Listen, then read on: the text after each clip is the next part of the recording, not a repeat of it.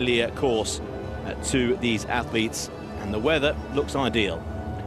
It does. 0 degrees, snow temperature, the air temperature 7, so that's just about right. The athletes will be working up a sweat out there.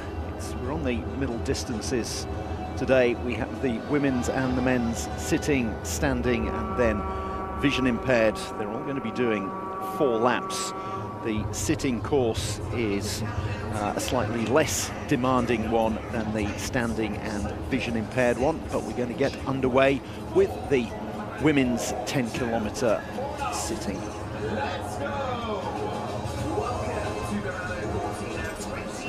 View of the both start and the finish. Then the finish where in 4 2.5-kilometer laps the athletes will be flying down the finish. It's a relatively downhill second part of the 2.5-kilometer course. Athletes will be taking part in the women's 10-kilometer. It's an interval start sitting competition. Will start as we go through.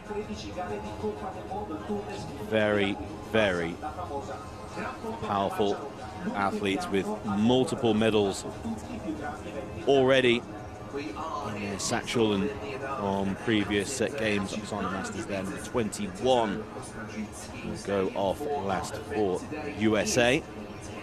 21 competitors, and towards the end there, yes, we were getting what will likely be the cream of the crop. Oksana Masters, Anja Vicker, Kendall Gretsch, and then Kim Yoon-ji. So they are the last 4 to go, and they could well be the ones battling out for the medals once we get to the end of the 4 laps. These coaches, volunteers, all making sure everything's a-okay, and well, Oksana Masters, she's got 4 2.5-kilometer laps to go, and revving up her arms. Anja Vicker, she's only 34 years old, been there and done it at previous Paralympic Winter Games. Possibly her best is the biathlon discipline rather than the straight cross country. Athletes lined up in bib number order, and there'll be interval starts, 40 seconds. Last to go will be Oksana Masters. Factor of 100%. We'll go through the factor times. Essentially, her time will be her time, and we'll go through each individual factor time for athletes, what that means, and the classifications involved in a little bit more detail once the athletes are underway. Yes, looking there, for example, at Sato Nana, the number 2 for Japan. She is a 10.5. The highest classification you'll get in this particular discipline is 12. So Oksana Masters is an LW 12, and that means her actual time will be her delta time, whereas Sato Nana, she is a 10.5. It means that she doesn't have a great amount of trunk function. Let's look at this first athlete, Arna Sigridor Albertsdottir from Iceland, 35 years old. She's an LW 10, so she has no real sitting function. That means that her time will be factored. It'll be multiplied by 0.86. So that will give her an advantage at the end. She's the first Icelandic athlete to take part in paracycling in the Olympics and the UCI Championships, and the first to take part in the Winter Paralympics, and she's making a debut here. Sato Nana of Japan. First Paralympic Winter Games, 29 years old. Factor time of 87, 10.5. W rating, power and acceleration, and also crucially balance are affected. Off goes Sato. You could see that there were 2 clocks to the right, and one of them was the actual time, the other one the factored time. The same will apply to Lauren Parker, 37-year-old from Newcastle, New South Wales. Gold medals in Paris in the triathlon and the cycling. So we're getting a lot of multi-sports athletes swapping over from summer to Paralympic Winter Games. She only started skiing in June 2025, so an absolutely fantastic achievement for her to be here.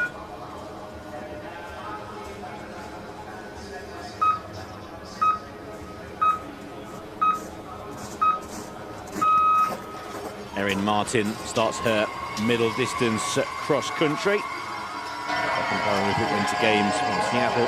39 years old, plenty of support for Erin Martin as well. LW10, so will be a factored time. 86% sunshine. Erin Martin is underway. And then just north of the border from Sherbrooke in Quebec, Line-Marie Bilodeau, 24 years old. She was the youngest member of the Canadian team in Beijing 4 years ago. She's an LW12, and you can see that she has real trunk function. If you look at her there, the way she's pushing, that's a fantastic acceleration. Her mother's an alpine ski coach, so she was brought up on the snow. Sitting in a more upright position. Zia Nouban, Belarus. A 40-year-old who has 3 now Paralympic Winter Games her record, and a 2-time bronze medal winner back in Pyeongchang in 2018. That was in the biathlon. Starts her middle distance cross-country campaign. Off onto the track she goes. Beautiful aerial shot there of the course.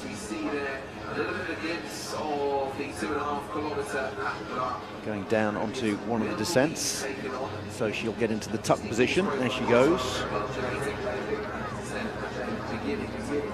Relatively early onto the course, there is a small downhill section onto the underpass. Nicole Zaino, her campaign.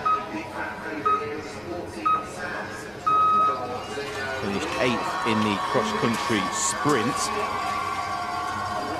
Seattle Kraken sled hockey player. Started the sport in 2022, and the results have gradually been improving. And she'll be targeting top 6, top 5, maybe even a medal finish here. Helena de Sena. She's 22 years old, from Franco de Rocha in Brazil. Again, another athlete with good trunk function and a good push as she gets out of the gates. A couple of Brazilian athletes taking part in this event. She's taking part in all 6 events in Nordic skiing, so 3 biathlon, 3 cross-country, and she was 11th in the biathlon over this particular distance. And Tina Varela, 10.5, so 87% Paralympic Winter Games appearance. Competed in 2014 in Sochi and 2018 in Pyeongchang. Finished 11th on both occasions, so we're looking to go better than 11th this time. Well, she's got the number 10 bib on, and she would love to finish in the top 10. And here is the number 11 bib, Indira Lisette. She is racing for Norway, actually born in Barranquilla in Colombia. She's 39, and she's one of a number of competitors here today who started off in para ice hockey, or sled hockey as it's known. In 2022, she finished 12th over this distance, so she's another one who will be focusing on the top 10 finish. And Yiling, 100% for the 24-year-old from the People's Republic of China, and her second Paralympic Winter Games appearance. Just outside of the medal places so far, and 7th in the biathlon, sprint and individual, but a 3-time Paralympic Winter Games medalist, especially adapt to biathlon. She go well here in the cross country. It's Arne Sigridur who got us underway. And next out of the gates is Christina Picton, 32 years old, from St Catharines in Ontario. That's very near the Niagara region, around Niagara Falls. She's taking part in all 6 Nordic events. She was 8th in this event in 2022. On the courses, our athletes are towards that 1.6 kilometre split time. It's got Parker who's ahead of 17.5. 54 years old, 5th Paralympic Winter Games for Andrea Escal. But in brilliant form, she's 4th in the cross-country sprint, former sprint champion back in Sochi 2014, 4-time Paralympic Winter Games champion. And Andrea Escal will be certainly looking at the medal places here in a discipline which really suits her style, technique. And I think it's the ideal distance as well, 10 kilometers. 4 laps of the 2.5 kilometer course, and there are some sharp inclines, and also what goes up must come down, and this specific section will lead them back towards the stadium. We're seeing Erin Martin there, the number 4, and she is an LW10, so you can see that it was difficult for her with the lack of trunk function to go down that particular descent. We've seen Jai, second Paralympic Winter Games appearance, just outside of the medals here in Milano Cortina at the moment in biathlon. Was 9th in the middle distance in Beijing, and is very quickly away, one of the quickest starts that we've had so far. Here is another of the Brazilian competitors, Aline dos Santos, 35 years old, from the city of Reserva. She seems to be getting better with age. She finished 5th in the sprint here. She was 3rd in Östersund over this distance at the World Championships in 2023 and got gold in the sprint event. So there she is, getting out of the traps very quickly.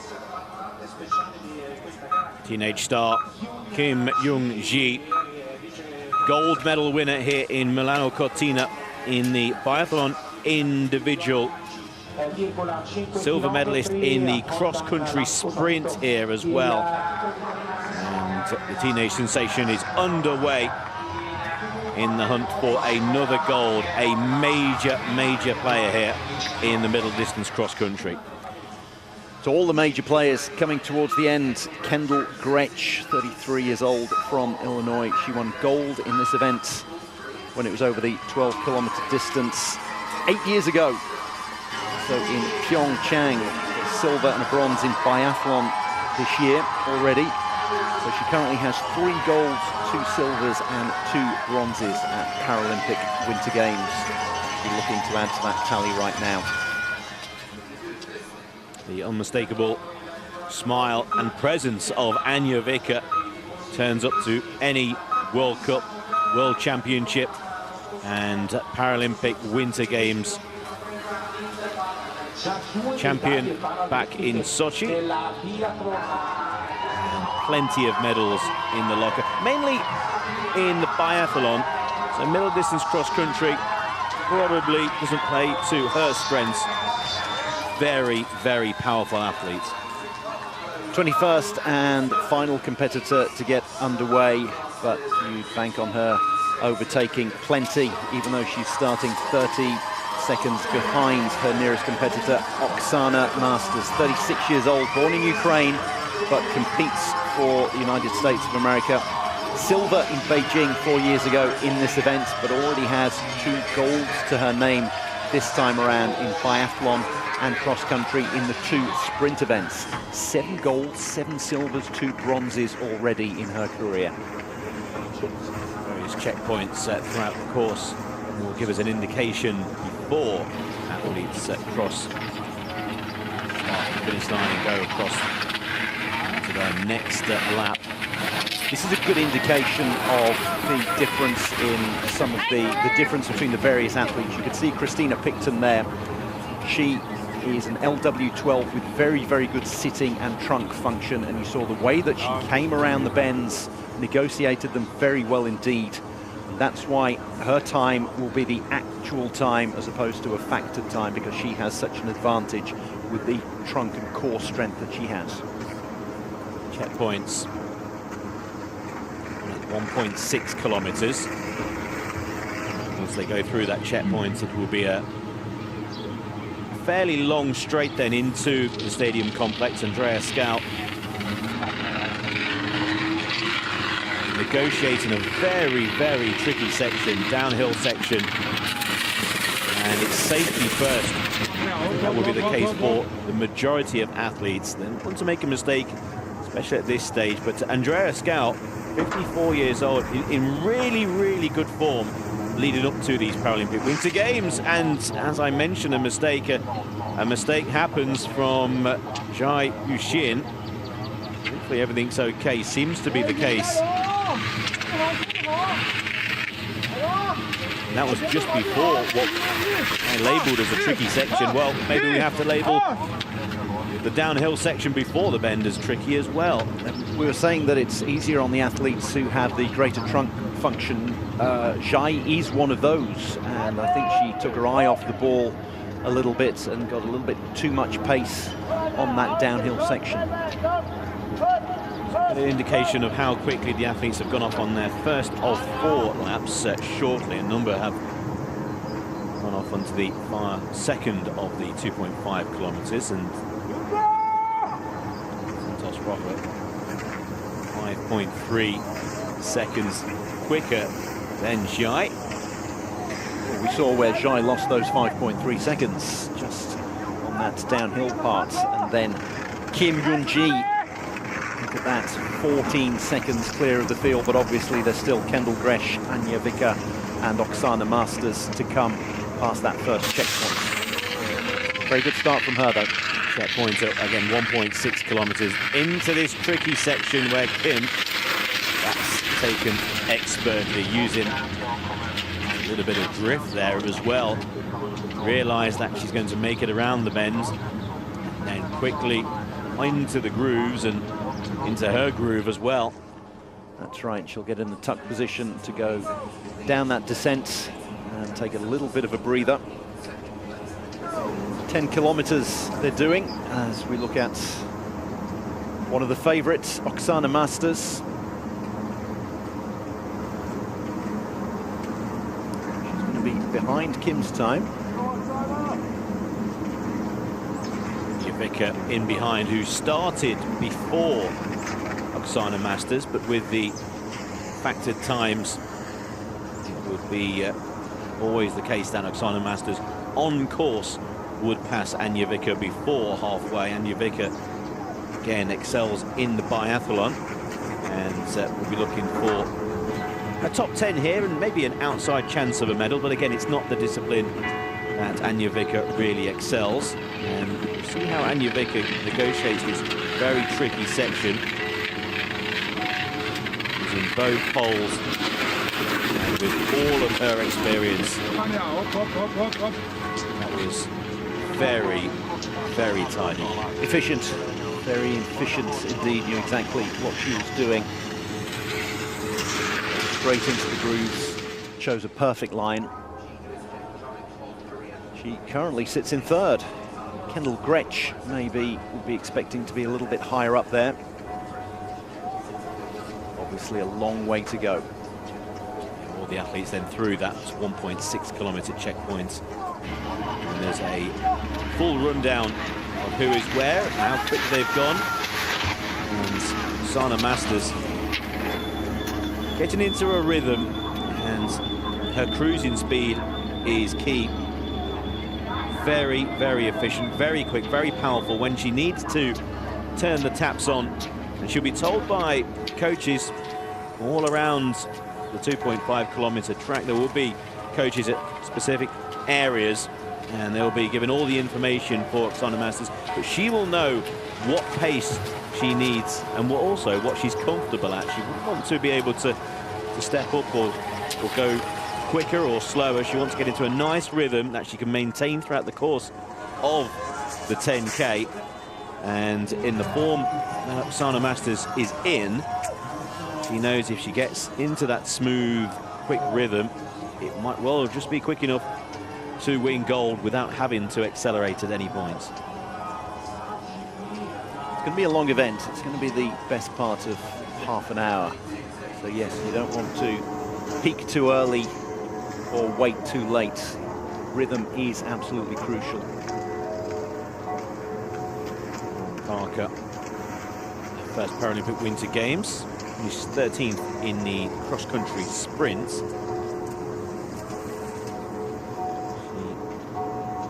Which is Kendall Gretsch, foreground, who she's battled with before in triathlon. Silver actually behind Kendall Gretsch by 100th of a second in Tokyo, and then she got her own back in Paris in the triathlon. They know each other very, very well. Slightly different here on the snow in Milano Cortina at the Paralympic Winter Games. See how difficult it is for her with her limited sitting ability and trunk function, so she has to take it very carefully and into the barriers. That was, you could see that it was so difficult for her to steer around the corner. She's going to be able to get herself back up, but she's going to have to wait for a couple of competitors to go past. And she's going to have some help from the staff to get her back into the sitting position. It's always tough for athletes who have limited sitting ability and trunk function, limited core strength, and you could see the speed was just picking up and it really got away from her there. See, once again, just couldn't turn, and I think she knew very early on, Lauren Parker, what was happening, preparing herself to make sure she doesn't injure herself, and hopefully that is the case. Well, it might not be Lauren who's got problems, it's the skis and the equipment it's being replaced, so hopefully she can continue. But a very nasty incident. We've signposted that problem corner early. With the athletes in the LW10 category, and it's not just acceleration, it's the balance that also is affected. Impairments in the lower limbs and trunk, not able to control their trunk, pelvis and legs. And fortunately, there from Lauren Parker. Hopefully everything's okay. Well, we've seen two athletes lose their balance there. Jai Yuxin managed to get back up reasonably quickly, and it goes to illustrate how good someone like Anja Vicker is. We saw her going around that corner at an absolutely perfect speed. We described it as efficient earlier, and she was, because the quicker you go there, the quicker it can get away from you. Oksana Masters. It does become an area of the course which is proving very, very tricky, then information will be passed on, but I'm pretty sure Oksana Masters, they'll know for themselves exactly what is in front of them. It's a very familiar course as well. You hear me say a course that's held World Championships and also plenty of World Cup events in the build-up to the Paralympic Winter Games. Slightly different section in the middle distance cross-country from the sprint. Oksana Masters here quite happy to avoid the tracks, avoid the grooves. She's going on the freshly pressed snow. She, of course, has a lot more upper body strength. She's showing that. See the real push that she's giving. Each push actually is in time with the bells in the background, whether that's on purpose or accidental. Maybe she gave word to the local church to sound those bells, keep her going, and she's going very quickly. She's nearly 30 seconds ahead, but Kim goes through, and Kim goes in front. Well, Kim Young-ji, 19 years old, gold medal in the biathlon individual.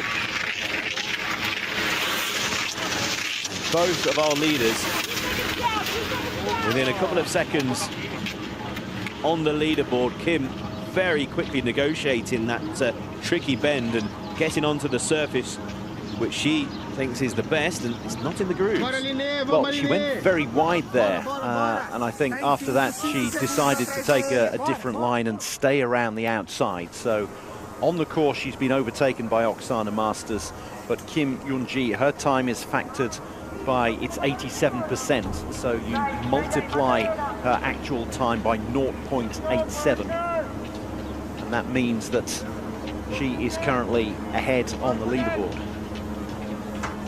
Lauren Parker has gone through the halfway stage, so good news regarding Lauren Parker. Oksana Masters overtaking Kendall Gretsch, the two Americans there. Gretsch, who set off a minute earlier, but her time is factored by 96%. Gretsch currently 25 seconds behind Oksana Masters. You know as well when you're out on the course, you see, you know, you can look at the bib numbers as well, and you think, well, that person set off a minute before me or a minute afterwards. You know their factor times, and it gives you something to aim for. But obviously, if you're trying to stay in the slipstream of Oksana Masters, then good luck to you. And very quickly is in the Santos Larocca, very quickly indeed, not too far behind Kendall Gretsch. Anja Vicker has just gone a second ahead of Gretsch, so at the moment a battle is developing for gold and a battle developing for bronze. At the moment, Kim Yoon-ji and Oksana Masters are clear by about half a minute or so, 30 seconds, and then Vicker, Gretsch, the Santos Roca, and also Escal, very, very tight for bronze. And here's an indication on screen, 2.6 seconds between Kim and Masters, and then very tight for the bronze at the moment as we reach halfway.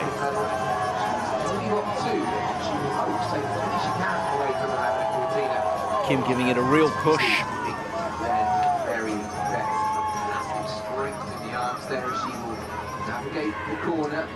In the biathlon individual, Kim went off very, very quickly. There was just a slight question whether she had the stamina. Well, that was proven. Looks extremely comfortable going at the pace that she is, and that pace is enough to be in front of the great Oksana Masters at halfway in the 10-kilometer cross country. See that the better skiers are avoiding the grooves. Real push there from Kim as she faces this incline. Maximum climb is 9 meters, and there's only a 15-meter height difference across the entire course. But 9 meters when you're sit skiing, very difficult indeed. A huge field for the men's 10-kilometer sitting.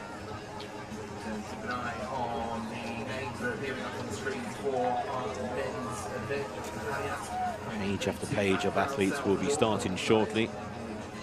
Nelson Derek Zaptinsky.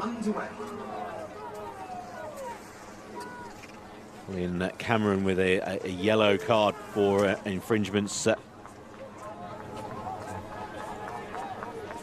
There's 31 competitors in the men's, and they are going to be getting underway any minute now. To the women's sitting. Oksana Masters. At the moment, Masters and Kim, well, it's less than a second between the pair at halfway.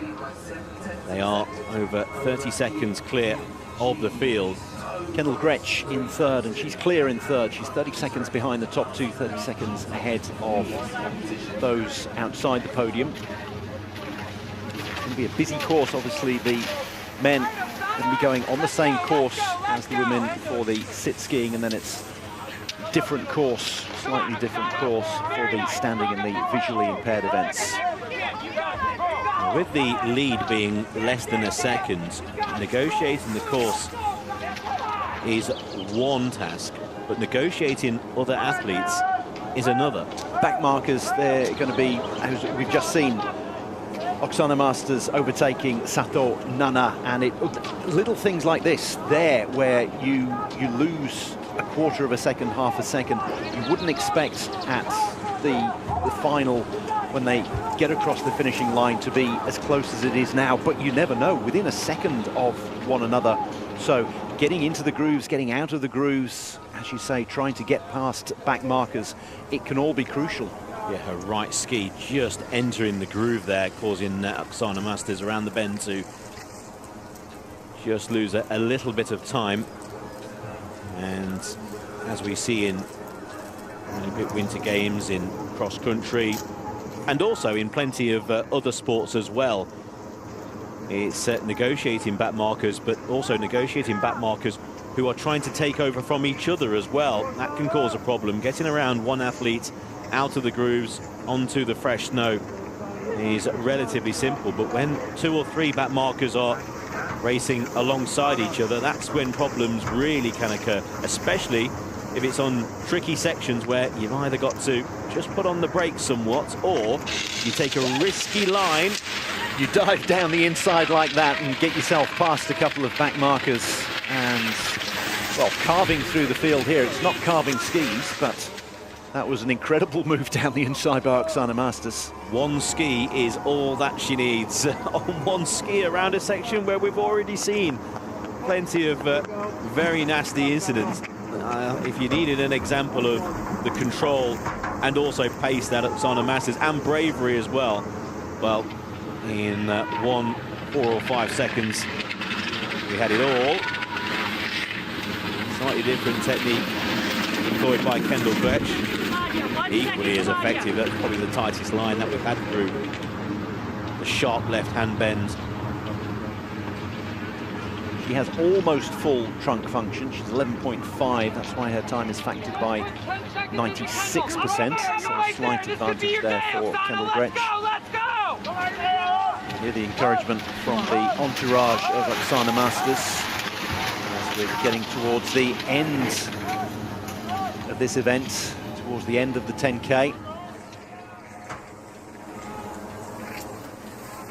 The lead again was less than a second between Kim and Masters. At the moment, the lead has just grown somewhat. It's now 3 seconds that Masters is in front of Kim Yoon-ji, and that downhill maneuver, surprised that Masters has pulled out a little bit of time. That could well have been the 3 seconds, diving down the inside, taking risks, but calculated risks when you're as good a skier as she is. Now they will move over, the athletes, towards the middle section, the right-hand side of the 2 long straights. Now this will be for the final time, because next time around they'll be over on the far left, the finish straight. They're going to cross the checkpoint at 7.5 kilometers, so 1 more lap to go. Oksana Masters taking a deep breath. 2.5 kilometer lap to go. Oksana Masters led by 3 seconds over Kim Yoon-ji at the checkpoint on lap 3. Here is Kim Yoon-ji. Different section of the course. He'll be entering the stadium and the finish line shortly to go off onto the final circuit. So we'll get an indication shortly of how far behind Masters, if indeed she is. Shortly, Masters crosses 17:08.6. We'll wait for the 7.5 check time. Anja has got herself ahead of Kendall Gretsch. She was a good 30 seconds behind her. Gretsch has lost 15 seconds to the leading pair and lost another 15 seconds to Anja Vicker. So Vicker, you were saying earlier, she's an outside chance of a medal, and, well, with 1 lap to go, she's She's got more than an outside chance. Excels at the biathlon, has form in cross-country over various distances in her long history and glorious history as well. Referred to Anja Vicker, as we see the checkpoint after 6.6 kilometers. And there's the 3-second lead, and Vicker, yes, in front of Gretsch. I always refer to Anja Vicker as the omnipresent. She's at every single event, whether it's World Cup, World Championship, Paralympic Winter Games. Vicker is there, and she's always a danger. She's always in and around the medal picture, regardless of whether it's biathlon or cross-country, over the long distance or the sprints. Such a well-liked and respected athlete amongst her peers competitors, and they know if Vicker's in the contest, she'll be on the hunt for a medal. Here's Masters. Oksana Masters went through the 7.5 checkpoint in 21:15.5. Here's Kim. What's happened to Kim? Kim Young-ji, the lead was 3 seconds. It's going to be extended. Well, she's only lost 4 or 5 seconds, but if you're in that tight a medal contest, then that's going to be absolutely critical. And it wasn't particularly a high-speed part of the track either. She just seemed to get caught half in, half out of a groove. And that's a good 5 seconds that she's lost, and that's going to be absolutely crucial in the gold medal question. Could well be decisive on a slight uphill section. It's taken her a while to get momentum going once again. And as we see our first crossing the line, keep a close eye on that checkpoint, 7.5 kilometers for Kim Young-ji. How much time has she lost? Well, we said around half an hour for the course, and that was exactly half an hour there for Lydia Loban of Belarus, but obviously there will be quicker than her to cross the line later on. Oksana Masters coming up to halfway on her final lap. She will not know, I believe, about Kim's issues. She'll be just concentrating on her final lap, burdened, trying not to make a mistake. Well, that's the difference. Kim made the slight mistake, went over and had to pick herself back up. Masters there managed to correct it. And indeed, Kim has lost time. She is now 9 seconds behind Masters. 9 seconds, which personally I thought it might well be a little bit more. So Kim's done very well to rescue the situation. Here is Kim Young-ji out on her final 2.5 lap. She picked herself back up very quickly. It all happened in the space of around 5 seconds, and it was a very slow part. It was on a climb. So she went down, picked herself straight back up, and just lost the 5 seconds. And probably since then, she's really been digging in.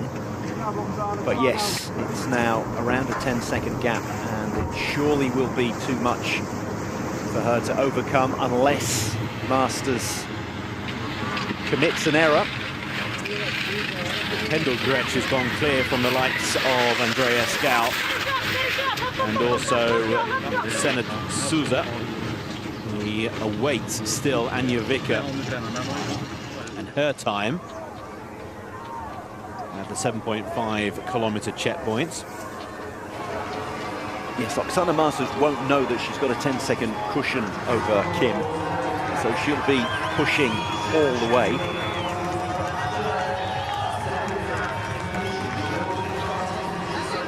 Shanji Lin crossing the line.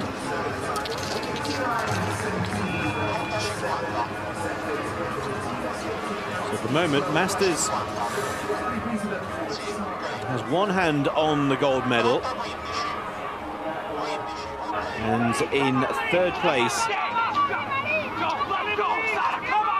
we're waiting Vicker to cross the 7.5 kilometer checkpoint to see how close she is to Kendall Gretsch. Masters had to go very wide there to get past a couple of back markers, Celine-Marie Bilodeau being one of them. Great to see Lauren Parker cross the line. Incident-filled middle distance cross country.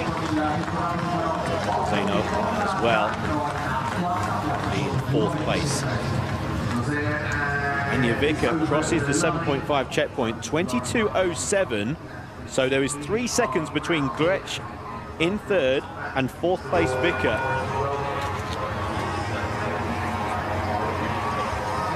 Kim in the tuck. Sorry, Zhai Yuxin in the tuck. Taking a little bit of a breather before she pushes across the line.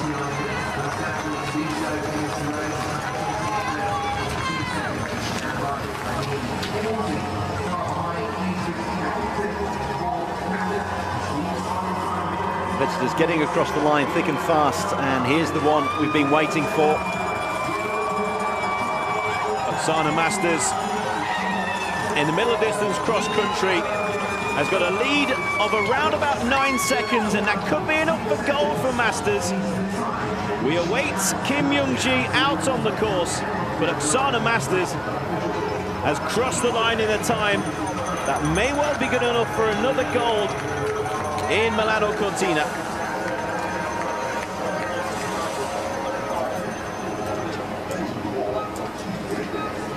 Masters will have to wait.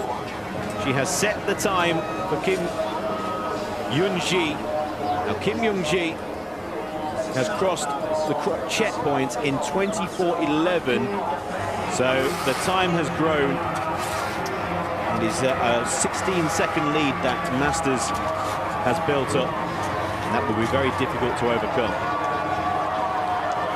See Elena Desena desperately trying to get back into the groove as she pushes over the line.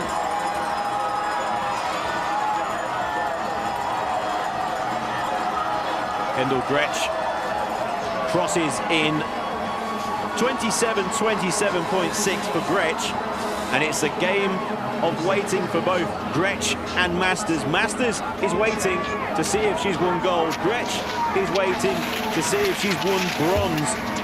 And one athlete they are waiting for is on screen. That's Kim Young-ji. Can she make up that 15 seconds on Oksana Masters?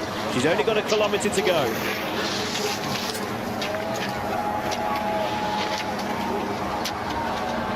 Well, in the sprint event, it was Masters getting gold, Kim getting silver, and it looks like it's going to be a repeat of that as Kim pushes away up the last incline. Andrea Escal, familiar figure, will filter in 6th place at the moment. Escal, just over 3 minutes behind Masters.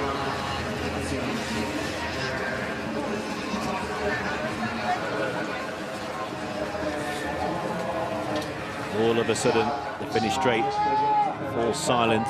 For long though. Leeds finishing all the time. Dira Lisette, a Colombian-born Norwegian athlete, looking to make it into the top 5. She's just going to end up 6th, I do believe. 6th place, impressively ahead of Andrea Escal. Kim Young-ji. Oksana Masters' time, 26.31, has been and gone. It's going to be a medal. And at the moment, it's a silver medal for Kim Young-ji.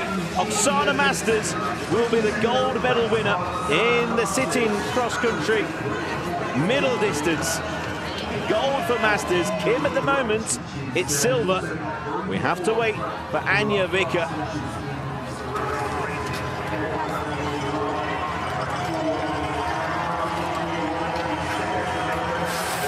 Erin Martin coming in on the left.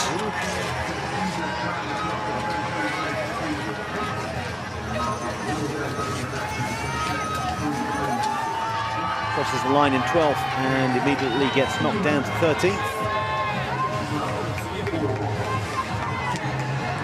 Vika then will be looking at the times to beat. There's Oksana Masters. Gold is secure. 20 seconds exactly the lead over Kim in the end. Kim had her issues, but after the checkpoint, after Kim, who ended up on the snow, when she went through that checkpoint, the lead increased even more. Anya Vika Now, Kendall Gretsch's time was 27:27.6. That's for bronze. 27:27.6. The time that Vika will be looking for. Son Rocker into a very good fourth place. 2 minutes behind Masters. All eyes on Anja Vika. Again, 27:27.6. Quicker than that time, and a bronze medal will be Vika's. 27:27.6. Vika's going to be outside of that time. The bronze medal will go to Kendall Gretsch, 27:29. Vika misses out on a medal by just under 2 seconds. USA gold and bronze. The Republic of Korea with the silver medal. Vika fourth by less than 2 seconds. Real disappointment for her. A second and a half over 4 laps of a course, 10 kilometers. Half an hour, and you end up missing out on a medal by a second and a half. Heartbreak there for Anja Vika. Oksana Masters taking a well-deserved drink in a conversation there with Kim Yoon-ji, who Oksana Masters is now fully aware of is her main rival with the gold medal races in Milano Cortina 2026. An excellent bronze medal for Kendall Gretsch, just ahead of Anja Vika. And the big four were over a second clear of the rest. Fabulous contest. Enjoying the home games, certainly we've seen on the layout the last few days. Performances in front of home crowd. Sì, c'è grande motivazione ovviamente anche per gli atleti italiani essere qui nell'appuntamento della seconda volta delle Paralimpiadi invernali in Italia dopo Torino 2006. Vediamo ancora il passaggio dei maschi, tra poco daremo anche un'indicazione precisa delle classifiche provvisorie. Plenty of competitors out there, and that's for the men's version of the 10-kilometer sitting para-cross country skiing. A few of the women still going, but we're going to be concentrating on the men now.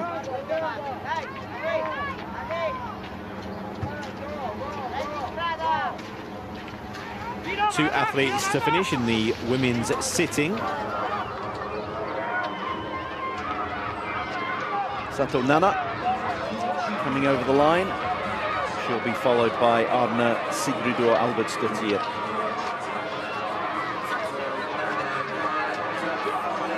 Sato Nana being encouraged by the large crowd in Tesoro. Trying to get over the final incline, and it's downhill all the way. Sato completes her middle distance cross country. But one athlete remaining in the women's sitting.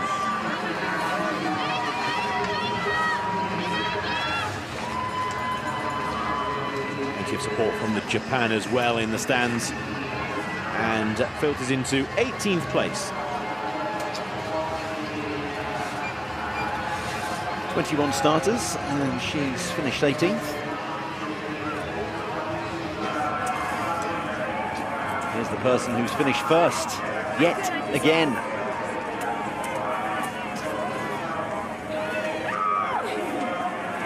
All smiles. Gold and bronze. Masters and Gretsch.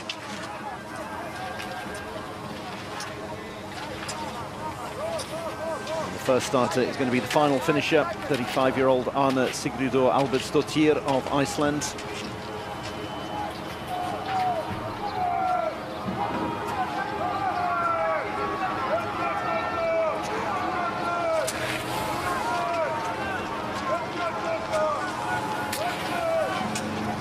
Into the stadium.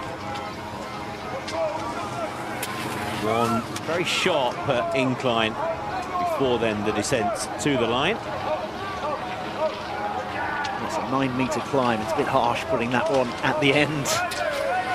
You really have to earn the finish, and you can see how deep she's having to dig here. Fantastic encouragement from the crowd though, and she gets over the brow of the hill. You really have to earn that downhill at the end. Under 10 kilometres, it's all you need, a very sharp incline, but negotiated safely.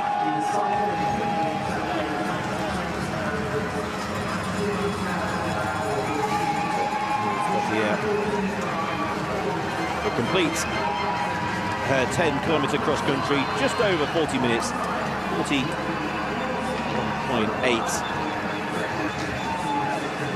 Now, well-deserved break.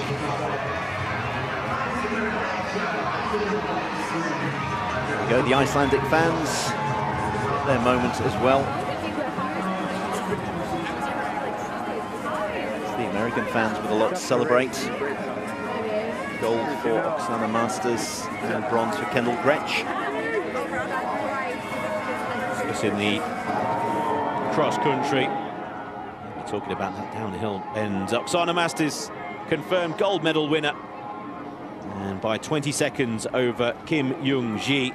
Kendall Gretsch with the bronze medal. Only 2 seconds, or just less than 2 seconds ahead of Anja Vicker in fourth.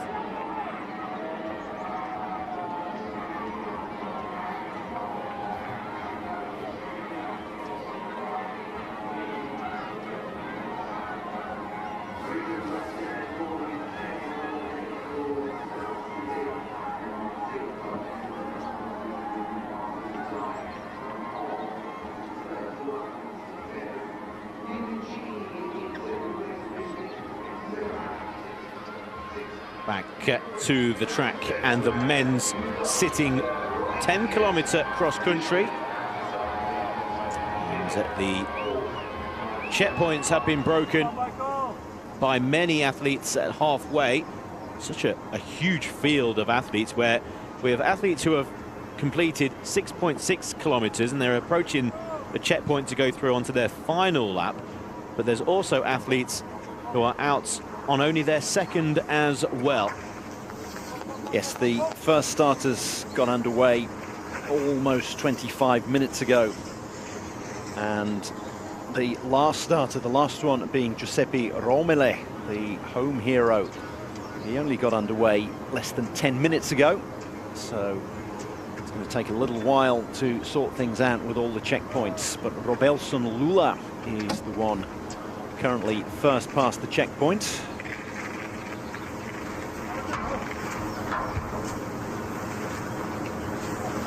Six is Temuri Dadiani of Georgia. Followed by Omar Lorenzo of Argentina. Yuri Berezin of Kazakhstan is number 40. Every athlete has gone through their first lap, and after the first lap, the leader is the athlete on screen, number 57, Ivan Golubkov, who led by 7.3 seconds over Mao Zhongwu, who was in turn 7 seconds ahead of Colin Cameron of Canada. Cameron there, the number 56. Golubkov has just overtaken two Canadians, Derek Zaputinsky and then Colin Cameron. Golubkov, 30-year-old Russian, 5-time Crystal Globe winner. That's the number 57 there. 61, Giuseppe Romele.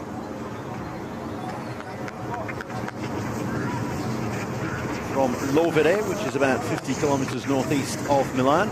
He's currently in 6th. He's passing the checkpoint ahead of Zaputinsky.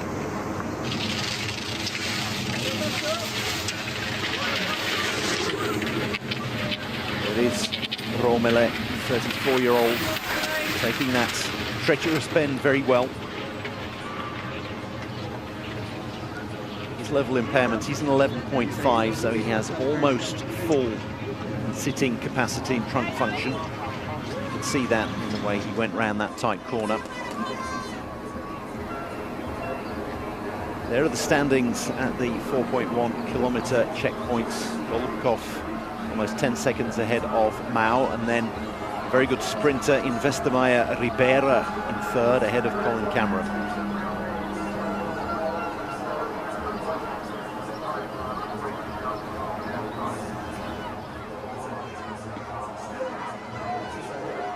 Golubkov and Cameron on screen. Cameron, very, very powerful man. Accelerate very quickly, Colin Cameron. These two have the same factoring, 11.5, so factor 96, and Cameron set off 30 seconds ahead of Golubkov, so there is 30 or 31 seconds between them at the moment. Cameron is a very quick athlete. He has got stamina as well. He's a multiple medalist from Pyeongchang and Beijing, including in the cross-country long distance over in Beijing. Just missed out on the middle distance cross-country, finishing in fourth. At the moment, going very well, and he's looking good to be in the medal picture when we get round to the final 2.5 kilometer lap. He's got someone to follow as well. He's got Golubkov right ahead of him, so if he can more or less keep pace with Golubkov, he'll be doing very well. As we look at Mao Zhongwu, number 59 there, Beijing, gold in the middle distance, silver in the long distance, silver in the sprint.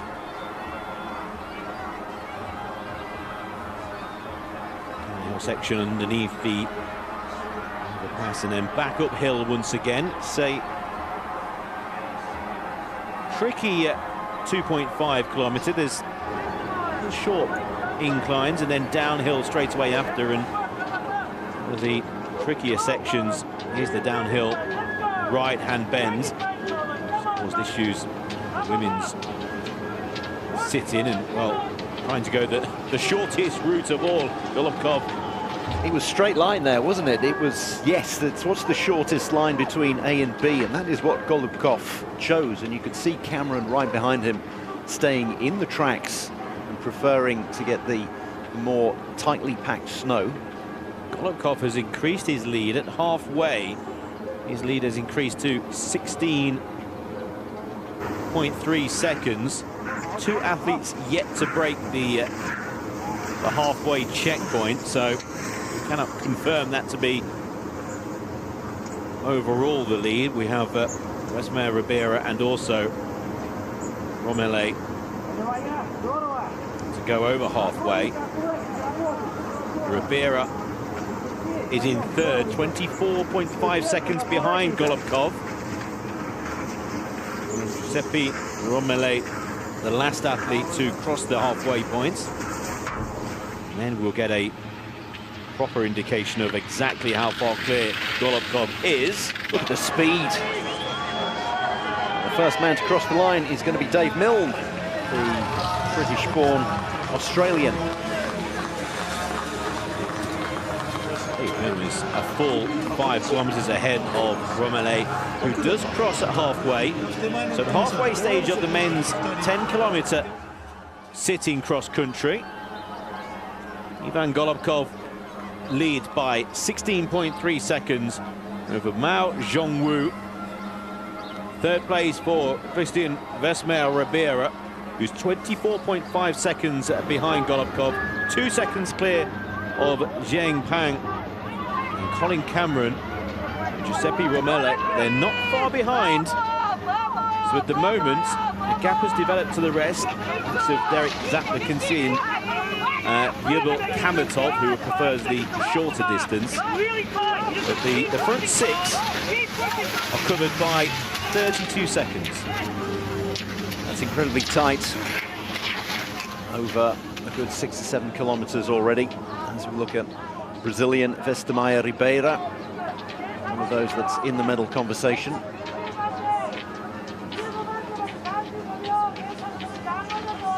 Romele trying to reel him in. Romele, who started 30 seconds after him.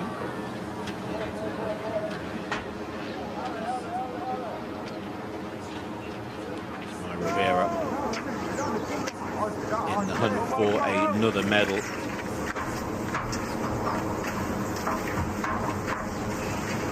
Mao Zhongwu, the 39-year-old, got a silver in the biathlon over this distance. Leans into the corner, almost like a speedway cyclist.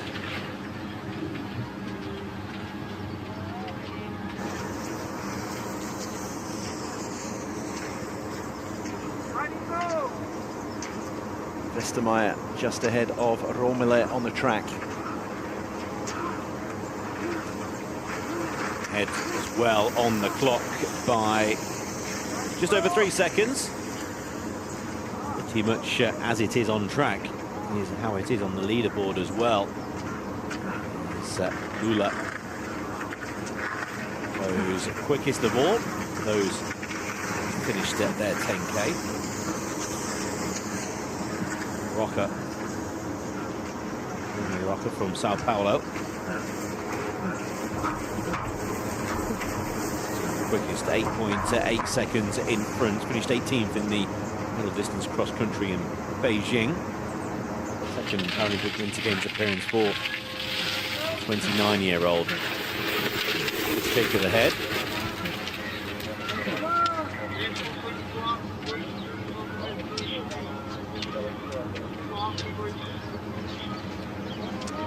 Of athletes from Brazil in the sitting category, including Rebelson Lula, who's going to try and go quicker than Milne, and will do by a full minute 34, and will sit at the top of the leaderboard at this early stage. We've got Soltev just behind him. Yurli Berazin will be next to finish and will filter into 4th place currently. Rebelson Lula will have some time at the top of the leaderboard as he glances towards the leaderboard. He's just trying to catch his breath and get rid of the burn in his lungs at the moment.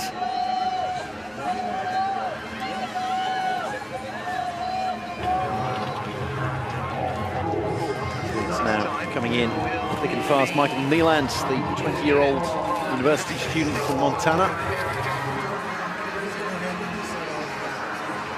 Coming in straight down the middle.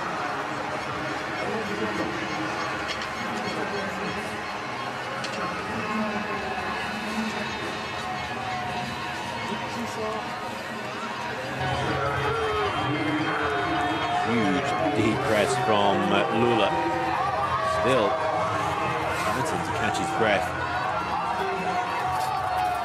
Fellow South American Nicolas Lima, 26-year-old. He's from Ushuaia, which is right down at the bottom of Argentina, Tierra del Fuego. To 5th position, Rebelson Lula still at the top of the leaderboard, but oh, look at this, 4 athletes going to finish, all pretty much at the same time, being led by Minamoto. Giuseppe Spatola in there as well, from Saronno, north of Milan. And Christian Furuberg, 38-year-old from Sweden. He's number 44. Missed out on the games in Beijing due to COVID, so wonderful to see him here this time around. To 3rd place at the moment, it's Brazil, 1 and 2. Guilherme Roca, the new leader, 26.34. So the Brazil 1-2 on the leaderboard. That will change, and this will get a roar because an Italian is at the top of the leaderboard. Michele Biglione from Savigliano in Piedmont, 33 years old. And look at him, top of the leaderboard. Not going to be for that long, but the fans in the crowd will certainly enjoy the moment for a minute or so. Now to the left, Shin Ui-hyun, 45-year-old gold over the 7.5 kilometer distance 8 years ago in Pyeongchang. And he goes top of the leaderboard now. Very, very strong athlete, plenty of experience, and used to sitting at the top of the leaderboard in Paralympic Winter Games. Still competing at the highest levels of legendary athlete from the Republic of Korea, 25-36, and will remain at the top of the leaderboard for a number of minutes, one would suspect. Another Argentinian, Omar Lorenzo, crosses the line. And then down to Daniel Knossen, 45-year-old from Topeka in Kansas. Gold in biathlon 8 years ago in Pyeongchang. In cross country 4 years ago in the mixed relay.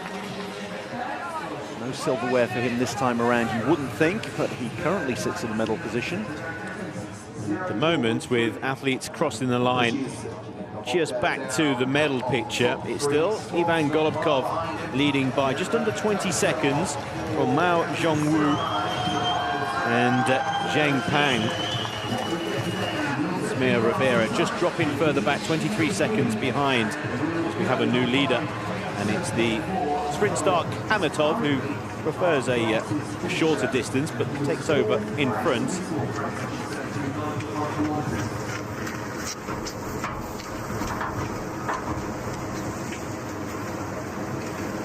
The higher the bib number, the more likelier the medal chance. You've got Golubkov, number 57, Zheng, 58. It'll be too long until Ivan Golubkov will be coming over the brow of the hill, wearing number 57, and the lead has just gone up to, again, 19.6 seconds. Looking good for Ivan Golubkov. And there is Ivan Golubkov, third athlete on your screen. He's currently just under 20 seconds clear, Ivan Golubkov, in the men's sitting middle distance cross country. Ivan Golubkov crosses the line and sets a time that is going to be very difficult to beat.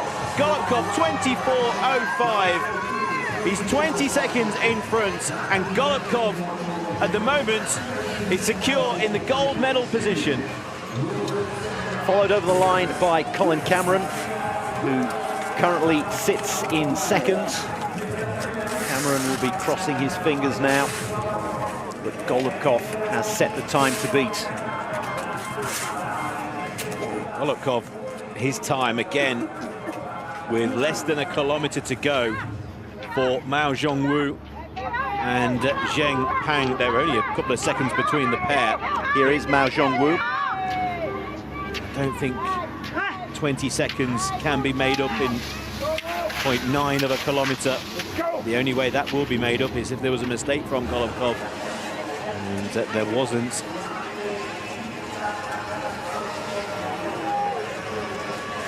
Whatever the case, for silver and bronze, the gap between Westmeyer Rivera, Romele, who's gone very quick, the Italian, in the final lap, and then the two athletes from China, is less than 8 seconds between 4 athletes for silver and bronze. Leo Samarelli of Vancouver has crossed the line. Here comes Jonathan Arias from El Salvador. Mao Zhongwu, along with Zheng Peng.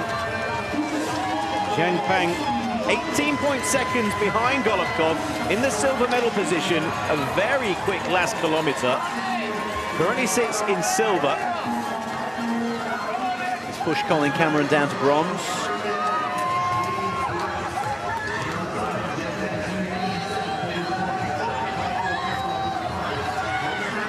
More and more finishing all the time.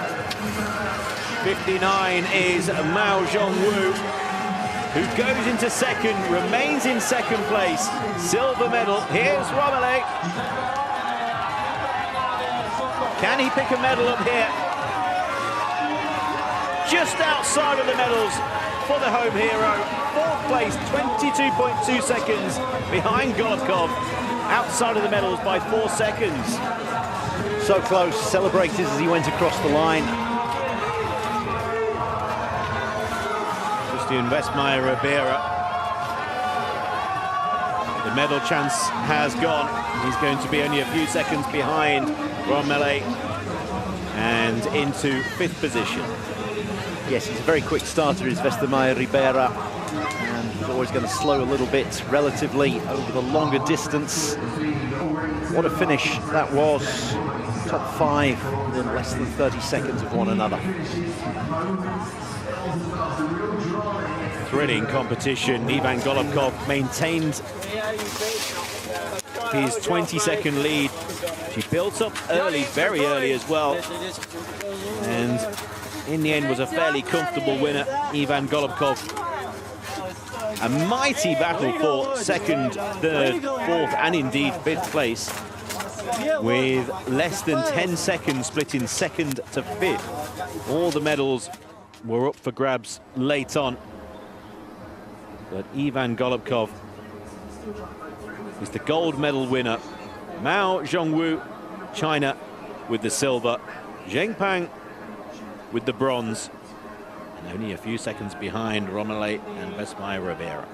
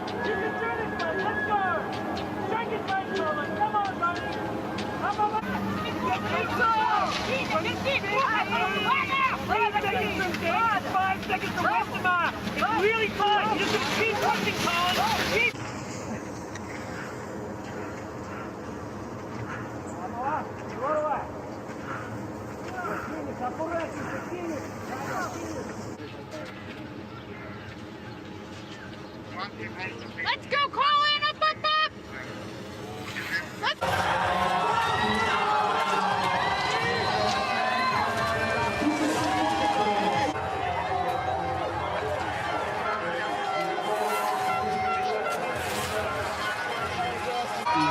Big place. Take that from Rocket. Not far behind is Mike.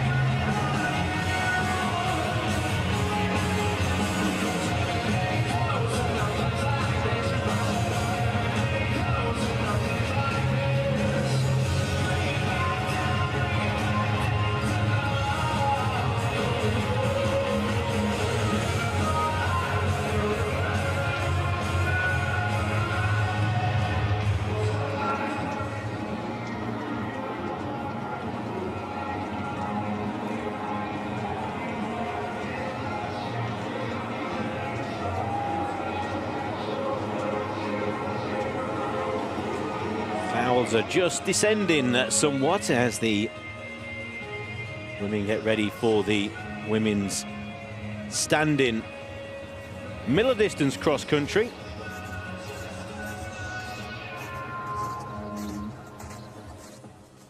And the lineup is as follows. Zoltan will lead the athletes out onto the 10-kilometer for 2.5-kilometer laps. Hilda Nielsen, number 12, Sydney Peterson, number 11, Brittany Hudak, 10, Marchand Archibald as well. All will be looking towards medals here. So maybe towards the end of the starters we'll be having our medalists, but it is a wide open contest over what is a slightly tricky 2.5-kilometer course with tricky downhill sections, very icy. And as much as you've got to have pace, you've got to have safety as well. You don't want to cause yourself, first of all, injury, but second, lose any time negotiating athletes in front of you.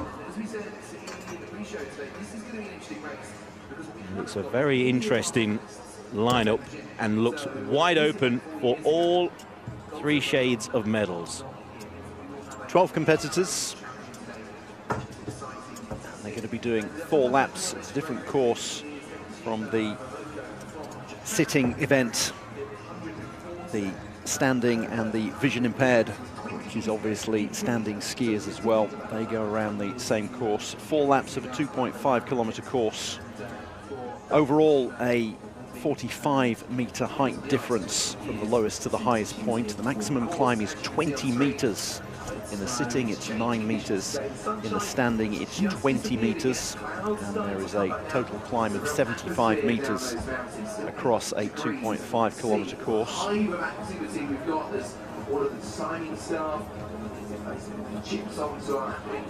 The athletes will be getting underway at 30-second intervals. With women first.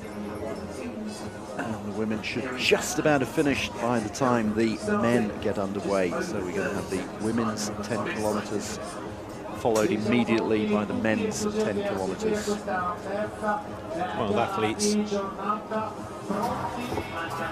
6 minutes from the first athlete to the final athlete. The first athlete is Tabea Dolzan, 21-year-old from Ljubljana. There she is in the starting gates. It's her first Paralympics, 21-year-old. And she's only evolved, she's not been involved in biathlon, she's only in cross-country, in the sprint events, and then in this one. Her category is LW3, so slightly affected, slight impairments in both legs, and that means that her factored time will be 86%. So her actual time will be multiplied by 0.86 to factor it down. The time 97. Daria Petkovic underway, LW4.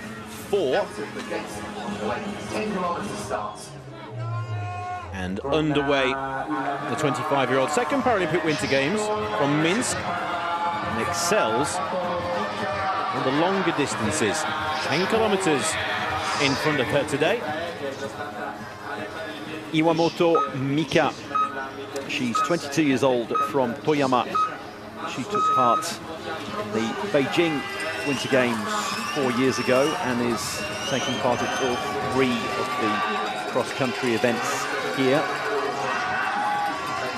can see that she has elected to go with just the one pole. So you'll have various different techniques you'll see across the 12 athletes, reflecting the levels of impairments, lower and upper limbs. 5th Paralympic Winter Games underway for Kima Omoko, 51 years old, LW6, athletes have impairment in one arm. The impaired arm is fixed to the body and may not be used. Jima underway. We go from a 51-year-old to an 18-year-old. We have a couple of Swedes taking part, a couple of Swedish teenagers. The first of those to get underway here is Alice Morelius. In her first Paralympics, obviously, as you would expect for an 18-year-old. She's more of a sprinter. She's taking part in all three of the cross-country events here. She raced in the World Championships at Trondheim last year. There you go.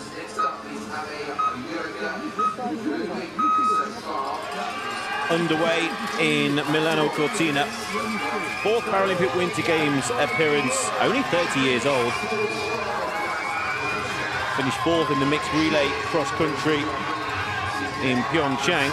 Individually, 8th place in the middle distance cross-country back in Sochi.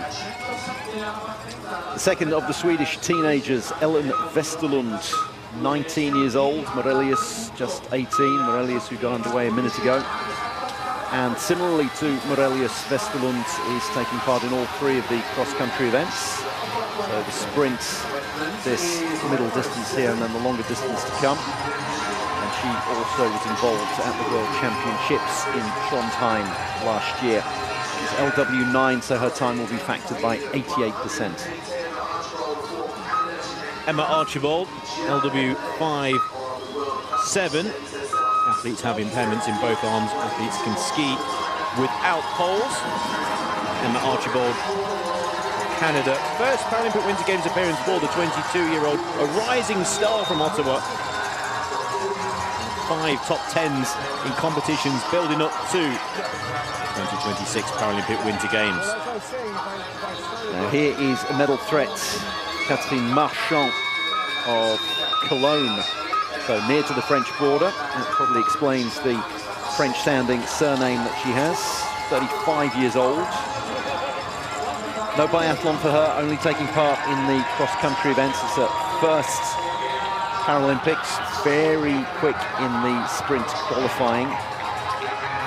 So she'll get underway very quickly, no doubt. That's whether she can last the 10 kilometers. Brittany Hudak, Canada, just outside of the medals in the biathlon sprint and individual. Bronze medal winner from Beijing in the 15-kilometer cross-country. Over 10 kilometers here in Milano Cortina. Brittany Hudak would have been targeting this race for a possible medal.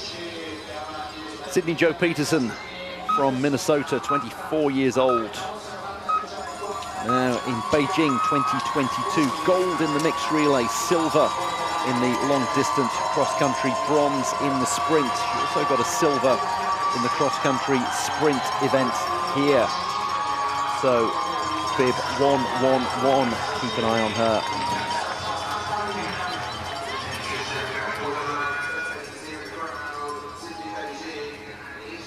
Final athlete to get underway in the women's stand-in middle distance cross-country. Vilde Nilsen of Norway, 25 years old, gold medal winner of the cross-country sprint.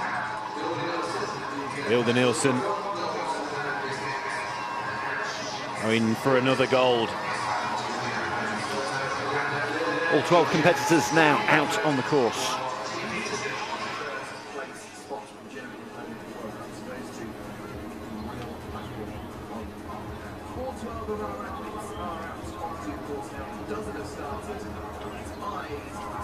Nekijima Momoko, 51-year-old.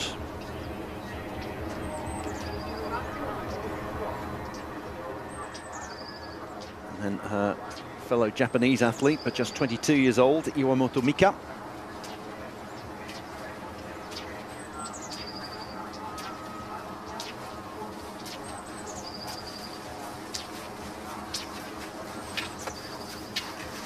Slight stumble.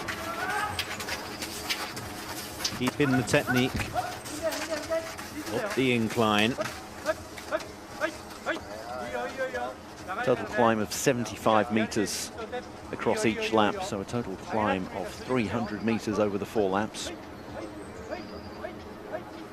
An area where coaches can give vital information. At the moment, just encouragement is needed. Times differences between yourself, athletes in front, athletes behind. State of play, all being given to athletes, but on the first 2.5 kilometer lap, it will be just encouragement. Get into that rhythm. Daria Feckovic, the athlete from Minsk.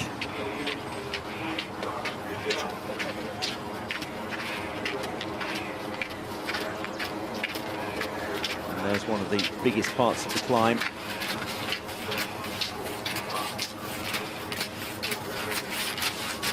"20 meters, this particular climb.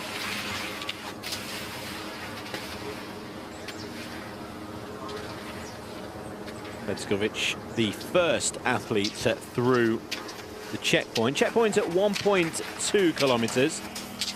And then, after they've completed the first of the 2.5, will give us an indication of how quickly athletes have gone on the first of the 2.5 kilometer circuits. Feckovic, the first through, in 6:49.30. Iwamoto takes the lead, one of 3 Japanese athletes that we have here out of the 12. Iwamoto, Dekijima and Abe. Japan is a country that has invested a lot in para-sports, both the summer and the winter versions. Real priority for the country. Iwamoto going quickest, 6:42.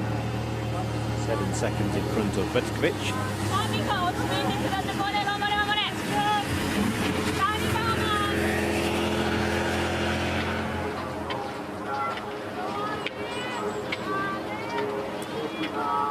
The 22-year-old to the 51-year-old. So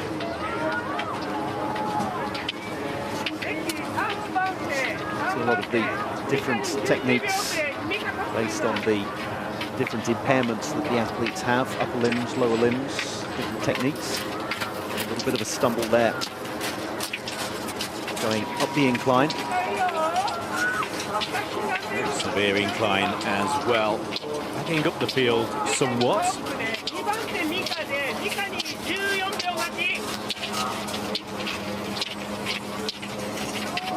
Athletes more or less in bib order at the moment.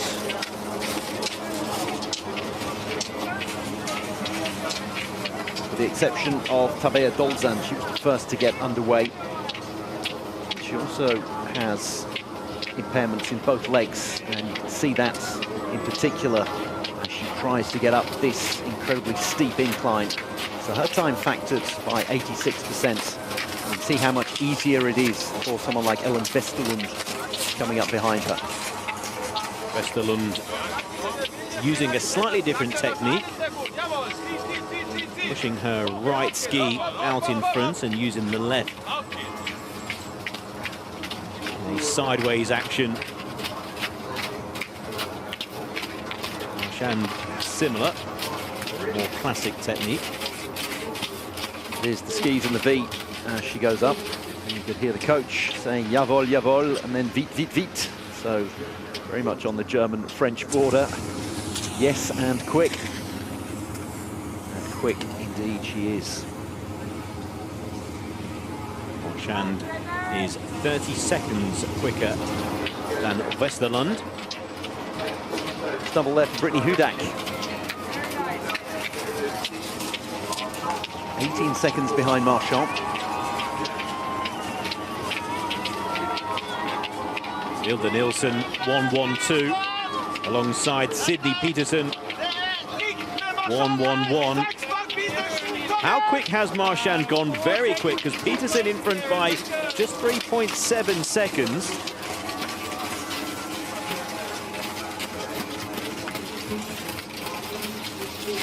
Hilda Nielsen, 4 seconds back, so 4 seconds cover Peterson, Marchand and Nielsen. Vilde Nielsen set off 30 seconds after Sydney Jo Peterson, but Nielsen's factoring is 97% of her time, Peterson 88. And that explains why Peterson is still ahead of her.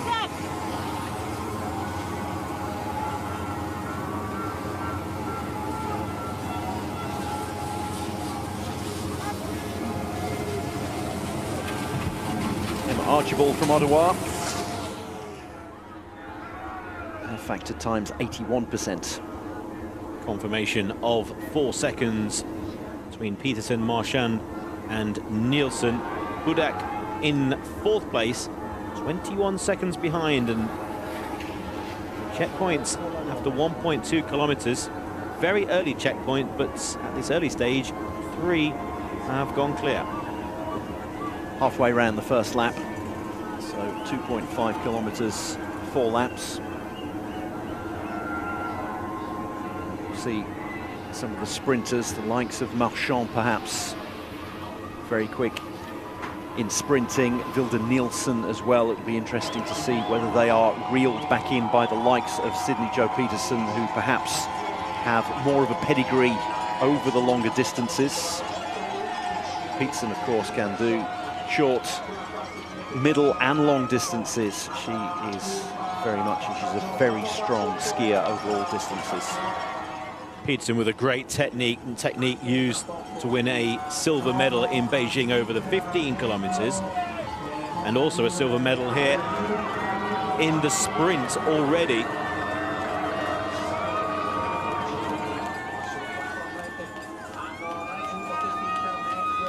Can Peterson turn silver into gold? In the conversation, 3 are clear. Off onto the second 2.5 kilometer lap. Still to finish. 6 or 7 athletes there first.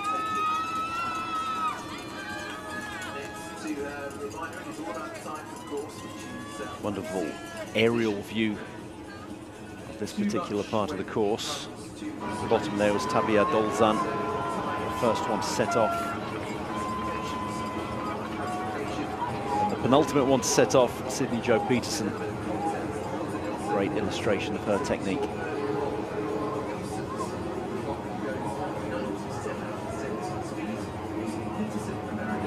24-year-old, and she already has a gold, a silver and a bronze from Beijing, and a silver this year.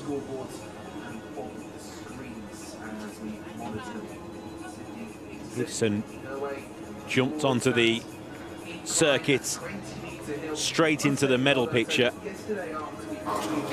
First Paralympic Winter Games in Beijing, medaling as a just turned 20-year-old. Getting stronger and stronger all the time. Sydney Peterson, 8:30.3. 2.5 kilometers. He's 5.4 in front of Vilde Nielsen. Metronomic rhythm going up the incline there. We can see how steep this incline is. 20-meter rise, and to begin with she was just jogging up it. Now she is to the right of your screen there. Peterson and Vilde Nielsen have just started to pull clear. 5.4 seconds is the difference from Peterson in first to Nielsen in second. And then a 12-second gap has developed to Catherine Marchand. At the moment, Peterson and Nielsen easing clear of the field in their own battle for the gold. Incredibly tough part of the course. See that even Peterson slowed to walking pace and decided to cut the corner as much as she could. Now she gets back into the smooth, almost skating rhythm. Combination of both endurance and power for the inclines, steep inclines, and then gliding on the flat parts and negotiating tricky downhill sections, tight bends, and then long straights before we go back out and do the whole 2.5 kilometers again. Vilde Nielsen in second, 5.4. There's the gap to Marchand. And the front three Nearly 30 seconds clear.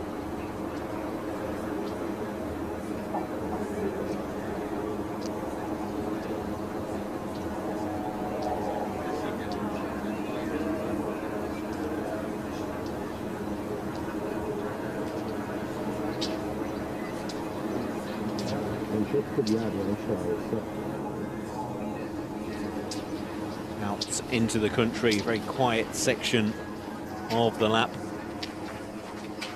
Time to gather thoughts as well. Hilda Nilsson, second place, wearing 112 in the red of Norway. Overtaken Alice Morelius behind Dekijima Momoko.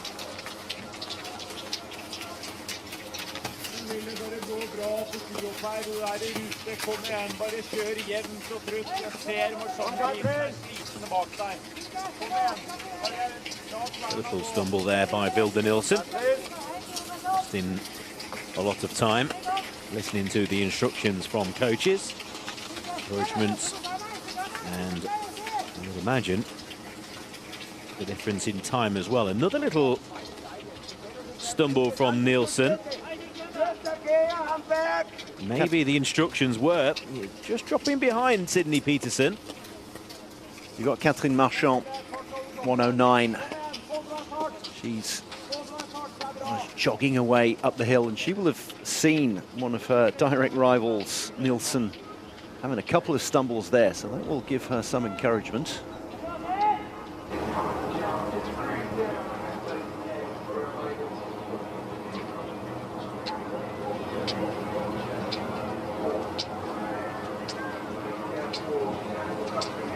Eureka. Arm tucked in. LW6. Needs to have an impairment of one arm.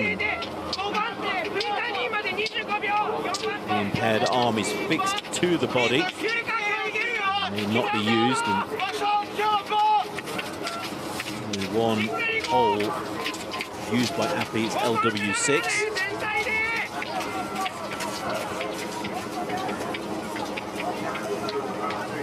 Nilsson, who set off 3 minutes after Abe, has already caught up with her.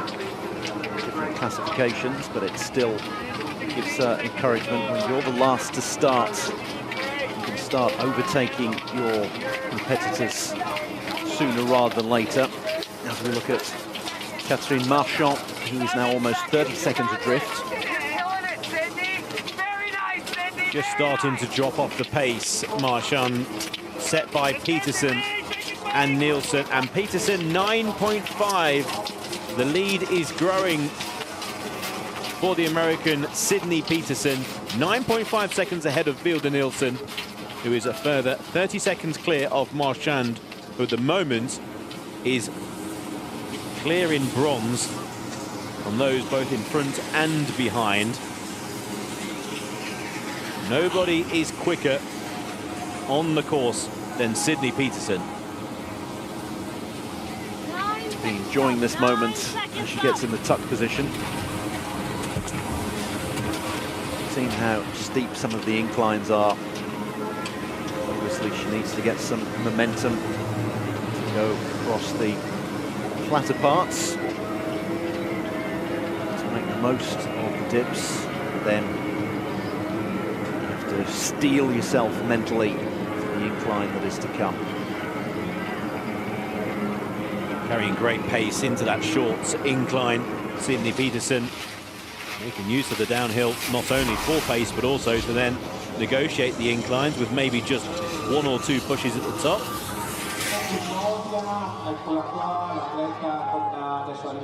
And towards the end of her second lap, halfway.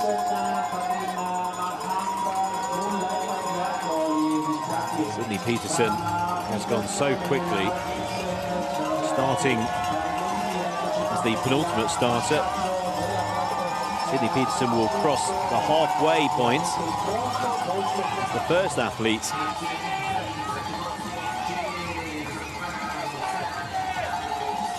Brittany Hudak of Canada in 4th. She's getting closer to Catherine Marchand for the bronze medal. So there's very much a top two with 10 seconds between Peterson and Nielsen. And then 14 or 15 seconds between Marchand and Hudak.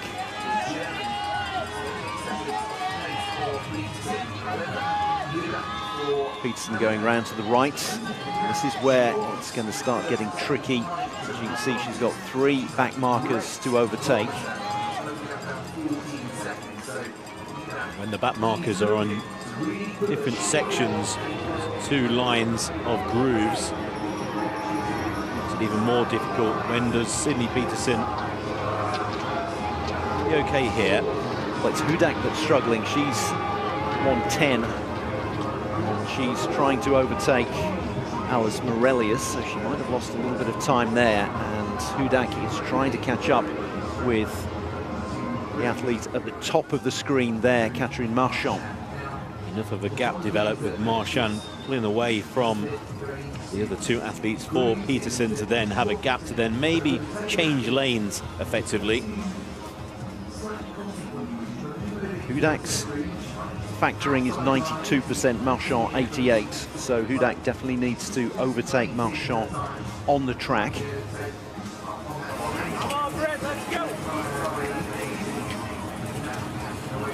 At halfway, Peterson's time 15:56.3, 10.5 seconds in front of Vilde Nielsen, and a huge gap has now developed to Catherine Marchand, 50.2 behind Peterson at halfway. How close these 3 are together. 109 started 30 seconds ahead of 110. 109 Marchand, just a little bit of a stumble. And then 111 Sydney Jo Peterson, all incredibly close on the track. Hudak now coming round the outside of Marchand. Marchand, a very good sprinter. Hudak got a bronze in Beijing over the 15-kilometer distance, so she'll fancy herself the longer that this race wears on. Peterson has got the sets of medals, complete set from Beijing, all silver and bronze.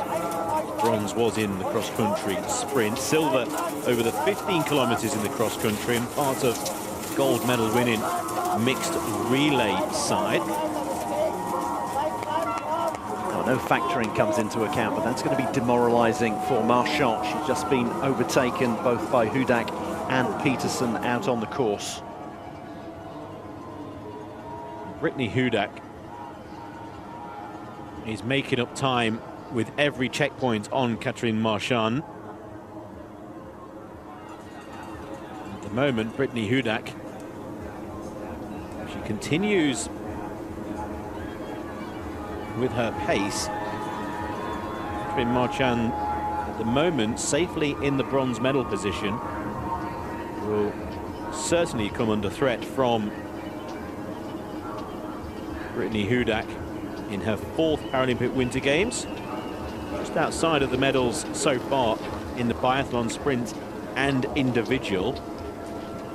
But with every checkpoint, the gap between Marchand in 3rd and Hudak in 4th is dropping. A further minute clear of Westerland. So between Hudak and Marchand at the moment for the bronze medal. Vilde Nielsen. What can Vilde Nielsen do? Just at the moment keeping tabs on Sydney Peterson. The lead is increasing. She doesn't need to catch her right ski on one of the markers. She's keeping the lead of Peterson down to only 10 seconds. It's growing by about a second every half lap. She came out of that reasonably well. She got her skis very wide to get up the incline and clipped one of the markers, but didn't really miss stride. So that will have served as a little bit of a warning just to keep her focus, and she didn't lose any more than half a second. Here we go back to that group of Marchand, Hudak and Peterson. Marchand dropping back from the group now. You can see her, she was right in the back of shot there.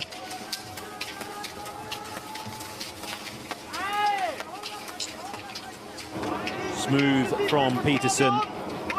Nielsen, classical technique. Just changed towards the top of the incline. Keeping a close eye on those markers on the inside. And back into the grooves. Safely negotiated by Nielsen. Checkpoint broken in 20:44.3. 6.2 kilometers of the 10. As the 10.5-second gap to Peterson grown. As Nielsen reeled in the leader.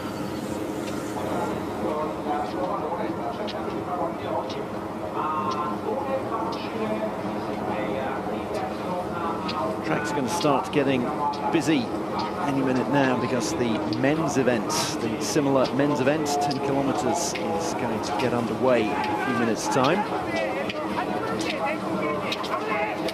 Obviously, we're around 2/3 of the way through this for the leaders. We can see 6.2 kilometers of a 10-kilometer event.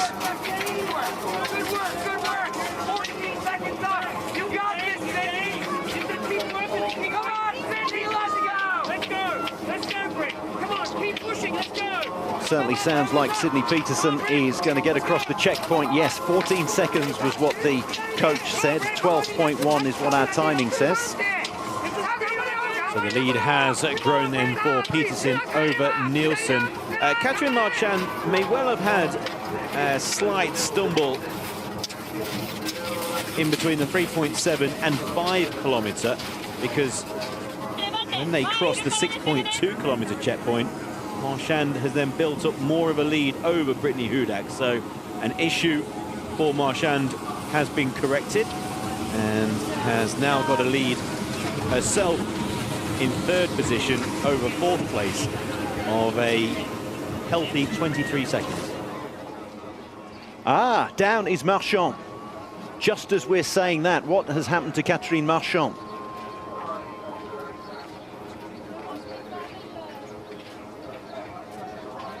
Difficult to see, and hopefully not in too much distress, and she has the right people around her, but that suddenly changes the medal perspectives.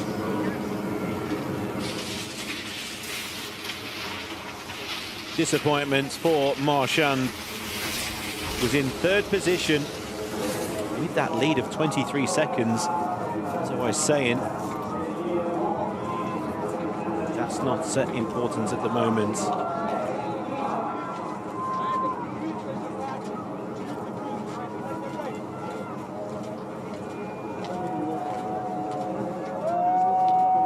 Men's 10-kilometer interval starts standing. Will be underway very shortly. Large field of athletes will make the track very, very busy. 25 competitors in the men's to go with 12 in the women's, maybe down to 11, as it would look as if Catherine Marchand is pulling out, but it's going to be a very busy track for the next 10 minutes or so until the women complete their final lap.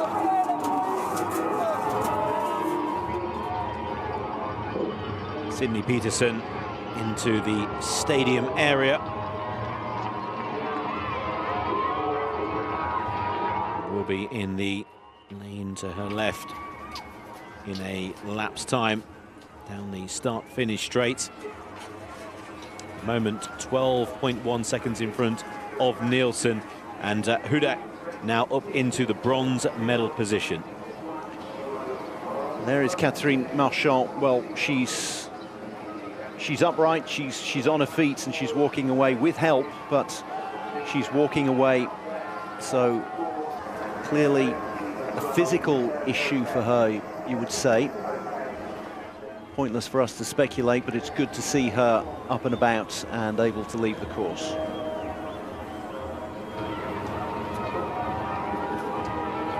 All the ones on the bib for Sydney Peterson. Will be a 1 next to her name on the scoreboard as well in 2.5 kilometers time. Leading the women's standing 10-kilometer cross country, leading by 12 seconds. just about to cross the checkpoint, Sydney Peterson, and the lead has just been cut by Vilde Nielsen, down to 10.2. There's the checkpoint, and now 2.5 kilometers, 1 lap to go. So the lead was 12.1 and is now down to 10.2. And Vilde Nielsen reeling Sydney Peterson. 2.5 kilometers, 1 lap to go. And the women's 10K standing. The men are underway. The first person you can see there, in front of your screen, Miroslav Mojtesic of Czechia. 50-year-old, but in his first Paralympics.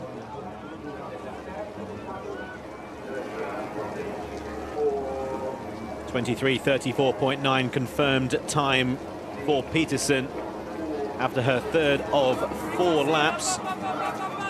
Vilde Nielsen is going very quickly. She's in front of Sydney Peterson on the course.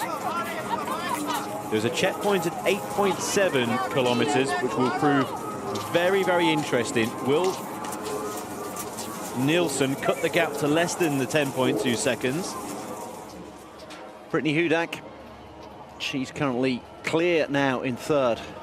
So she's around a minute behind the 2 leaders and a minute ahead of 4th place, which is now Ellen Westerlund, the 19-year-old. So if anything happens to any of the top 3, you could have the 19-year-old getting on the podium. Hudak in the bronze medal position. She will not be catching Vilde Nielsen or Sydney Peterson unless there is a mishap with the leading pair. And Hudak, minute 30 in front of 4th place. So a bronze medal for Brittany Hudak, as long as she keeps going at a comfortable pace. Doesn't need to be at the pace she was showing for the first 3 laps. The bronze medal will be for the 32-year-old. She's managed to overtake Garik Melkonyan on the track. He was the 2nd person to get underway in the men's event.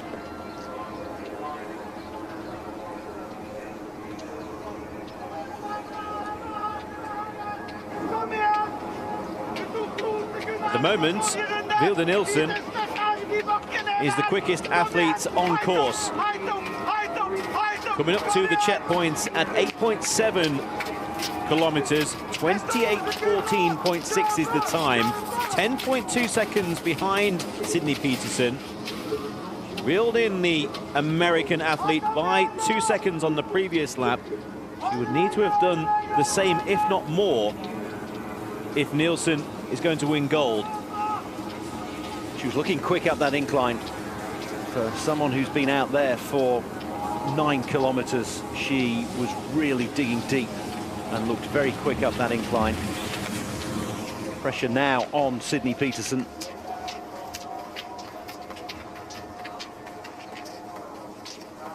Brittany Hudak coming through as well, not too far behind on track Sydney Peterson. We're following American across the finish line shortly.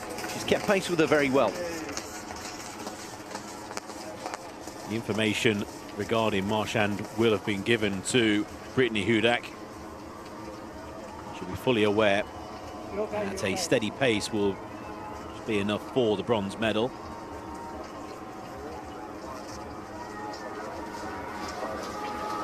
Sydney Peterson just in front, negotiating the tricky right-hand incline, but has gone quicker before. Is the 10 kilometers just starting to take its toll on the leader? Here comes Vilde Nielsen. Crosses the line in 29:51.8. Vilde Nielsen will win a medal, but which shade will it be? At the moment, the gap is 10 seconds to Sydney Peterson. Vilde Nielsen has nothing left in the tank. It's all out on the course. Nielsen has set the standard. Can Peterson go quicker? There's Peterson.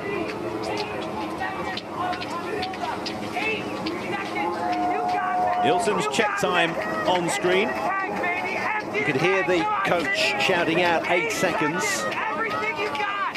Everything you got! Come on! Well, the lead has been cut by Nielsen. Peterson, 4.1 seconds and only 1.3 kilometers to go. The lead has been halved in the first half of the final lap. At this pace, they're going to finish pretty much the same time. This is going to be extremely close for the gold. It was an absolutely fantastic final lap from Nielsen, and you could see all the effort that she put going over the finish line, and this is going to be absolutely neck and neck. My inkling is that Nielsen has done just enough. Push hard from the coaches on the course to Sydney Peterson. What is left in the tank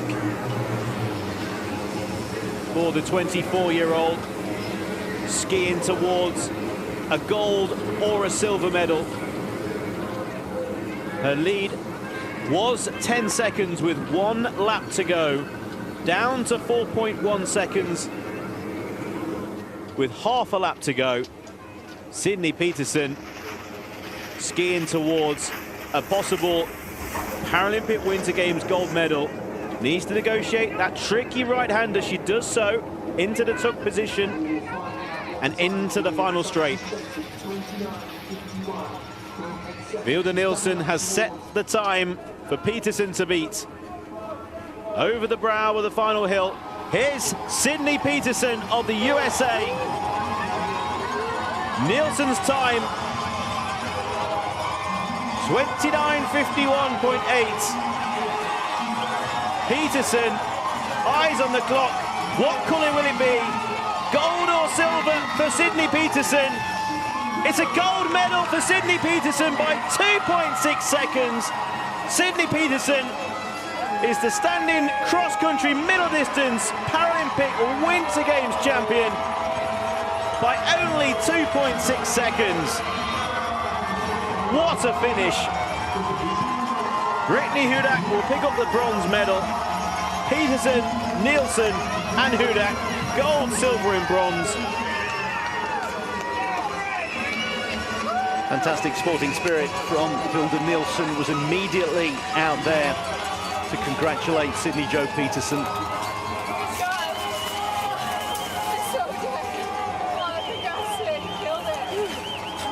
Peterson could still not get up. She left it all out there. Brittany Hudak congratulating Peterson. Hudak would have known that the bronze was hers and could watch from afar Sydney Peterson win the gold medal. Vilde Nielsen's final lap was extraordinary.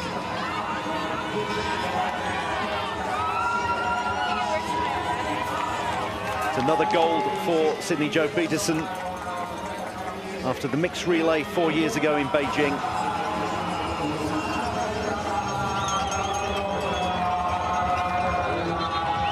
Athletes finishing their competition.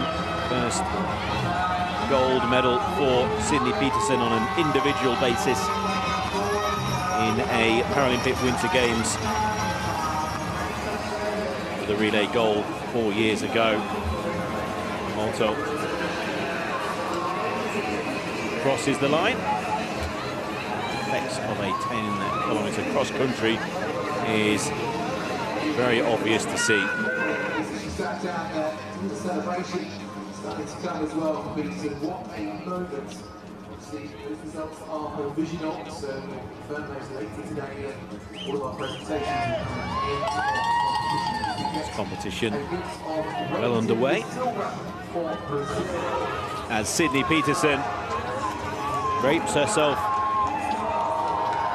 in her flag and a huge smile, a golden smile for Sydney Peterson in the middle distance cross country.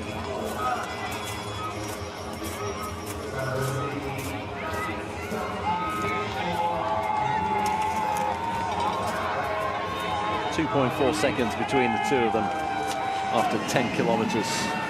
Such a close race. And the two teenage Swedes coming over the line together. The 18-year-olds and the 19-year-olds.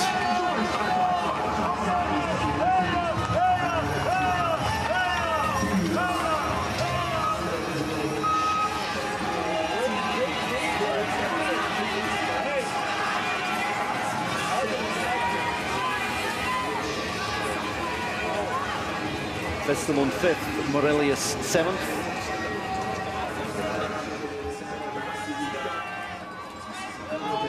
Vilde Nilsson, silver medal winner. Managed to put the deficit to just 2.6 seconds. An extraordinary final 2.5 kilometers from Vilde Nilsson. Wasn't enough. The lead was too much to try and cut. And there's Brittany Hudak, who coasted in 3rd place. Only 2 minutes clear of 4th place. And, Brittany Hudak had the best view of Sydney Peterson. Could watch from 100 meters behind Sydney Peterson as she went for gold. Safe in the knowledge that the bronze medal was Brittany Hudak's. In the sprint, it was Nilsson ahead of Peterson, and now over the 10 kilometers, that has been swapped around.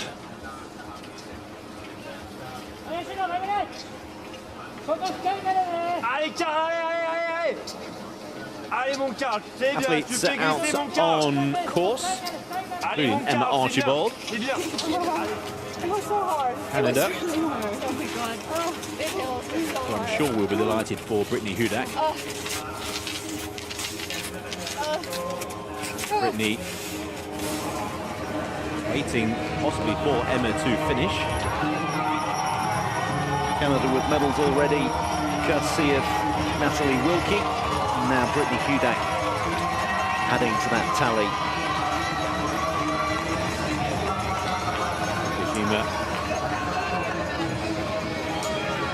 And Molko into 8th position.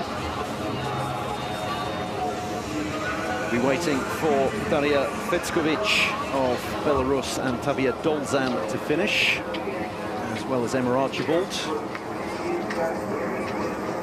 Of course, Catherine Marchand didn't make it to the finish, but seemed to be leaving more or less under her own steam, so that was very good to see. She was in a very strong 3rd position when she dropped down. It's a real shame for her.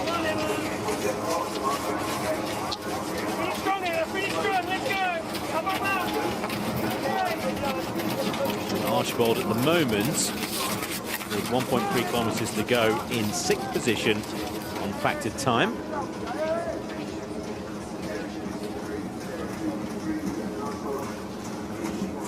Very strong competition for Emma Archibald. She was to finish in 6th position. Another top 10 for Emma, who has readily been a top 10 finisher in competitions building up to the Paralympic Winter Games. Confirmation of her progress in para cross country and also para biathlon as well, mainly cross country. She's had her first Paralympics. She has upper and lower limb impairments, which is why she isn't skiing with poles. Getting her factored time is 81%.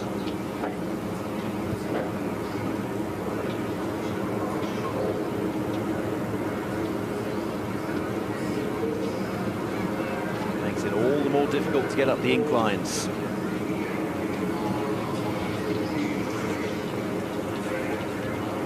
Number 140 behind her is Carl Tabouret in the men's. We'll be focusing on the men's events very soon.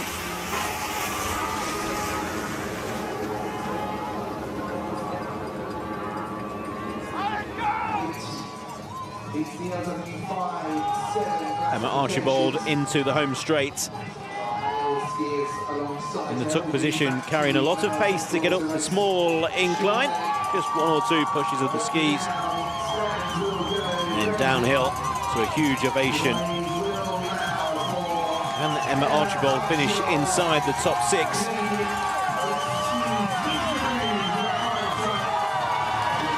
She was clear of Iwamolto and will finish inside the top 6. Emma Archibald, standing middle distance cross country, 6th position.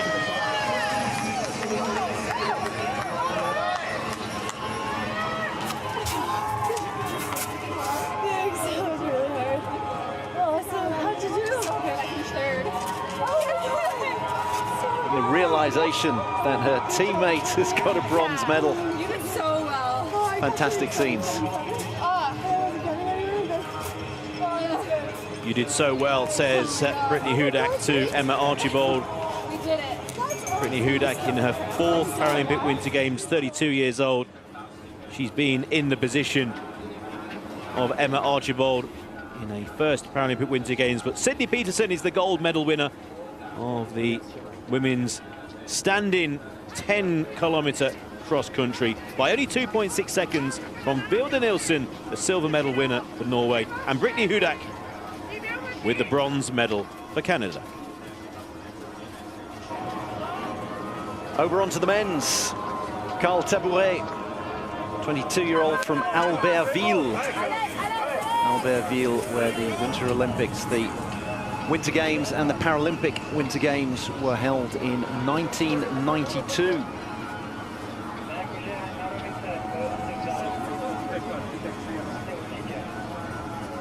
See him sprinting up the incline there.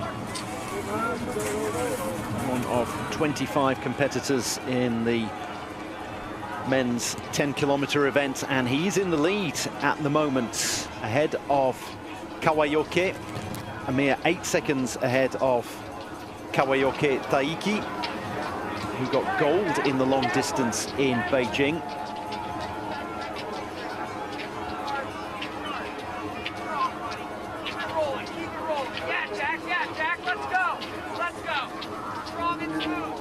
Encouragement for Berry.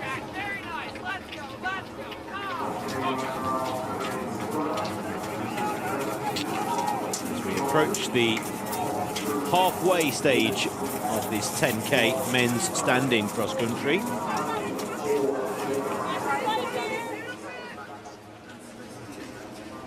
Tabouret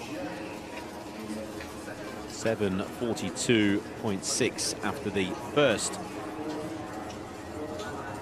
of the 4 laps, leading by, after 2.5 kilometers, 13 seconds over Arends. Butsenka 17 seconds behind Tabouret, 30 seconds. Almanov still waiting for a few athletes to cross the 2.5 kilometer checkpoint, and Sebastian Marburger goes into second, 11.6 seconds behind Tabouret, who is very, very talented, 22-year-old, first Paralympic Winter Games, finished 9th in the cross-country sprint. Countryman Davier has said publicly that he thinks Carl Tabouret will be a Paralympic Winter champion, even here at Ronde Fiemme.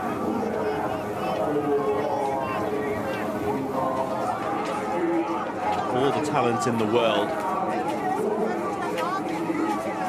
1:44 is Sebastian Marburger, silver in the sprint. The penultimate man to set off after him was Kawayoke Taiki. So once again, saving the best till last. Anyone in the 140s, you've got Tabouret, Arends, Witold Skupian, Wang Chenyang, Sebastian Marburger and Kawayoke Taiki. They're the ones setting off at the end, and they're the ones likely to be in the medal conversation.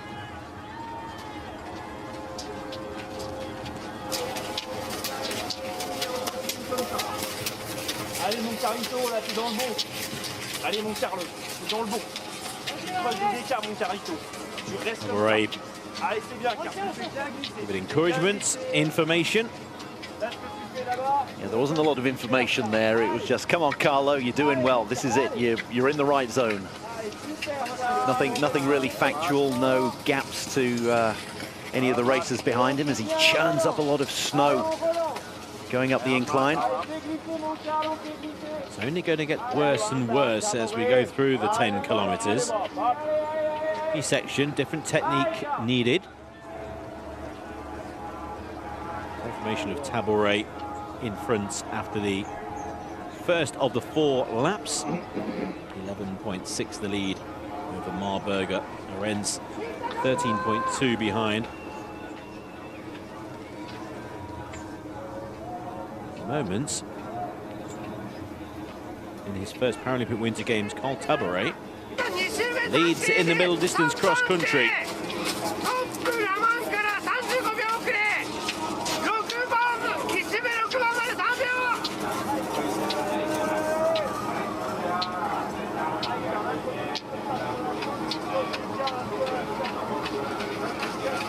All of the different techniques being displayed by Tabaret. Classical on the flat, the incline, and a slight change and adapting to the conditions on a slushy and churned up area of an incline. A little bit of only 2 seconds to Marburg in second. 2 seconds. Information given to Mark Arends, being given the information he's only a couple of seconds away from Marburger. Tabaret at the moment seems to be enjoying himself as well. Tabaret set off 30 seconds ahead of Arends. So 140 followed by 141. They were right behind one another on the track, 30 seconds apart. Arends, his factor is 90%, Tabaret 86%. So Arends has to finish ahead of Tabaret on the track.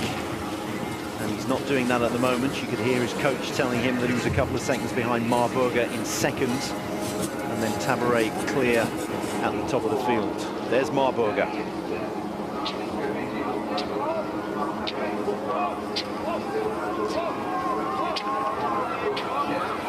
Sebastian Marburger approaching the checkpoints, 3.7 kilometers.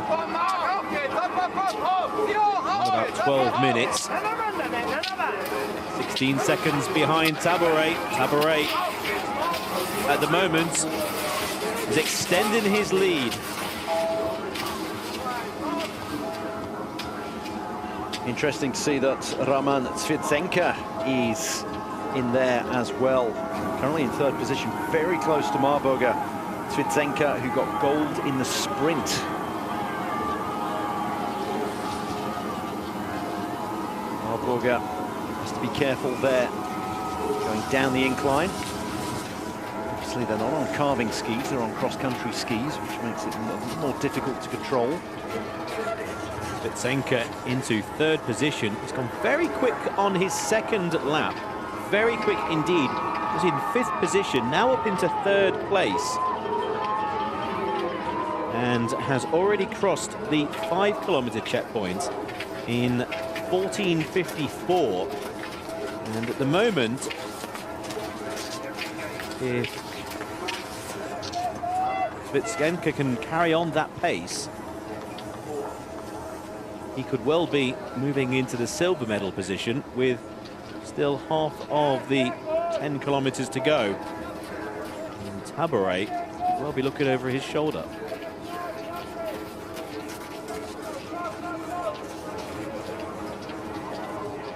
Here's Tabaret. Tabaret set off a minute after Svidzenka. So Svidzenka is going to be the one who's setting the pace. He's also got a lower level of impairment, so he will be quicker out on the course, and then the factoring will change things as far as Tabaret is concerned. Tabaret has crossed the 5-kilometer checkpoint, 19.3 seconds ahead of Svidzenka. Gap to Arens has grown to 24. With Sebastian Marburger still to cross the halfway point. Tabouret has a very, very handy lead, and also Tabouret, quite important when we get to the final 1.3 kilometers, looks to be extremely quick over the second half of these 2.5 kilometer laps. Sprinted past Yuan Mingshu there, 1:29 to set off. Well, there's 11 between them, so he set off 5.5 minutes after Yuan. He's already got past him.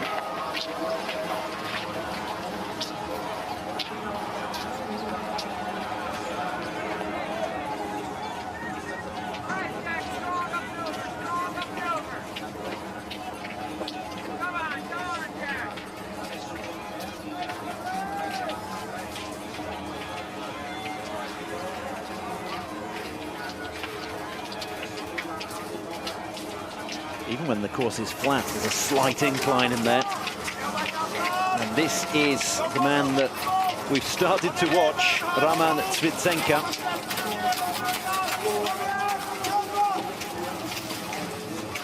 Well, Svitsenka was in 5th position after the first 2.5 kilometers.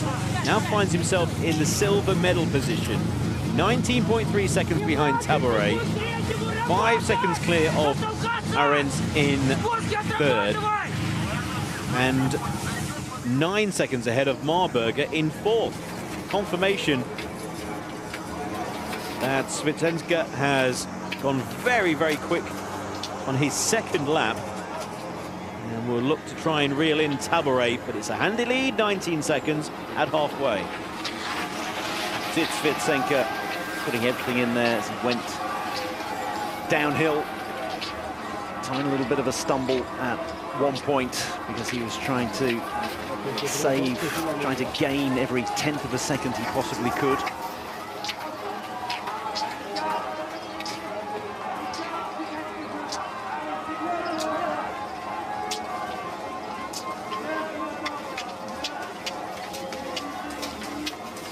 Very calm, Tabouret. No errors so far. No slight stumbles.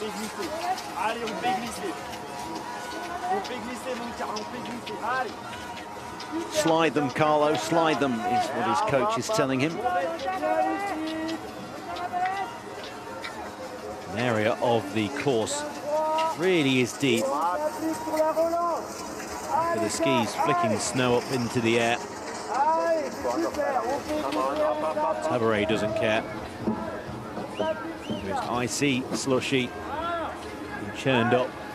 More on the downhill sections. Tabouret at the moment is negotiating under Fiemme expertly, goldenly at the moment. Back to Mark Arens, the 36-year-old from Prince Edward Island. Silver in the biathlon over this distance. He's a fantastic biathlete. 2 golds, 4 silvers, 3 bronze medals since Sochi. Silver and 3 bronzes in cross-country as well. 8 seconds between 2nd and 4th. Tabouret. Lead was 19.3 seconds. Coming up to the checkpoints.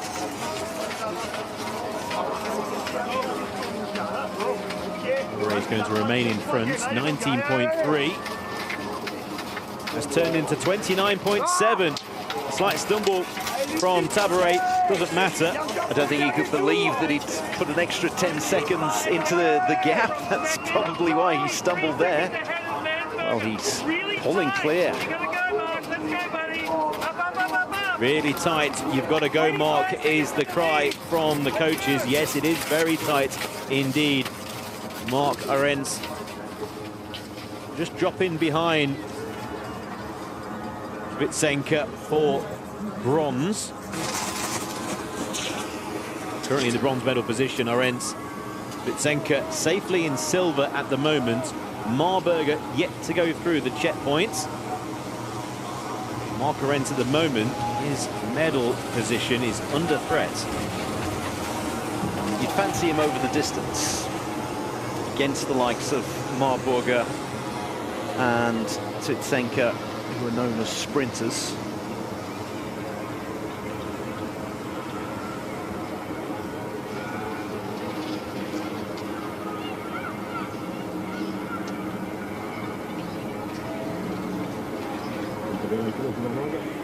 Smooth technique up the short incline.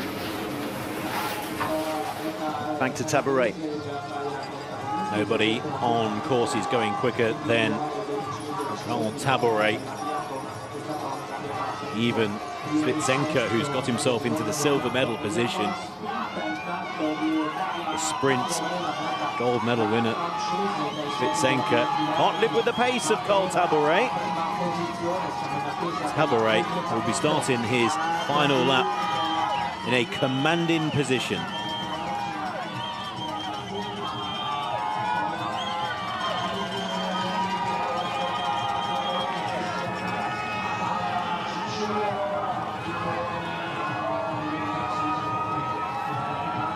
Encouragement from the fans here at the Tesoro Cross Country Stadium. He's going to need encouragement as he looks at this climb.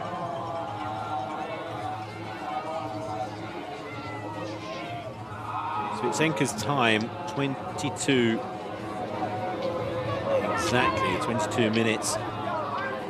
Checkpoint coming up for Karl Tabaret.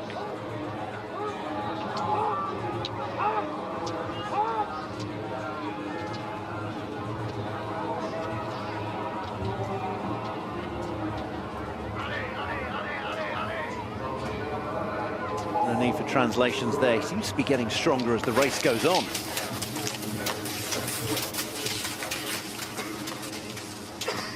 Here is Roman Svitsenka. You can see him catching up with Huang Lingqin, who started 30 seconds ahead of him.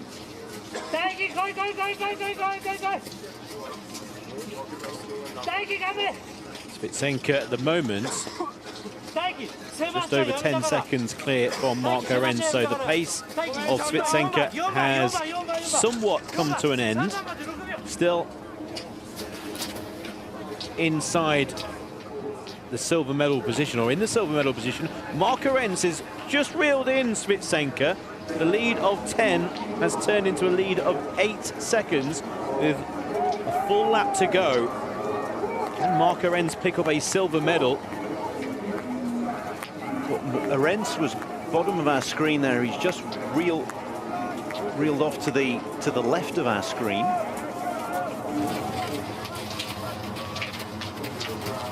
Svitsenka in a little bit of trouble at the moment.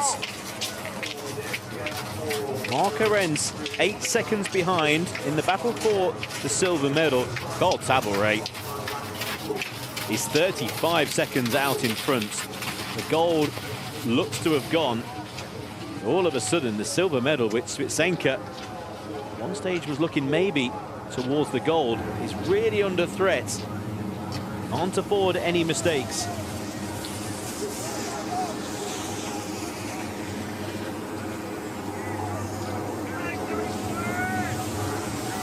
Tucking himself in behind Garrick Melkonian, and then gets past him.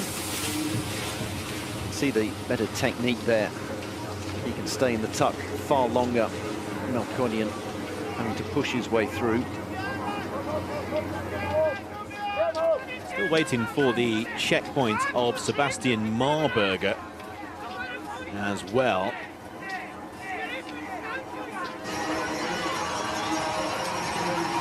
First athletes across the line will be Matej Škoda of Czechia. He was fourth to start. 3 seconds for Matej. And he goes down onto the floor. What a race he's put in.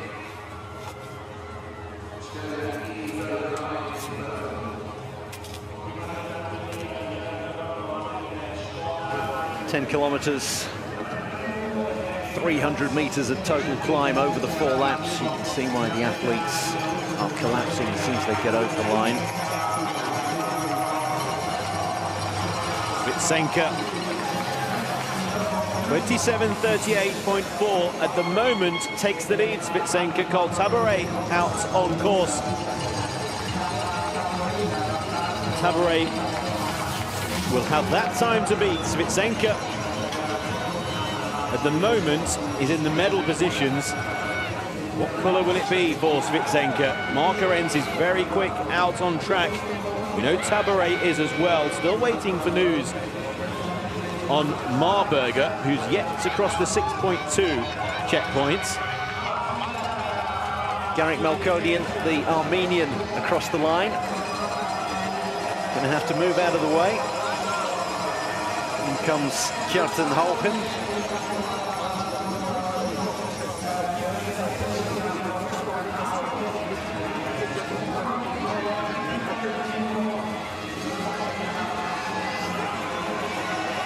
That's along the lines of tennis players who win a tournament, they collapse on their backs afterwards, but these competitors have very good reason to be out flat on their backs, as we see Jack Berry, the 18-year-old from Oregon, in his first Paralympics, leaping over the line. The exuberance of youth, up into 3rd position.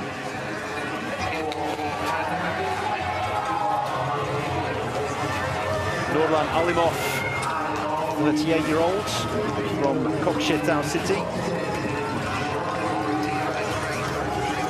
Love a top 10 finish.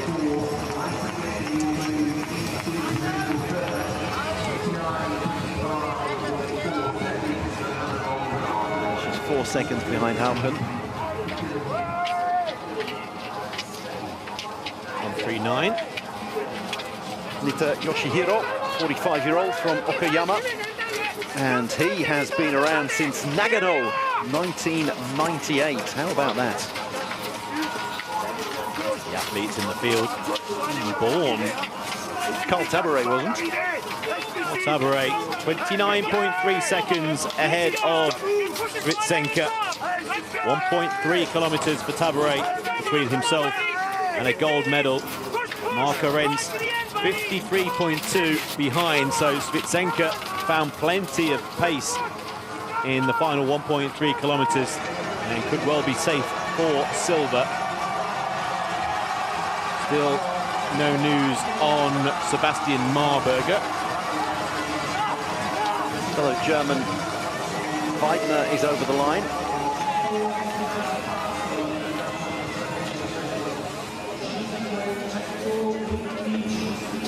Here's Carl Tabaret in towards the stadium, in towards the finish line. And a gold medal. Leading by 30 seconds over Svitsenka, who has finished. Mark Arens is clear in bronze. Marberger yet to cross a checkpoint for Mark Arens and the bronze medal, but we're looking at the gold medal winner here. Into the home straight, Carl Tabaret on the right of your screen. Mark Arens coming in with a dash over the finish line.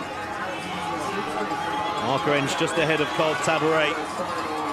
100 meters to go for Carl Tabaret. The men's standing cross-country division has a new star. It's the 22-year-old Carl Tabaret, the Paralympic Winter Games champion by nearly 30 seconds. Carl Tabaret, from start to finish, has dominated Val de Bienne. And the French athlete, prone on the floor, knows he's going to get a gold medal shortly. Carl Tabaret of France. A star has been born in Val de Bienne.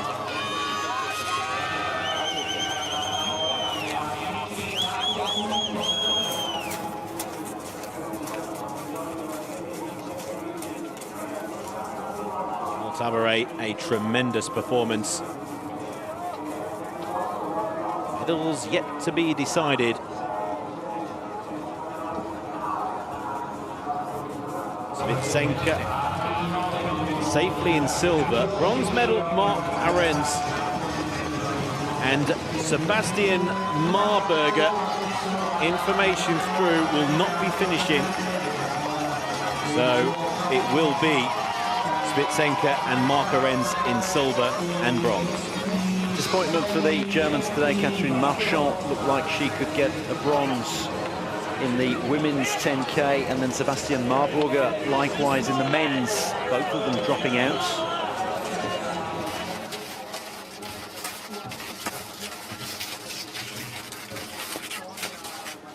Witold Skupian of Poland.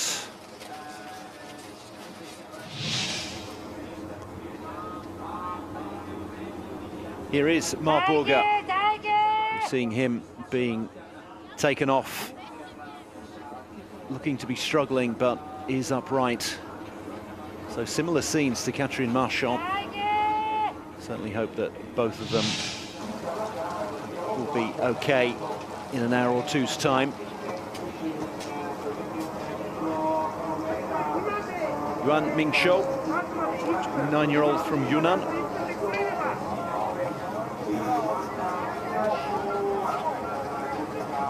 Took part in all 3 cross-country events in Beijing, finished 5th, 8th and 9th respectively. Maybe a little bit further down the field this time around. 5 athletes left to finish the men's standing. Okay. The next athlete to finish.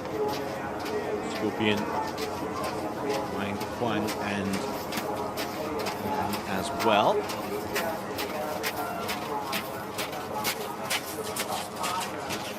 The action's going to continue. In just over 5 minutes' time, the women's 10-kilometer vision impaired will get underway.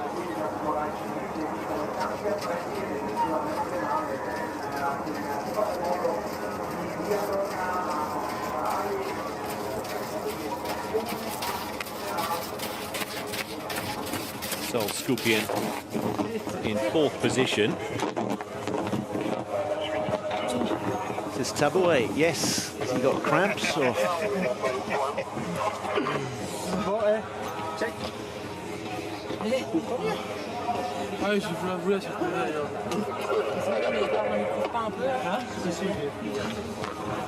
He can barely get words out.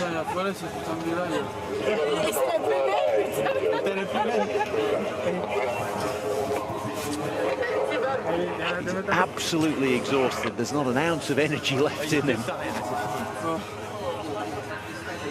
A combination of exhaustion and disbelief.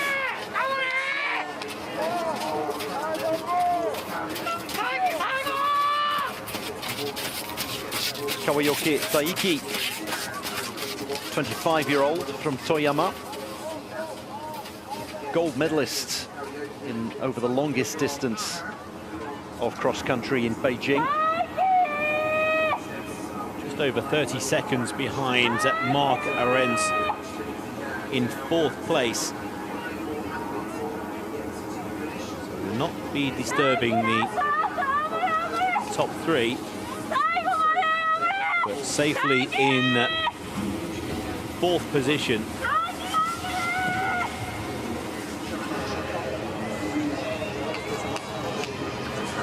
As well, battling for 4th position. In 20 seconds or so. Scorpion will cross the line. 58.57. Minute 46 behind Tabouret into 4th place. 4th place shortly. Avoids Scorpion. Yes, Yuan Mingshou looks around as if to say, did you have to stop right there? Could you not see me coming? Kawayoki will be into the stadium complex shortly. Wang Lingqin, 23-year-old from Yunnan province. His first Paralympics and his first real international experience.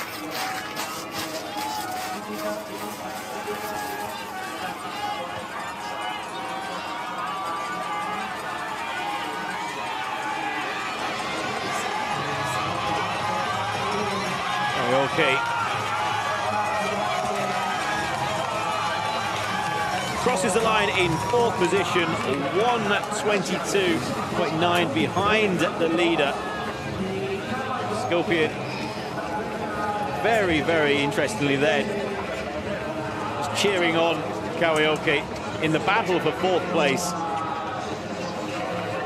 Bows down to him, congratulates him. That's absolutely wonderful to see. 5th congratulating 4th.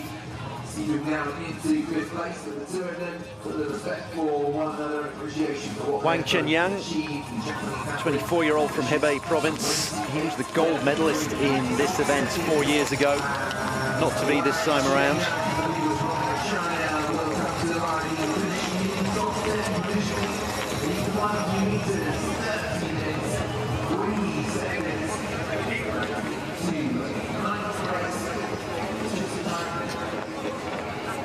One athlete set to finish.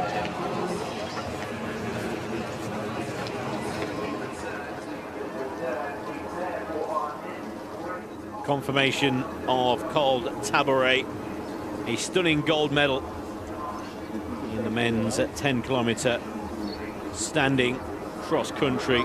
Roman Spitsenka with the silver medal, and Mark Arens, Canada, with the bronze. Jack Berry, the 18-year-olds in the top dozen, so that's great for him in his first ever Paralympics.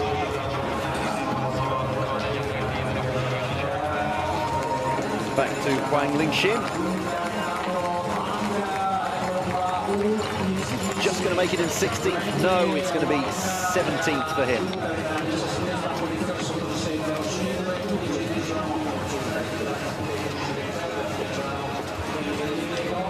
Fantastic to see as well is Yuan Mingshou. That's 2 of his fellow Chinese athletes that he's come and helped out and helped them remove their skis.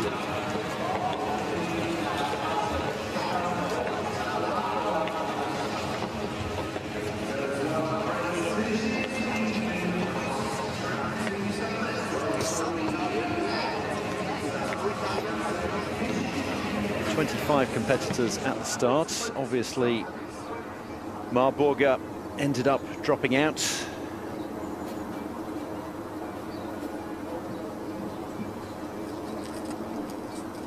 Once again, the gold, silver, bronze for France, Belarus, and Canada.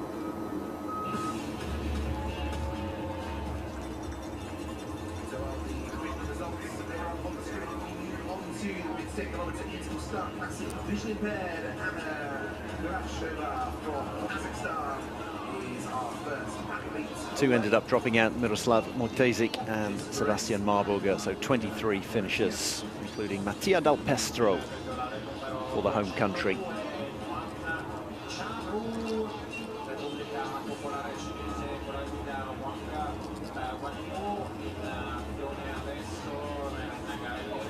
Straight on to the women's 10-kilometer vision impaired. 11 competitors, plus 11 guides. They will be going over the same course that has just been used for the standing competition.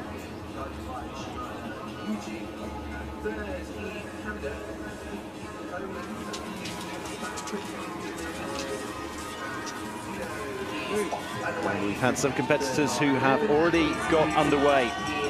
Seeing Matsudo Kotoha, 24 years old, from Gunma in Japan. Her guide is Shimada Yuji. Her first Paralympics.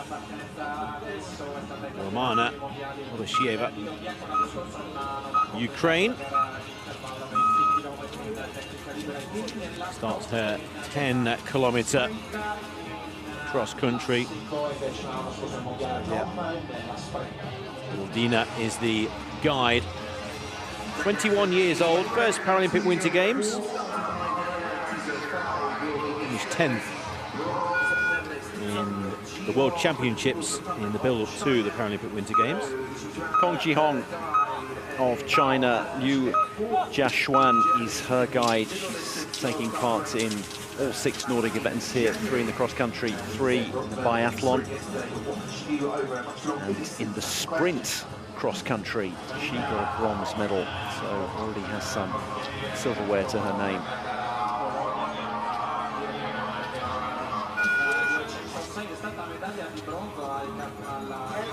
Over in Poland. 25 years old.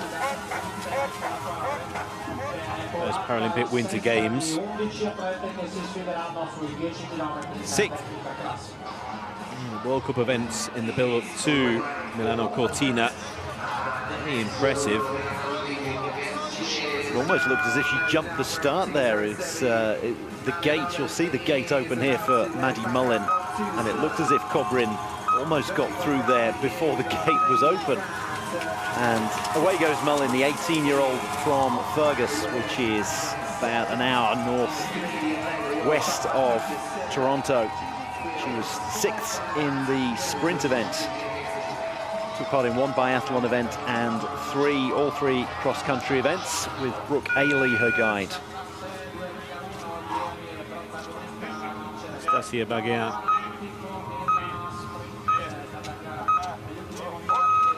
.208. That's the cross-country 10-kilometre. Gold medal winner in the cross-country sprint.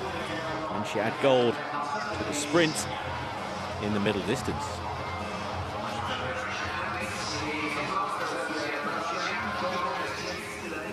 Next up is Leonie Walter, 22 years old, from Freiburg im Breisgau.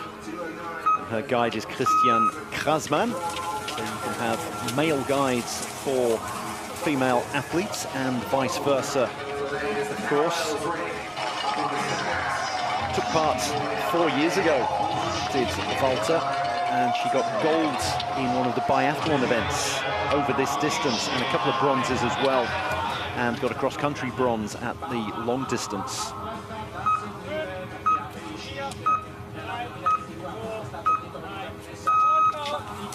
Lynn Katzmeyer, 2nd Paralympic Winter Games for the 19-year-old Lynn Katzmeyer.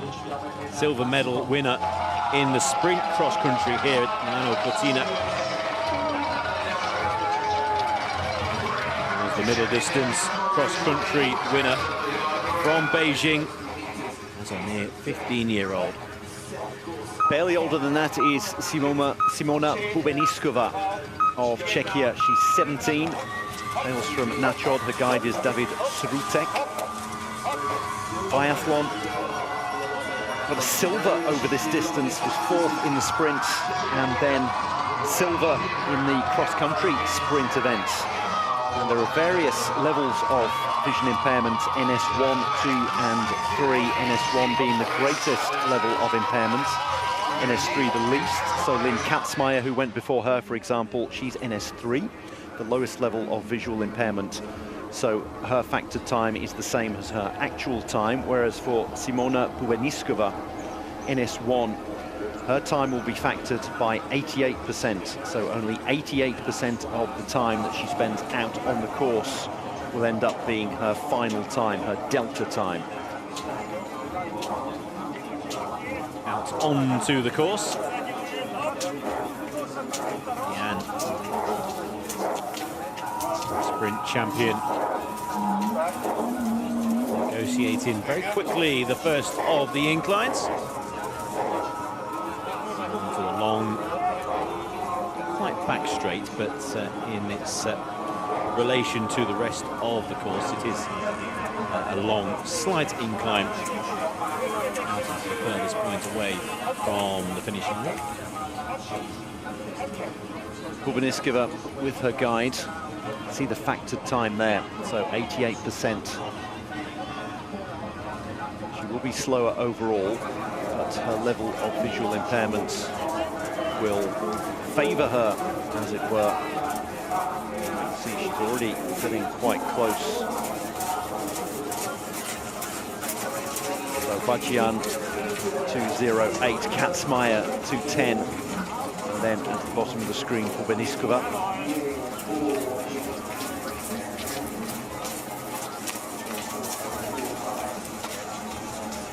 You can see that her guide David Srutek has a microphone, a mouthpiece, then earpieces for Bubeniskova so she can hear the instructions of her guide.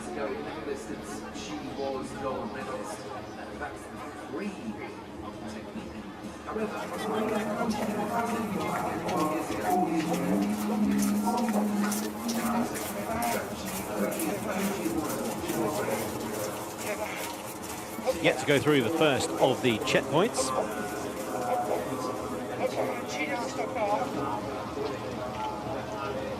Give an indication of how quickly athletes have gone first parts of the first 2.5 kilometers.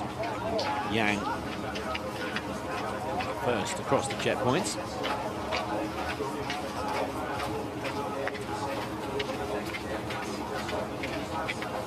Second to get underway, Yang Chinru.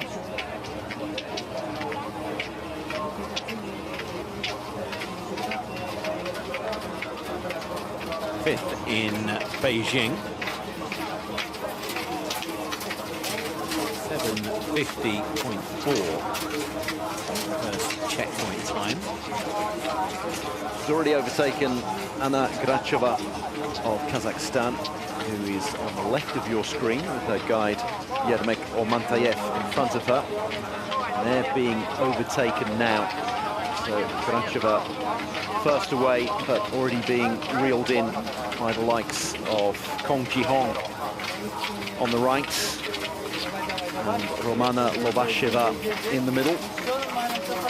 Plenty of skis in a very small area. That's the thing with vision impaired as well. You've got the guides as well. So when you're getting to the third and fourth laps, you're overtaking back markers and their guides as well. Plenty of opportunity to stand on another ski or have your ski stood on. Matsudor Kotoha, 24-year-old from Gunma. She's in her first Paralympics, finished 11th in the sprint events.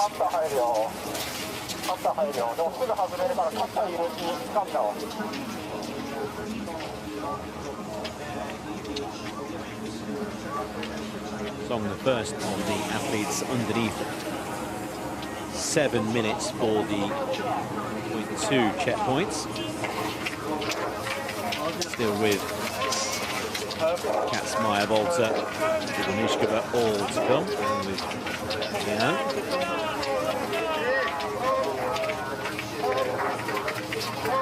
Yan goes quickest at 5:30, in front by a full minute and 30.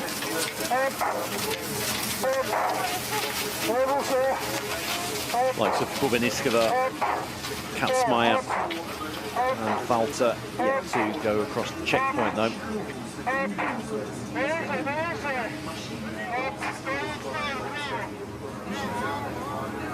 Guidance allowed on the downhills. Look at Maddie Mullin and Brooke Ailey.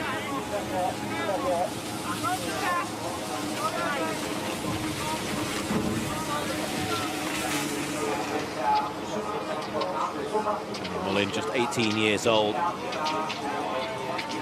Finished an excellent 6th in the cross-country sprint. Walter, 5:30, the time of Bagian. Walter, and also Katsmaya, the German athletes within only a couple of meters. Walter, minute 25 behind Bagian. Katsmaya, a minute and 13 behind Bagian. Bubeniskova, a lot closer to Bagian. Still will be 15.9 seconds behind Bagian. It was very, very early stage Bagian and Bubniskova are very much clear of the rest of the field for the gold and silver. The difference is 15.9 seconds. Go back nearly a minute. Katzmaier, Walter and Song. Very early to say. We're looking at a battle between two athletes for the gold. Oh, we're only halfway through the first lap. As you can see, standings at 1.2 kilometers. It's a 10-kilometer race, so halfway through the first 4 laps. You've got sprinters who are naturally going to go away quickly. The likes of Bajian, who won the sprint, Katzmaier, got silver, and Kong Chi-hong bronze in the sprint version of this event.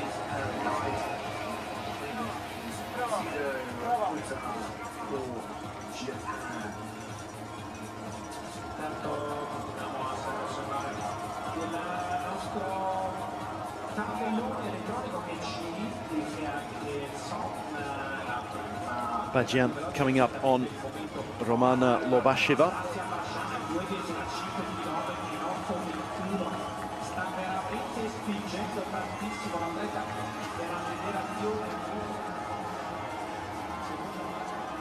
Lobasheva, one of a new group of athletes from Ukraine, just 21 years old, plenty of experience and star power really in the Ukraine team in the VI classification, the likes of Susanna Shishkova, for example, and other classification standing and sitting. It's a group of new names coming through. Shishkova is one of those in the VI.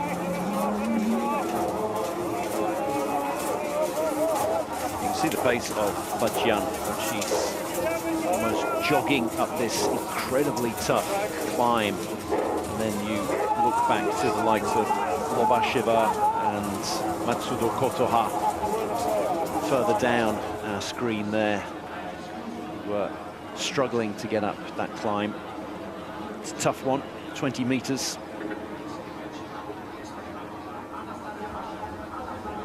Bajian's guide, Sergei Sinyakin, looking around, making sure she's in lockstep with him.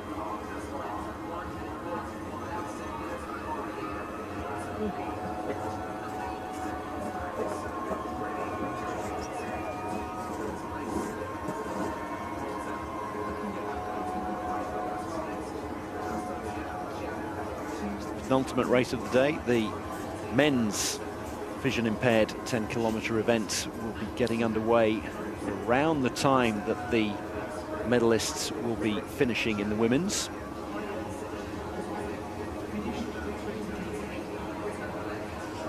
Bubniskova, the 17-year-old. David Strutek, her guide. He's got to be incredibly fit as well to get up these inclines. Fantastic form from Bubniskova before Milano Cortina 2026. 8 victories this season in the cross country, including a silver medal at the recent World Championships for Paralympic Winter Games. Silver medal in the marathon individual here in Milano Cortina already. At the moment, set for a medal. Long way to go, though. She's just 17, which makes it all the more fantastic what she's achieved already.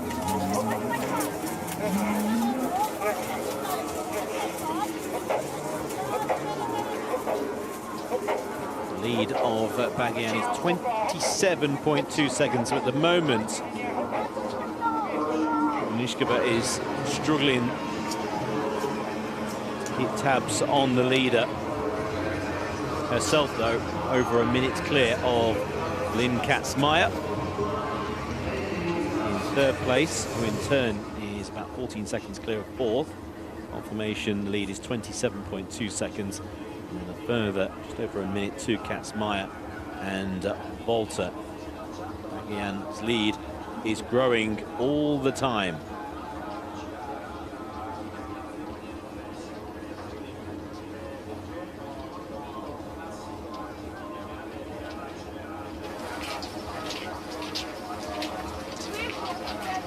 Shieva being followed on track by Maddie Mullen. Recent graduate Maddie from Centre Wellington District High School in Canada, in Fergus.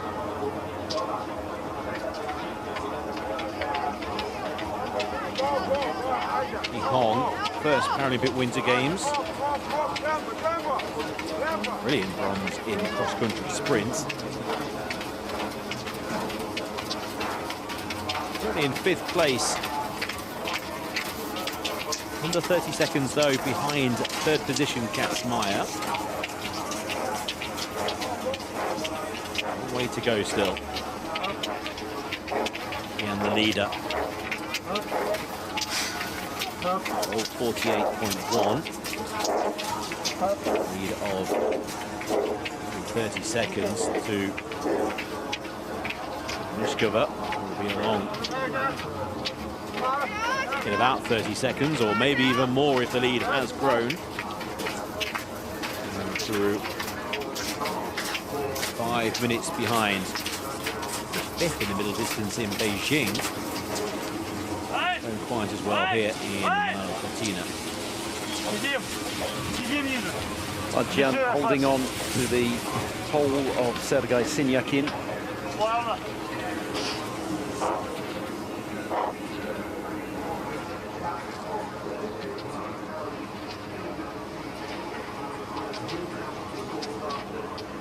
Mullen overtaking at the inside, leaving Lobasheva behind her.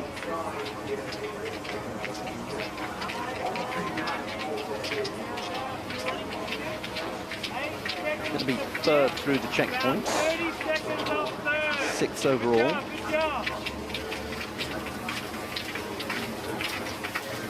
Here a coach giving her instructions, telling her how far she is off the medal positions.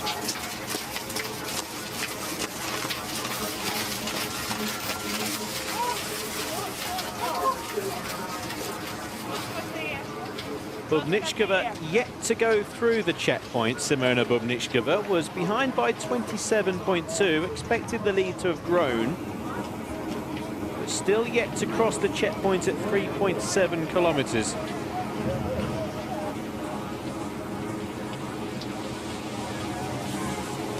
Questions regarding Simona Bubnichkova at the moment. This is where it's getting very crowded. Leonie Walter has just gone through a slip there from Matsudo Kotoha. Here's Bubnichkova. Left of your screen there, 2:11. 43 seconds now behind Bagian. The lead is growing all the time. Katzmeyer coming up as well.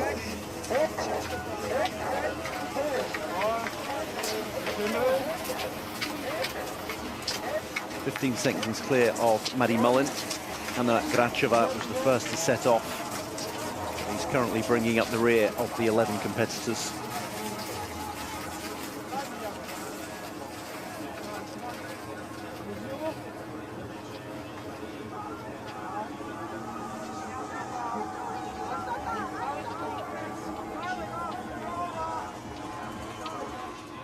There's the gap, 43 seconds, Bagian, Bubnichkova.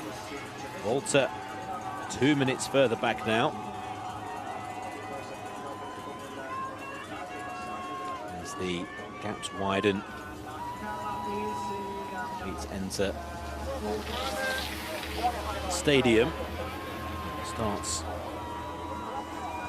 actually their final half of the 10 kilometers. Seems to be interesting at the moment, the battle for bronze just over a minute between third and sixth, whereas at the top, Bajian 43 seconds clear of Bubeniskova, and then there's almost a 2-minute gap then to third, fourth, fifth and sixth.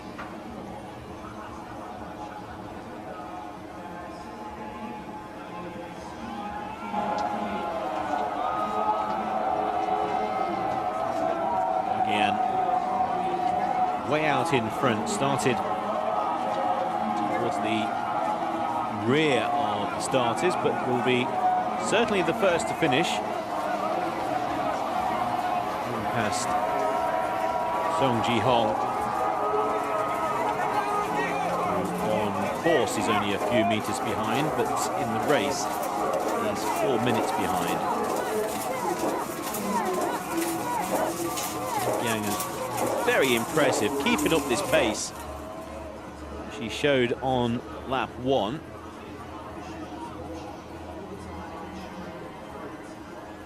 Well, we know she's a fantastic sprinter. It's whether she can keep it going for another 4 kilometers or so.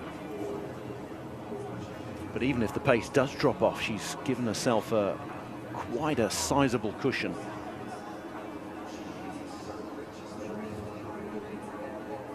The cushion is over the ever impressive 17-year-old Simona Bushkova, who's trying her hardest. At the moment, the lead is growing with almost every stroke. Again, picture of serenity out in front. Women's VI 10K cross country.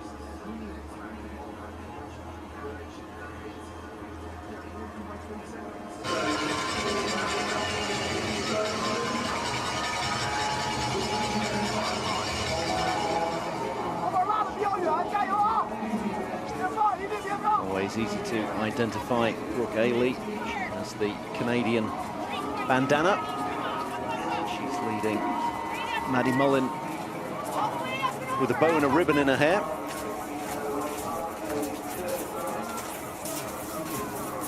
Mullin, one of 4 competitors currently there or thereabouts for bronze medal. She's at the back of that particular pack, but not out of it by any means.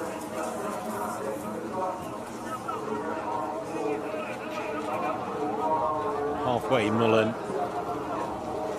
in 6th position, only 21 seconds behind 4th place Lynn Katzmeyer.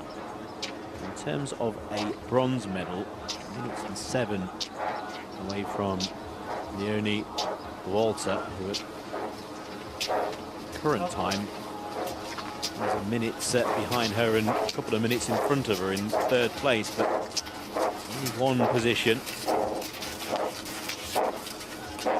Anything can happen. Slips and injuries, etc.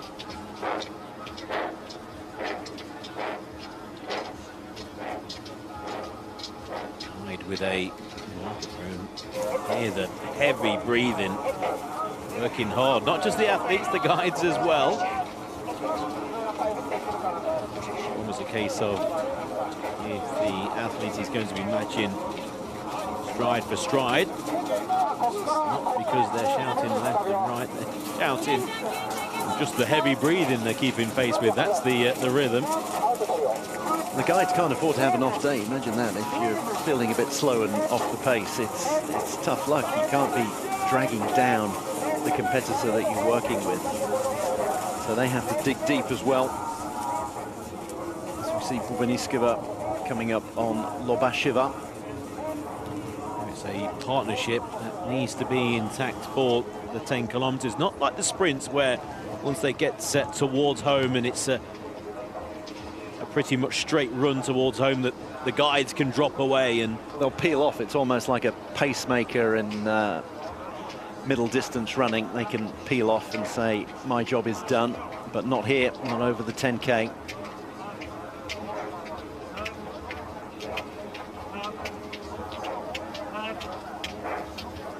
Guarding anything that could go wrong. You don't want to speculate really, but have to throw in the guides as well. Got injuries, etc. At the moment, Bagian just visually is going exactly the same pace and same effort as in lap 1. Has not let up at all. Has not given Nichkova a chance at the moment. Goes through the checkpoint at 6.2 kilometers, 20:20.2. Way behind. Bubnichkova, it will be a while before Bubnichkova comes through checkpoints. That was 54 seconds.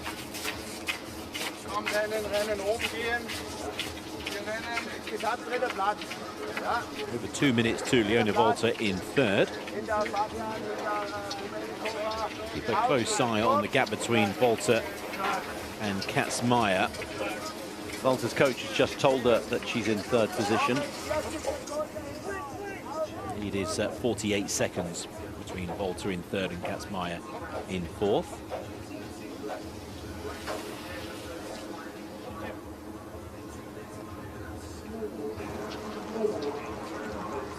And already in the downhill section in towards the stadium, Bubnichkova yet to go through that checkpoint.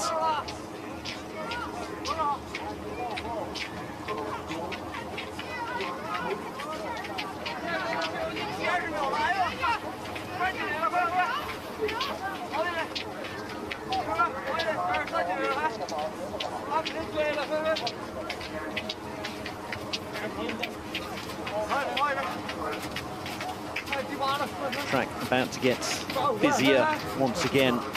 The men's version of this race getting underway any minute now. 16 competitors there, so another 16 going to be coming out on track. Again, staggered every 30 seconds. Mullen, from Canada. Pushing is the word for Maddie.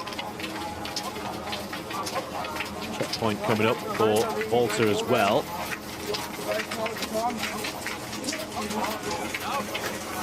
Mullen 5:53 behind the leader. And just dropping away from the top 3 or 4 in 6th position. Bubnichkova,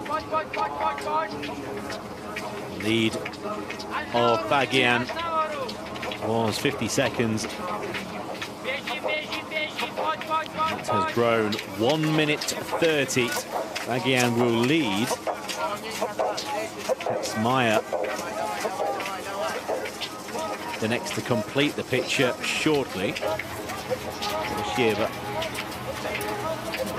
through the check points.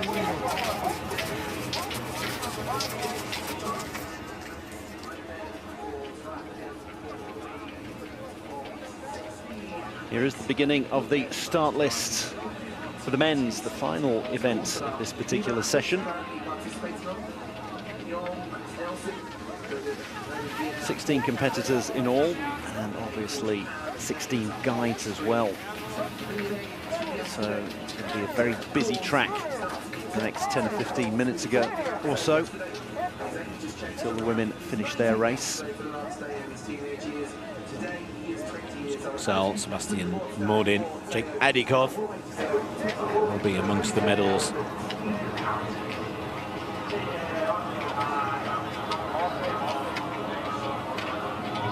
Bit of gardening by the guide.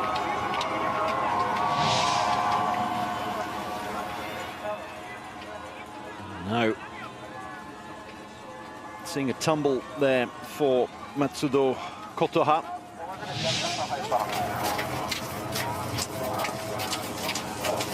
Thankfully up okay and moving well. Big error in one of the downhill sections. Don't know whether it was tiredness on her part or maybe Shimada Yuji, the guide, going a little bit too quickly. You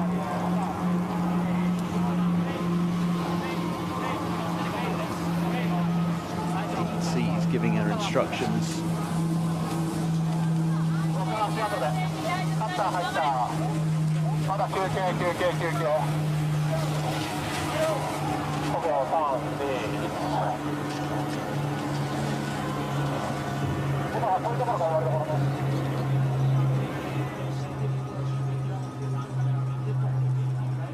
Lead for Bagian is 1 minute and 30 over Bubnichkova. Volta, Katzmeyer and Song, followed by Maddie Mullen.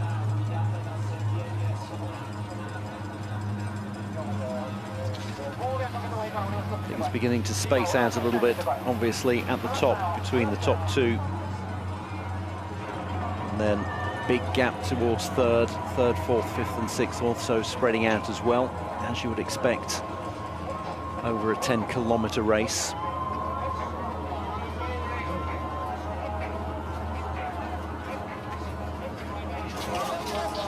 Stasia Bagian on to the final 2.5 kilometers already.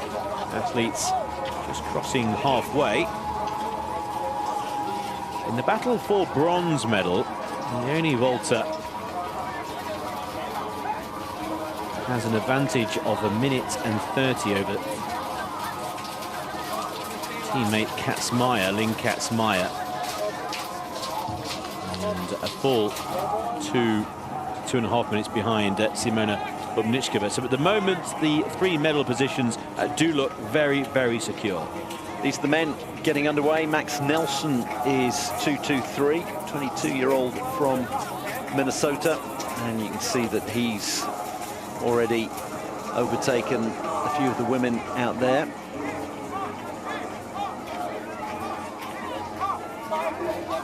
.224 Logan Lariviere, 19-year-old from Sudbury, Ontario. Back to the women's action, though. Simona Bubnichkova, David Stewart, the guide. Set for another medal, Simona Bubnichkova, another silver medal winner of the biathlon individual. She missed out on a medal in the cross-country sprint, going very quickly at the start. The sprint then just dropped away slightly, but here looks set for a silver. You can see she's struggling a little bit with the rhythm and her breathing. She's getting towards the end of this very long race, 10 kilometers. She's got a sizable cushion over bronze. Someone who isn't struggling for rhythm is the leader. No, the lead is growing all the time.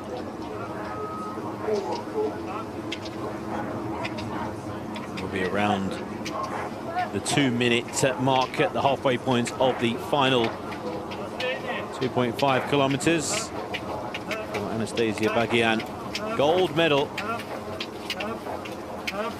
is awaiting her, and she'll be at the finish line in only a couple of minutes' time. Still with the energy to sprint up a hill. Well, the guide setting a cracking pace. We'll be looking behind at Bagian and thinking, well, could do with a bit of a breather.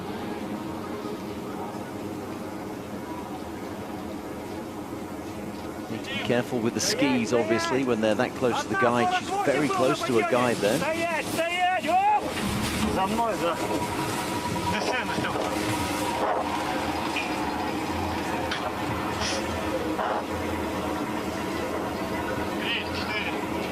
Safely negotiating the one remaining danger on course, the downhill sweep towards the stadium. And Bagian, not long to go now until she completes her 10 kilometers. Song currently in second place. Overall in the race in 5th, second on course.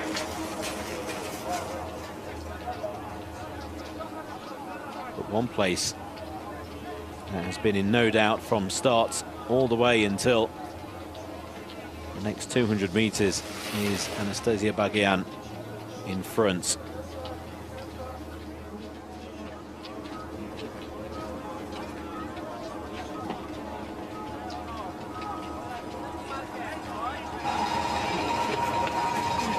Anastasia Bagian has led from start to finish in the women's 10-kilometer cross-country VI and is the gold medal winner.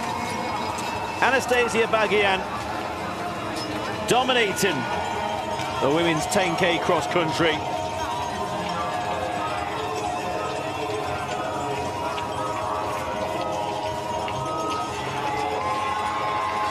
Gold in the sprints and gold in the 10K.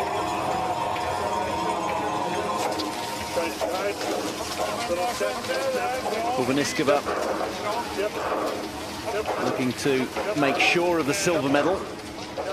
You can see some of the men's competitors alongside her. Jesse Baczynski of Canada, Endre Lykken of Norway.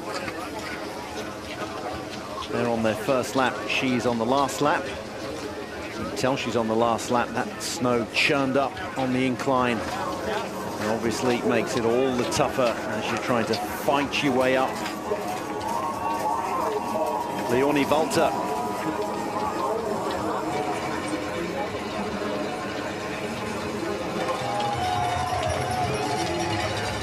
Song Ji-hong, and her first Paralympic Winter Games bronze medal winner in the cross-country sprints. Crosses the line nearly 7 minutes behind the gold medalist Anastasia Bagian. Currently in second place. Overall will be in 5th or 6th. Walter, one of those athletes who were ahead of Song, not by a huge margin. Song really suffered late on her final lap. A little bit of relief in the face as they go downhill. To maintain their concentration, not over the line yet.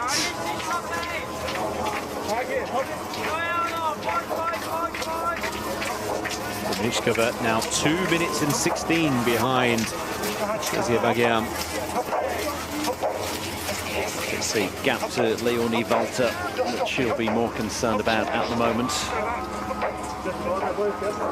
It's not going to reel in first place, it's just making sure she stays ahead of third. Make sure that there are no slips on the final descent.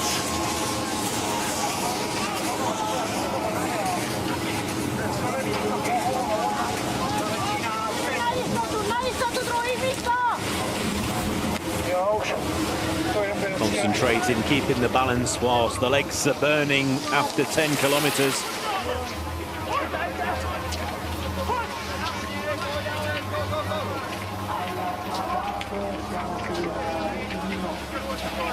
Leonie Walter.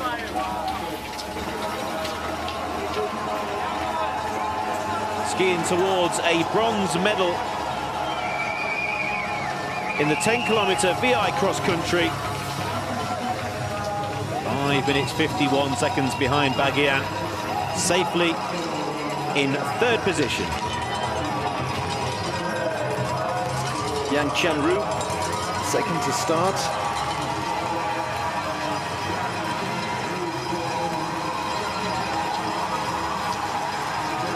Maddie Mullin coming in behind her as well.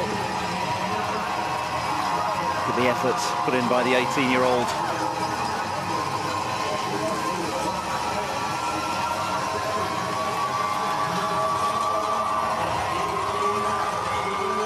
Bubeniskova will cross the line for a silver medal. Bubeniskova tried to stay with the pace of Bagian early on.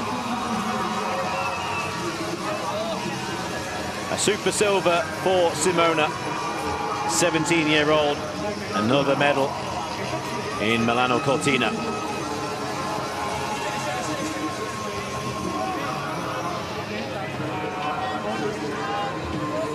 Brilliant race. Handshakes all round, including with the guides. Michkova, another medal. Volta in third. Lobasheva will likely be the next over the line. Katzmeyer was battling early on with Leonie Volta for what was more than likely at a very early stage to be a bronze medal. Lynn Katzmeyer will cross the line in 5th place on in between the two athletes from Germany.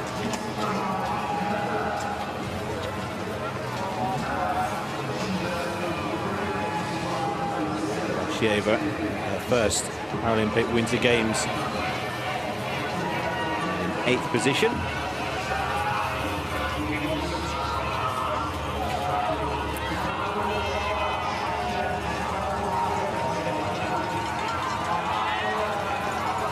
Back to Aneta Kobrin from Poland.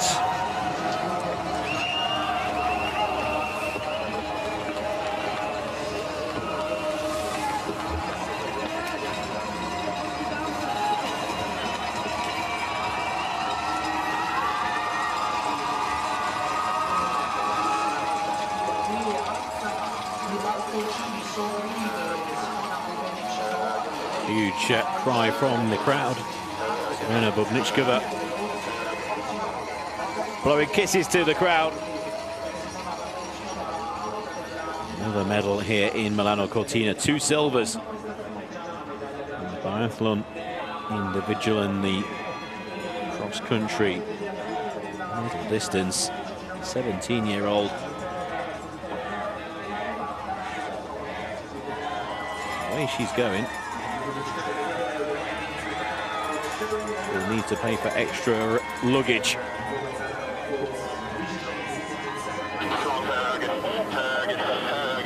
Still going, Matsudo Kotoha, the 24-year-old.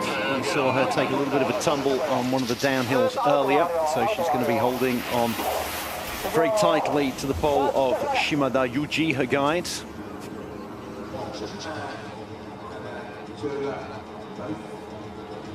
The way towards the finish.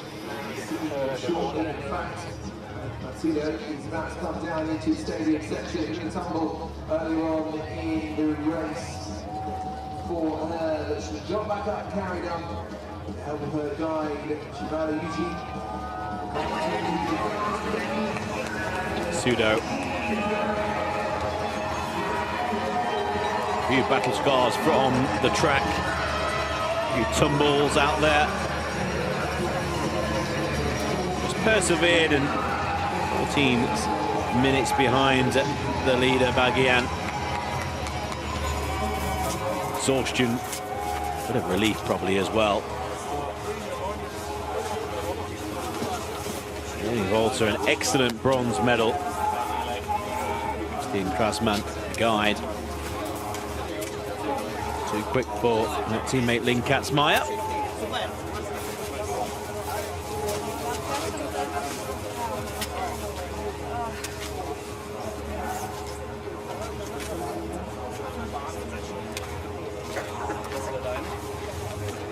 Teufel kannst du mitnehmen, weil ich nehme einen mit, aber mitnehmen wir nicht.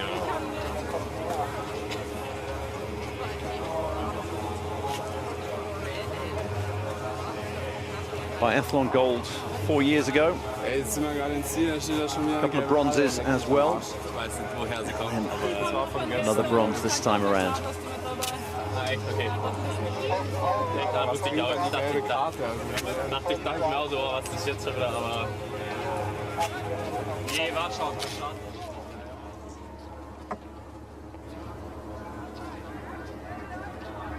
Anastasia Bagian, gold medal winner of the women's 10-kilometer interval start, vision impaired. Simona Bubnichkova with a silver medal, and Leonie Volta, bronze for Germany.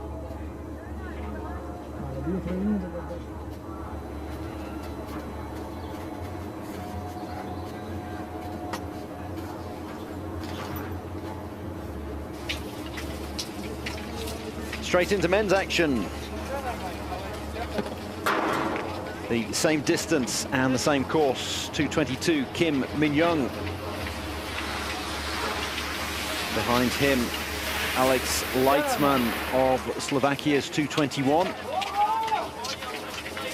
Max Nelson, 22-year-old from the USA, already across the checkpoints.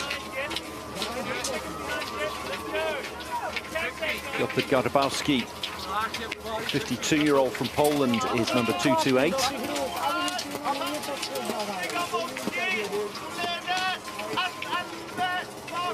19-year-old Endre Luken from Norway.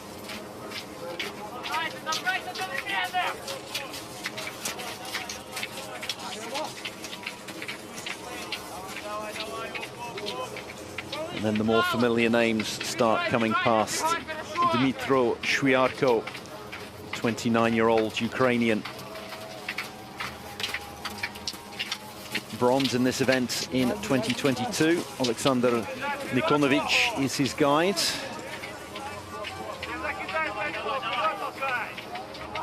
.229, Igor Kravchuk from Kiev. Been competing internationally for the past 3 years. Finished 10th in the sprint.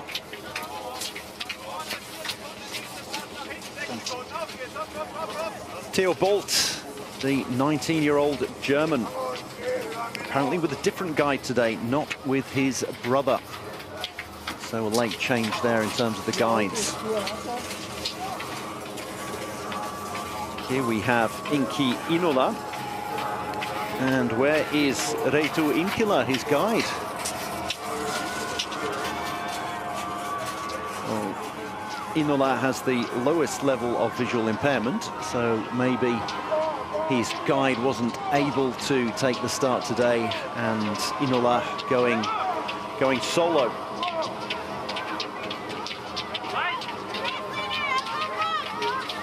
Yu Shuang of China, followed by Jake Adikov, who led after the first 2.5 kilometer, and also leads at the 3.7 kilometer checkpoints.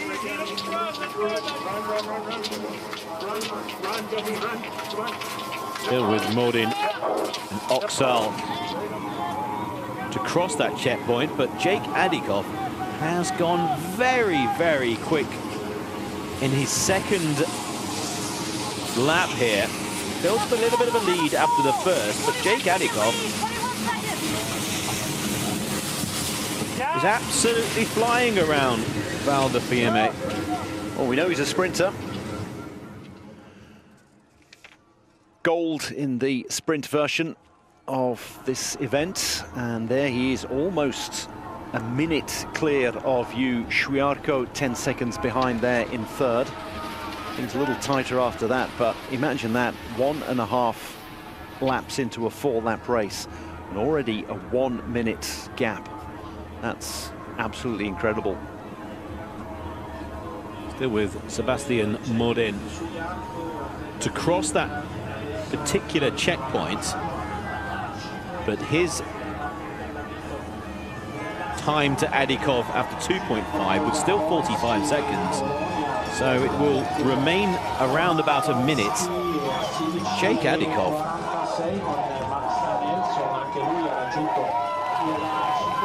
has put a huge margin on the board already between himself and the field, and you start to wonder at this stage, has the gold gone already? Well, there's Adikov, 2:36, looking like he's overtaking Yu Shuang, 2:34. So that's gold and silver from the sprint race. And, well, there is a minute between them exactly, because Adikov set off a minute later than Shuang. He's already reeled him in. They have the same factoring. They're both NS3, so the lowest level of visual impairment. So no difference in the factoring. It's purely what is out on course, on the track. And as you can see, he started a minute later and he's already overtaken him. Jake Adikov, so quick out of the gates. Moldin still to go through the checkpoints. So to give a full and accurate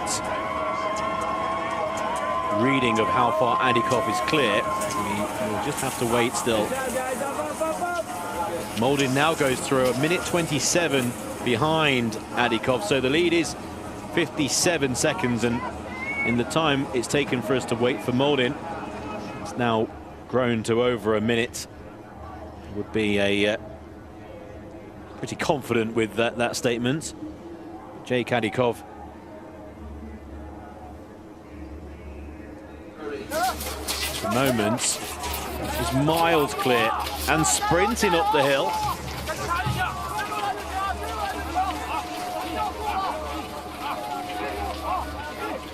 You can see him already closing in on the likes of Inki Inola. Inola, who set off 2 minutes ahead of him.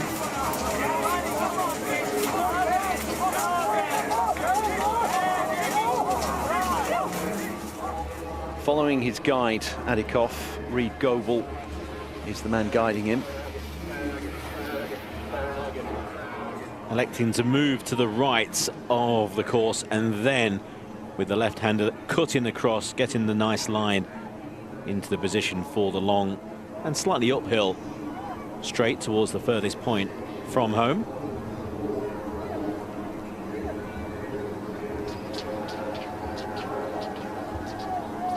Time at halfway, 14:34 for Jake Adikov. And there isn't a competitor out there who's going to be within a minute of that time. We've said before, we know he can sprint, and perhaps he's just going to do 4 sprints in a row.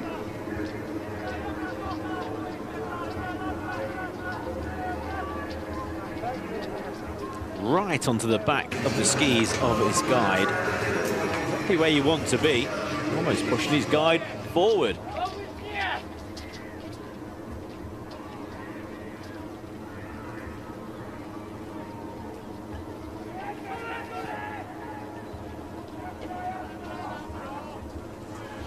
Clear track ahead of him now.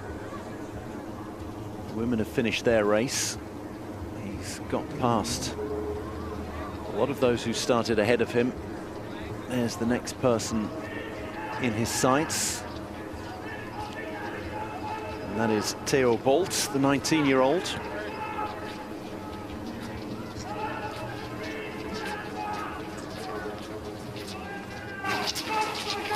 Yu Shuang currently in second position, 1 minute and 3 behind Adikov. 1:26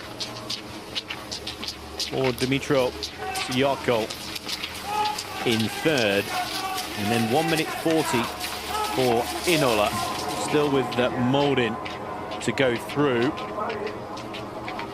Sebastian Moldin will be around about the time of Syarko. So at the moment, it's looking very good for Adikov in front for the gold. And there's 3 athletes, I'll say 4 with Inola, in the conversation for silver and bronze. One of those being Dmitry Syarko. And there we go, no need for the microphones and the headsets. Alexander Nikonovic just turning around and shouting the odds to Syarko. Endreliken, the 19-year-old, Lars Øvrebø is his guide. Syarko knows how to win bronze medals. The silver hasn't gone yet, but bronze medal winner in the biathlon individual here in Milano Cortina. 3 bronze medals in Beijing, in biathlon sprint and middle distance, and also in this very event, the cross-country middle distance, as part of the open relay gold medal winning team from Ukraine. Very powerful team. You need to be a good athlete to be on their relay team. Inki Inola, the Finnish athlete, has just gone past again, definitely without a guide. There are plenty of other guides out there for him to follow, all in yellow bibs. Yu Shuang, a minute and a half adrift now.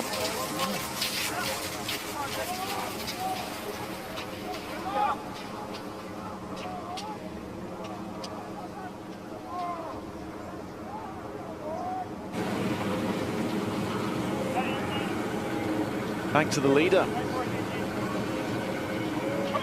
Jake Adikov. By over a minute. He's in the gold medal position. Skiing with supreme confidence and speed.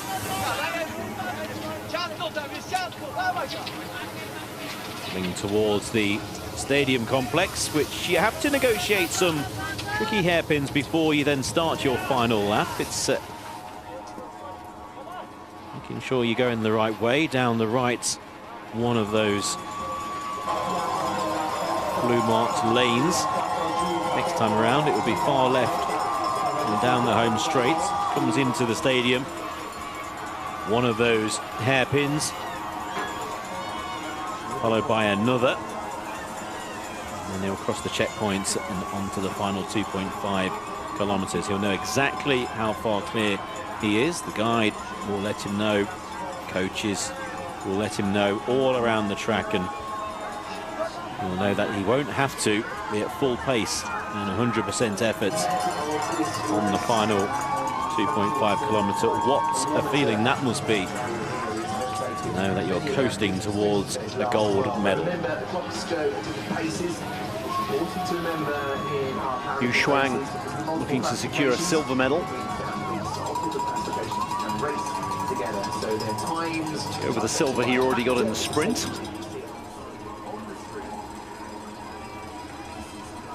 Second of the left of the hairpins, a slightly wider hairpin. I'm sure is greatly appreciated.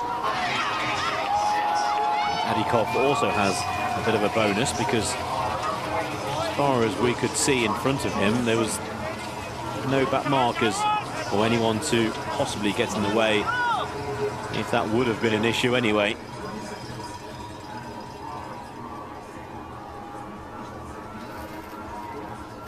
Adikov 21:51.9 at the 7.5 kilometer checkpoints. 2 minutes and 7 ahead of Dimitar Shuakov.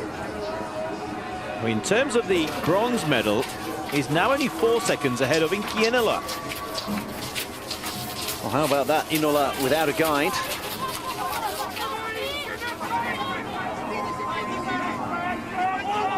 It's getting a little tighter now going up this hill. There is Inola on the right.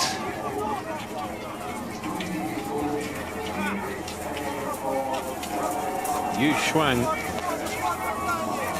moves into the silver medal position as expected, 1:44 behind Adikov, and that will be 25 seconds then in front of the battle for the bronze. In that conversation for the bronze medal is Sebastian Morin, 31 years old now, originally from Östersund.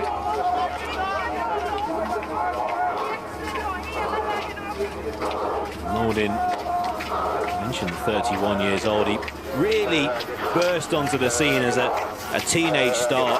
Won a bronze in the cross-country sprint in Vancouver when he was only 15.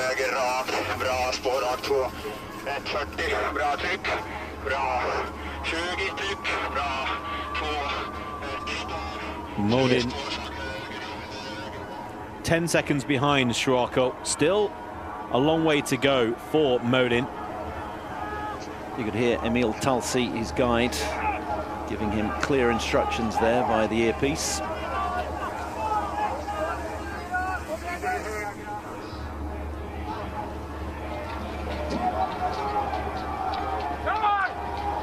Confirmed standings at 6.2 kilometers, with Morin now going through that particular checkpoint. Yet to finish his third lap, but at the moment Morin is in 4th position, 10 seconds behind Shuako and only 2 in front of Inola. So the bronze medal race is between three.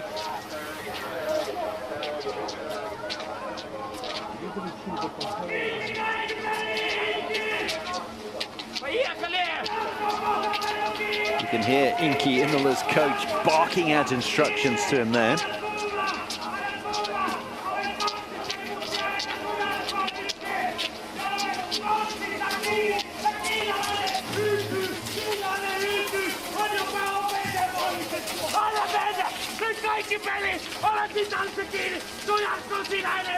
And there you can see him, look at that, he's getting involved there. The coach is leaving it all out.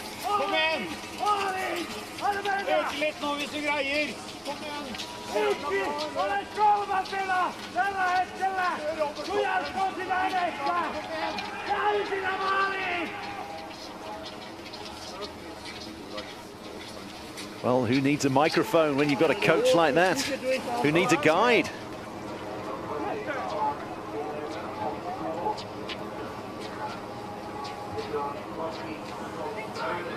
Piotr Garbowski, a 52-year-old from Sanok in his third Paralympic Games.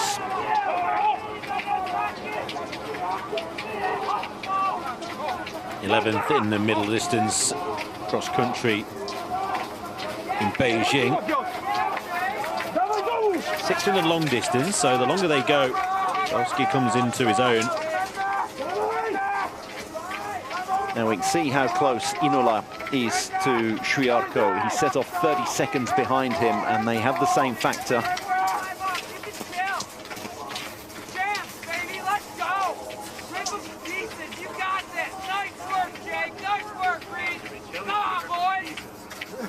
Adikov at 1 minute 49 in front of Inola, and with only 1.3 kilometers between himself and a second gold medal here in Milano Cortina.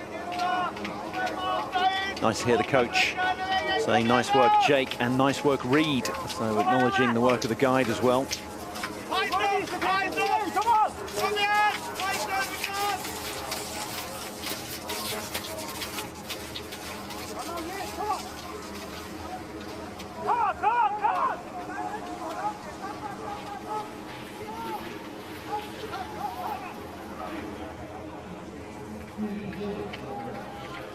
Over to Modine. Sebastian Modine has reached the three-quarter points of his race. 23 and 49. Moves into the third position. Bronze medal is currently in the grasp of Sebastian Modine. And he's moved 10 seconds in front of Shuiarko.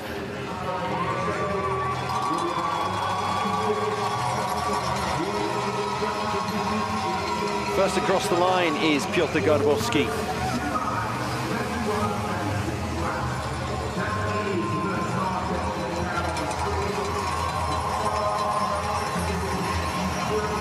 Now Shuiarko and Inola. Inola crosses the line. And here comes Jake Adikov, skiing towards another gold medal. Jake Adikov, gold medal in the men's cross-country middle distance. A second gold medal here in Milano Cortina. Jake Adikov, guide Reed Goebel, a golden partnership.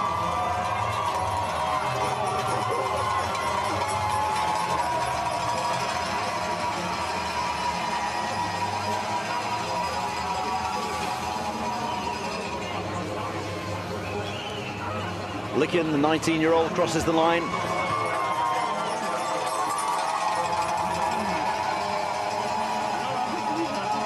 All the teenagers. Theo Bolt.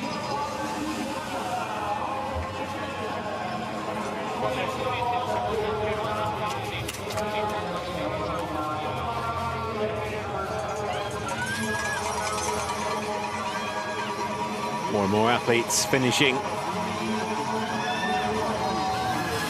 Glavchuk into 6th position as the leaderboard starts to form. And it all gets rather crowded down at the finish area. A lot of athletes, a lot of guides. A lot of deep breaths as well. Jake Adikov.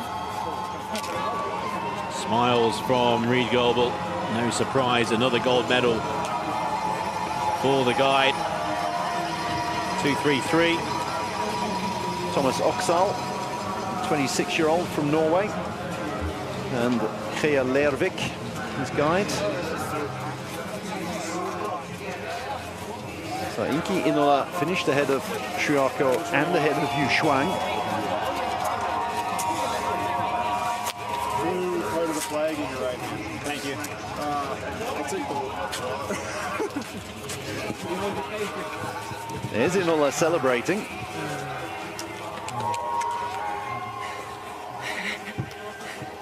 Yes.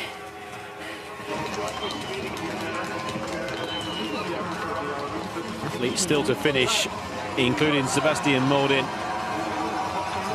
Absolutely brilliant from Inki Inola to pick up Yu Shuang.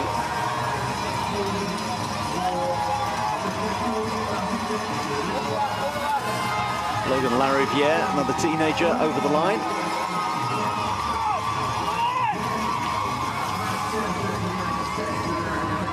Nelson 9:05 behind teammate Adikov. Jake Adikov. What? Gold medal in the cross-country sprint, gold in the cross-country middle distance. And truth be told, no one got close to Adikov today.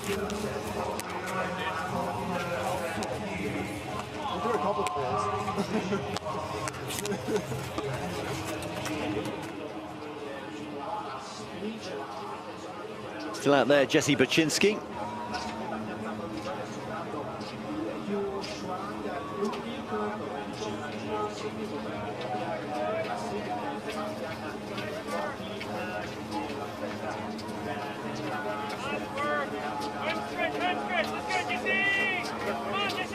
Then in the background, Sebastian Modin. He's the one we need to keep an eye on in terms of the medals. Inki Inola will be keeping an eye on him. Inki Inola's final 1.3 kilometer was extraordinary to overtake Chuako and Yu Shuang, who may have had an issue in the final 1.3 kilometers to drop down into what is a third position at the moment. But Sebastian Modin,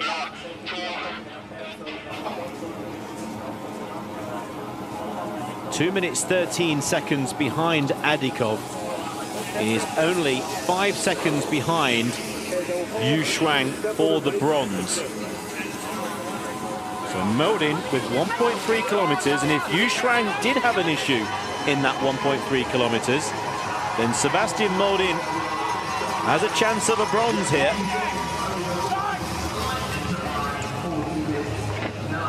Light man, the first to start, is 13th across the line.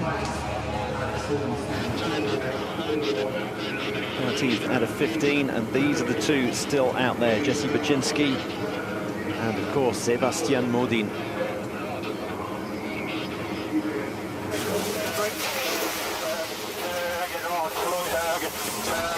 Modin will have to negotiate this downhill section, and does so. The gap between himself and Yu Shuang was 5 seconds over the final hill. Sebastian Modin skiing towards a possible bronze medal in the cross-country middle distance. The time 30:08 to beat Sebastian Modin. Will it be bronze for Modin? It will be. Bronze by 0.6 of a second.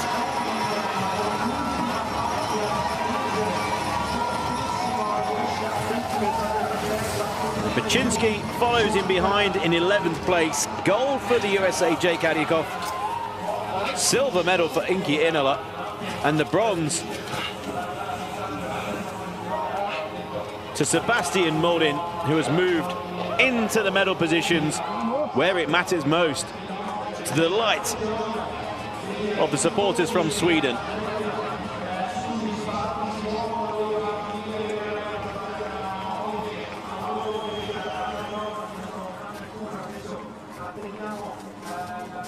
Well, a superb men's 10-kilometre interval starts at vision impaired race with Jake Adikov and Reed Goebel dominating from start to finish. Inki Enala with the silver medal.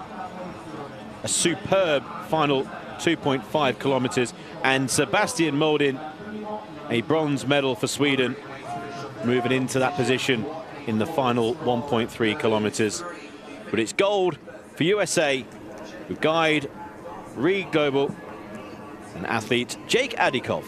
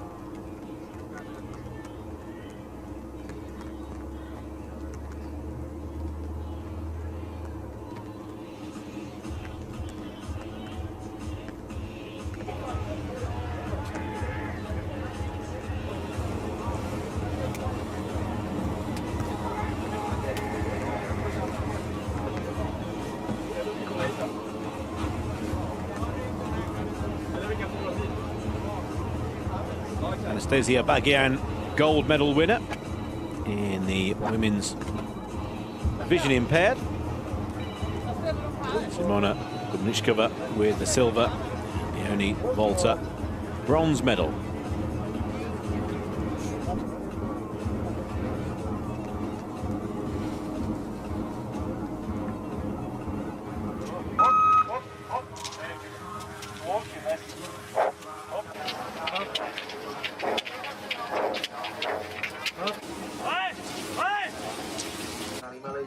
Navigating one of those quick down.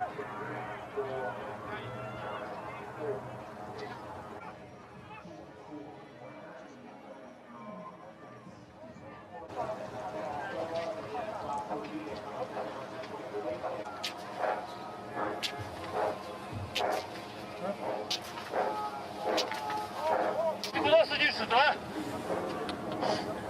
Понял.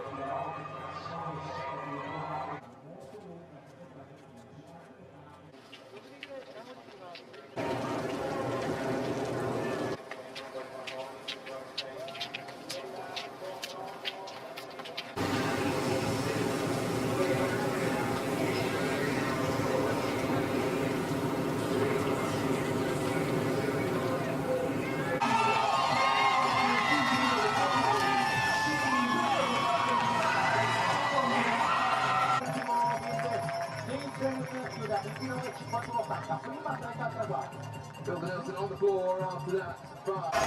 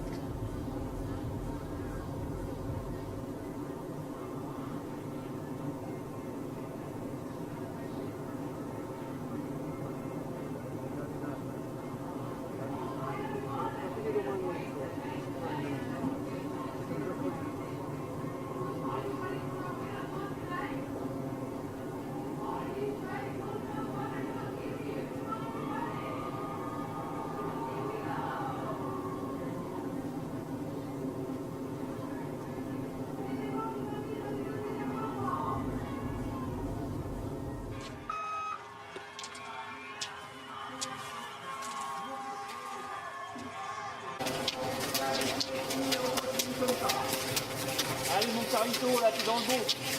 Allez mon Carlo, t'es dans le bon. Pas de d'écart mon Carlito. Tu restes.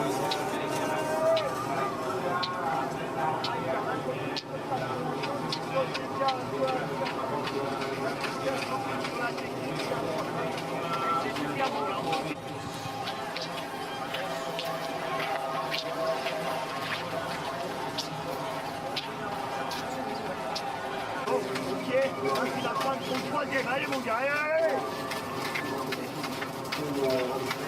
Ah!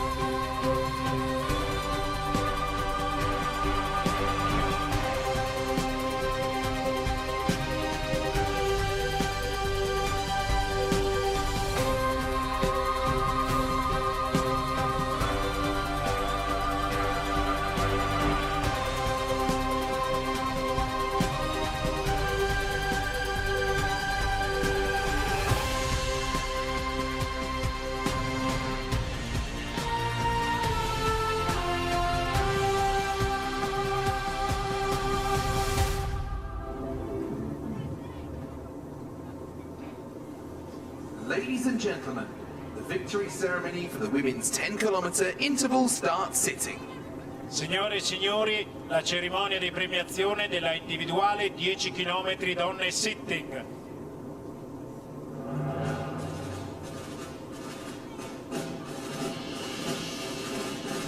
Please welcome the medalists. Accogliamo le vincitrici. Para cross-country skiing, the sitting event, 10 kilometers for the women at the Milano Cortina 2026 Paralympic Winter Games.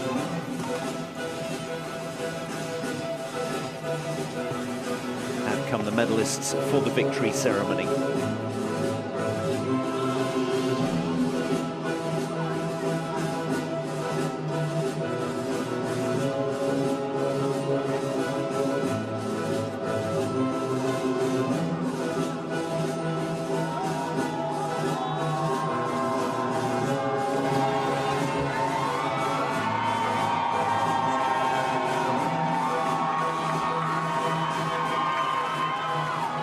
The medals will be presented by Le medaglie saranno consegnate da Ms. Vladislava Kravchenko, International Paralympic Committee Athletes Council Chair. Presidente del Consiglio degli Atleti del Comitato Paralimpico Internazionale. Accompanied by Accompagnato da Mr. Stefano Arnold, Chair FIS Para Snow Sports Committee. Presidente del Comitato FIS Para Snow Sports.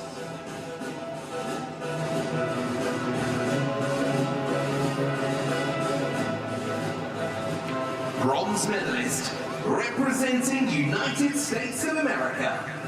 Medaglia di bronzo degli Stati Uniti d'America, Kendall Gretsch. Kendall Gretsch. She seems to be an Italian. Kendall Gretsch, 53 years old from Illinois. She won this event when it was over 12 kilometers 8 years ago. That's the Paralympic Winter Games 2018 that were held in Pyeongchang. She now has 3 gold, 2 silver and 3 bronze medals at Paralympic Winter Games to her name.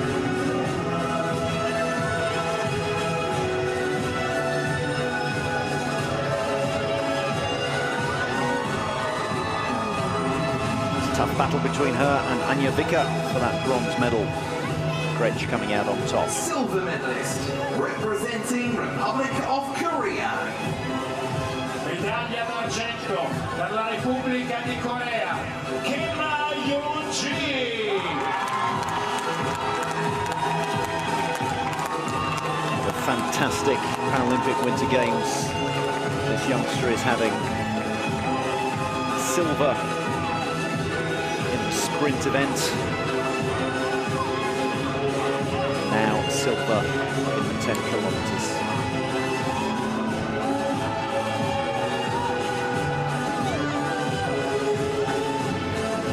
Racking up the medals and racking up the Milos and Tinas.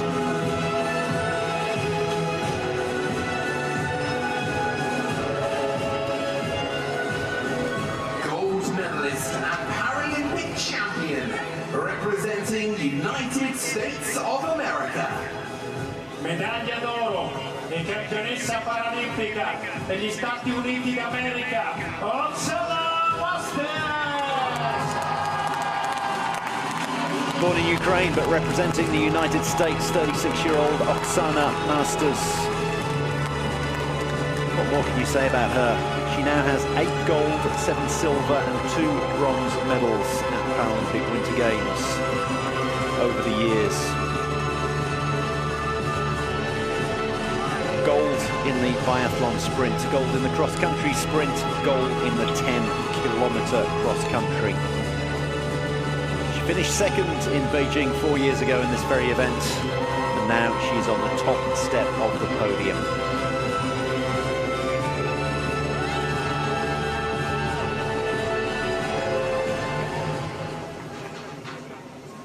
Ladies and gentlemen, please stand if you are able for the anthem of United States of America. Signore e signori, se potete vi preghiamo di alzarvi per l'inno degli Stati Uniti d'America.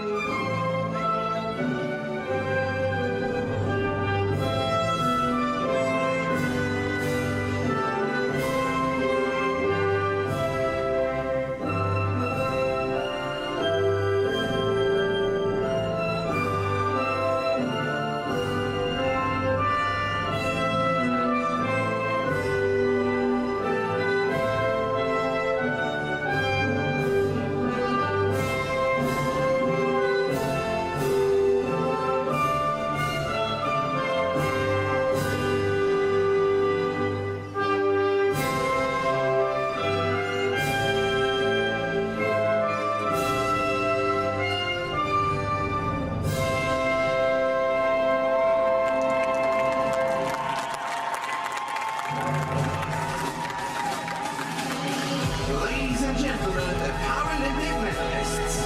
Signore e signori, le vincitrici delle medaglie paralimpiche.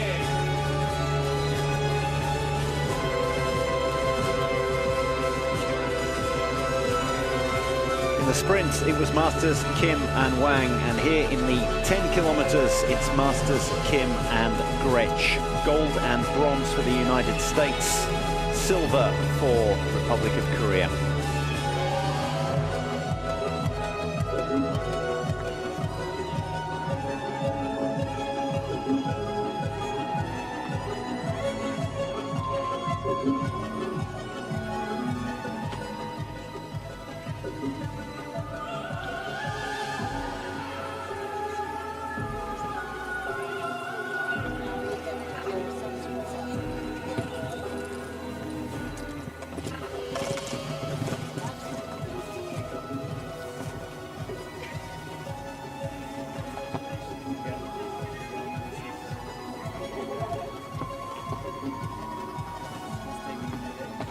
I think Kendall is better than me. I can use the side buttons.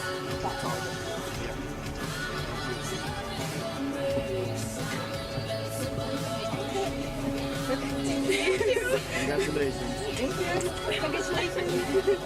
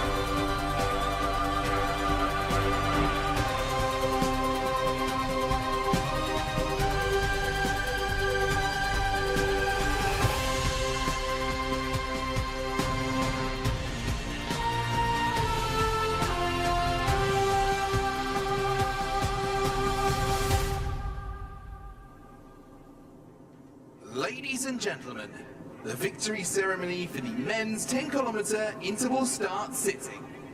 Signore e signori, la cerimonia di premiazione della individuale 10 km uomini sitting.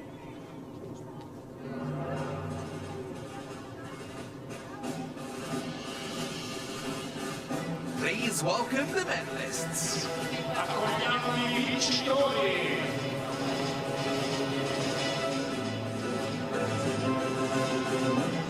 The victory ceremony for the men's 10-kilometer sitting cross country. We at Milano Cortina 2026 Paralympic Winter Games.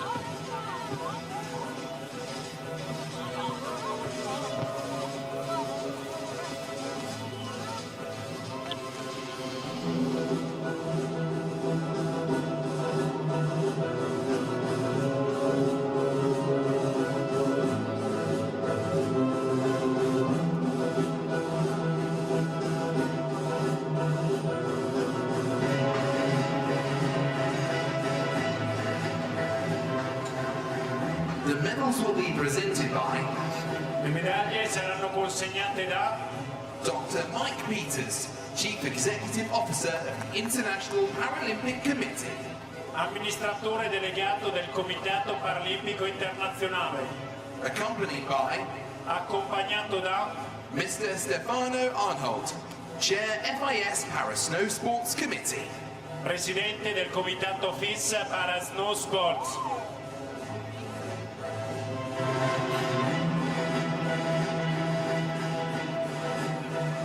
bronze medalist representing People's Republic of China, medaglia di bronzo per la Repubblica Popolare Cinese, Cheng Ponga.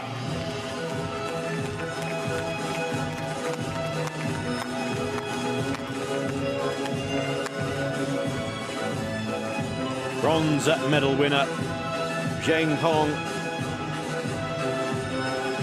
People's Republic of China. And the men's sit-in cross-country, 33-year-old.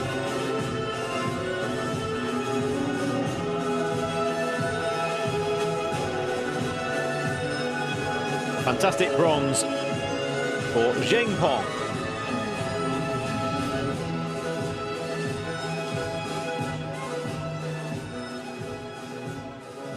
silver medalist representing People's Republic of China, Medaglia d'argento per la Repubblica Popolare Cinese, Mao Zhonghu. Silver medal for Mao Zhonghu of China. 2 medals for China, a bronze and a silver.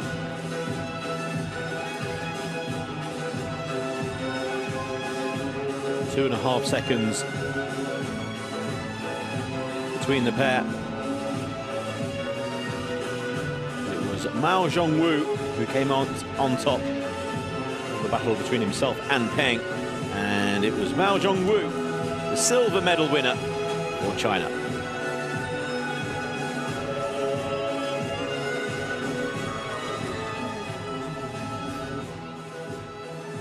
gold medalist and Paralympic champion representing Russian Federation, Medaglia d'oro e campione paralimpico per la Federazione Russa, Ivan Golubakov.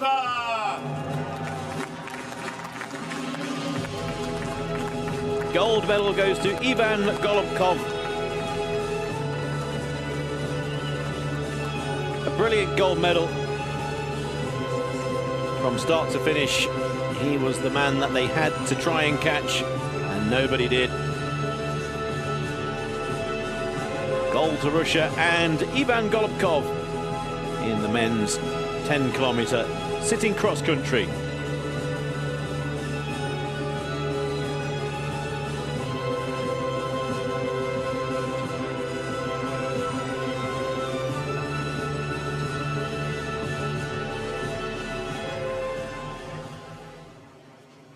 Ladies and gentlemen, please stand if you are able for the anthem of Russian Federation.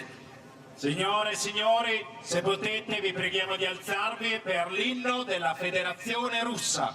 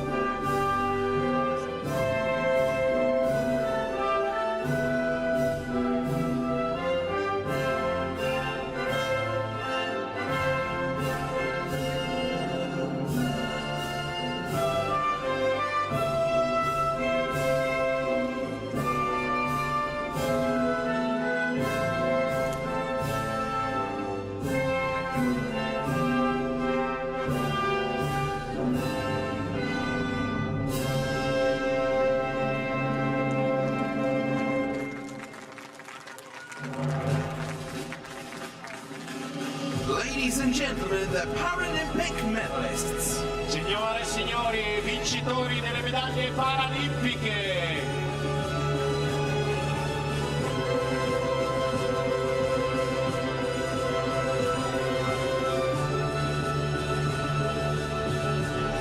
Men's 10-kilometre interval start, sit-in cross-country, gold medal to Ivan Golubkov of Russia, silver medal to China and Mao Zhongwu, and a bronze medal to China, Zhang Peng.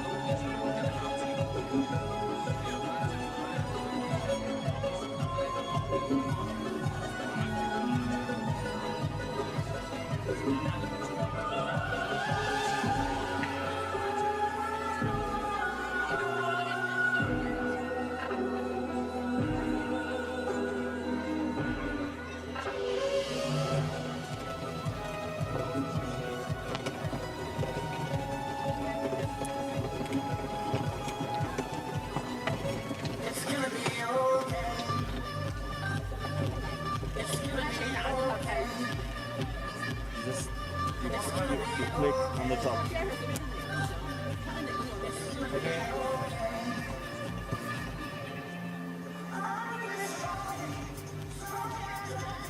Congratulations.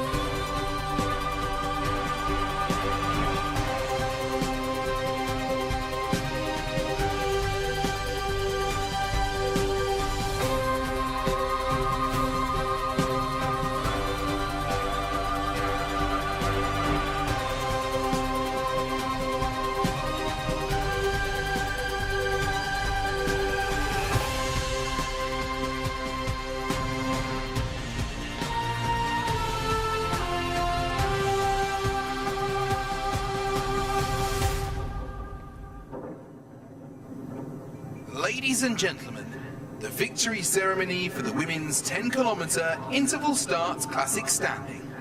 Signore e signori, la cerimonia di premiazione della individuale 10 km donne tecnica classica standing.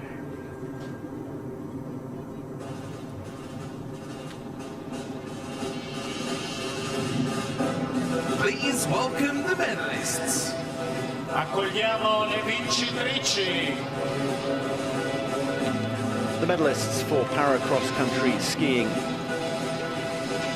Women's 10-kilometre interval start classic standing at the Milano Cortina 2026 Paralympic Winter Games.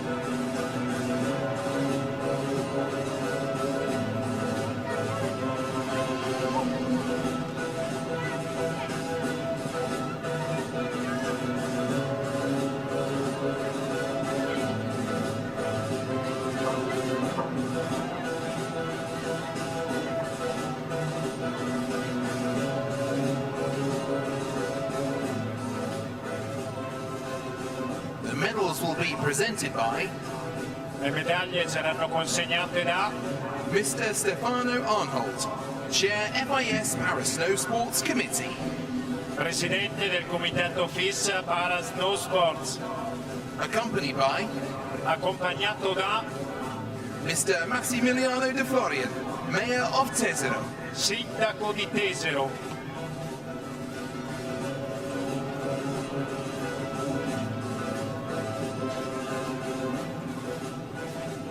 bronze medalist, representing Canada.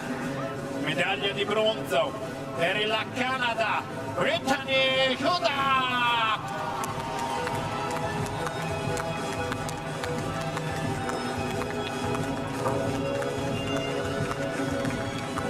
Bronze medal for Brittany Hudak, to go with the one she won in Beijing 4 years ago over the 15-kilometer distance.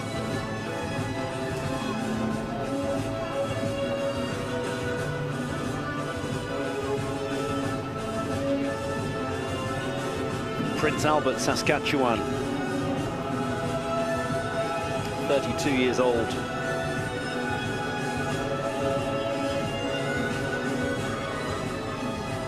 Has 4 Paralympic Winter bronze medals. Representing Norway. Medaglia d'argento per la Norvegia, Vilde Nilsen. 25-year-old who got silver in the sprint in 2018 and 2022, and then went one better here in 2026 with gold. Now adds a silver in the 10-kilometer event.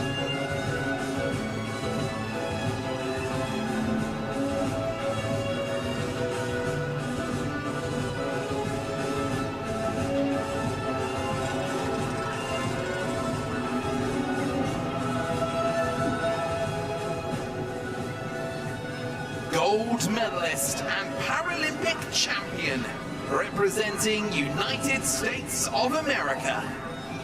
Medaglia d'oro e campionessa paralimpica degli Stati Uniti d'America, Sydney Peterson.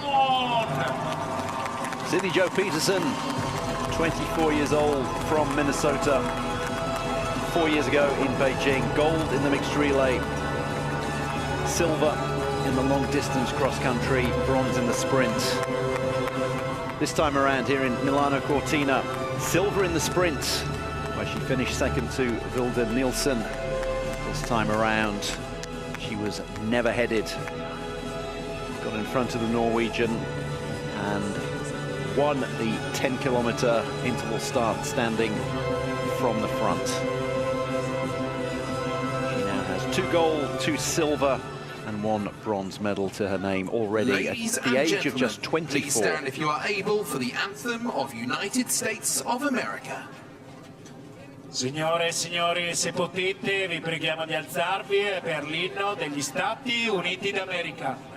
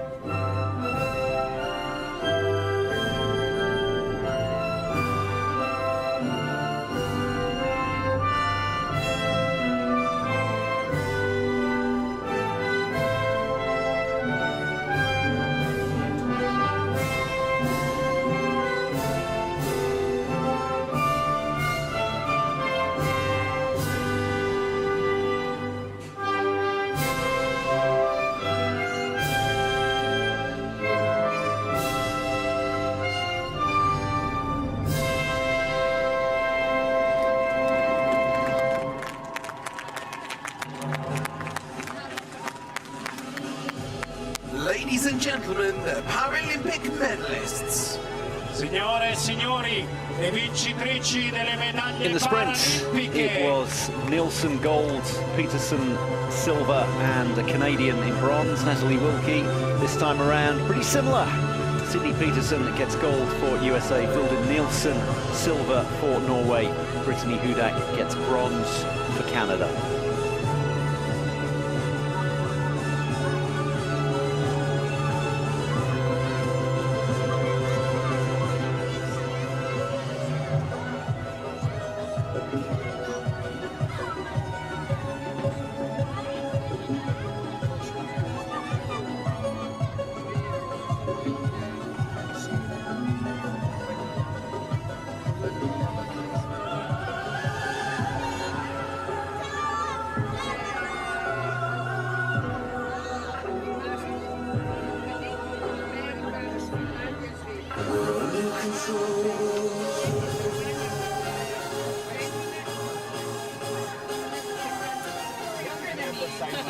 more with the times. Good job,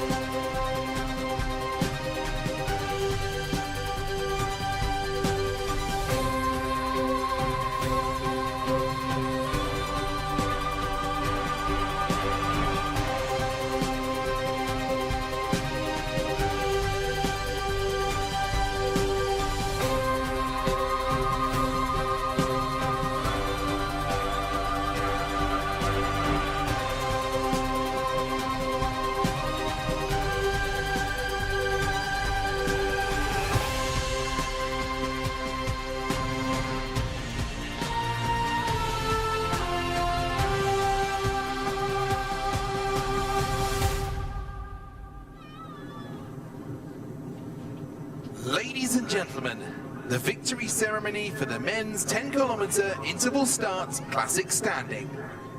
Signore e signori, la cerimonia di premiazione della individuale 10 km uomini tecnica classica standing.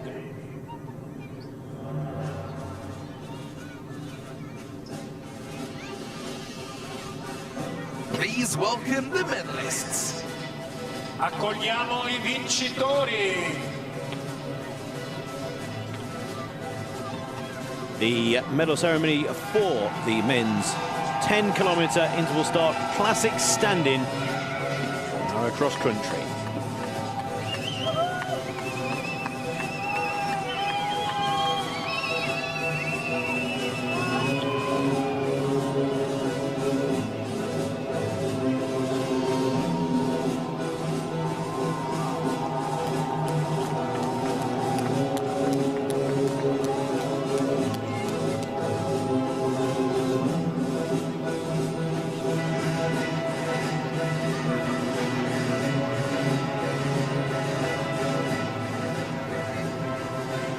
The medals will be presented by Le medaglie saranno consegnate da Mr. Yasushi Yamawaki, former governing board member of the International Paralympic Committee. ex membro del consiglio direttivo del Comitato Paralimpico Internazionale, Accompanied by accompagnato da Mr. Stefano Arnholt, Chair FIS Para Snow Sports Committee. presidente del Comitato FIS Para Snow Sports.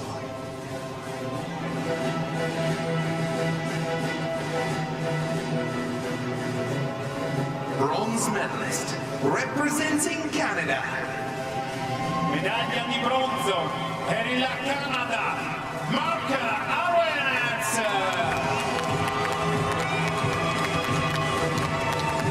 Bronze medal to Mark Arens of Canada. Men's 10-kilometer cross-country standing to go. Alongside his silver in the individual biathlon.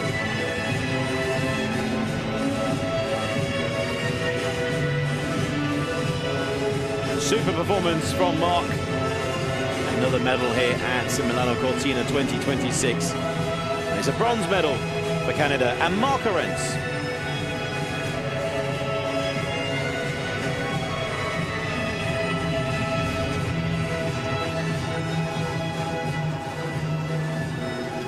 Silver medalist, representing Belarus. Medaglia d'argento per la Bielorussia, Roman Sviretsenka. Roman Sviretsenka, silver medal winner in the men's 10-kilometer cross-country standing, to go alongside his gold medal in the cross-country sprint. tried to keep tabs on the gold medal winner, even with his pace. Svitsenka couldn't get close. Svitsenka, a silver medal winner.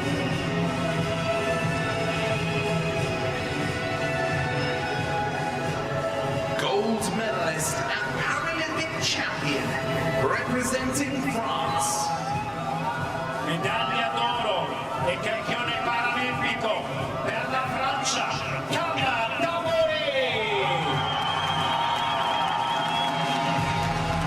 A new star in para cross country, Carl Tabouret of France.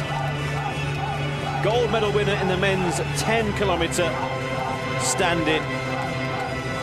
He stands proud and tall on the top step of the podium in Milano Cortina 2026. 22 years old. From start to finish in front over the 10 kilometers. Carl Tabouret, Paralympic Winter Games champion.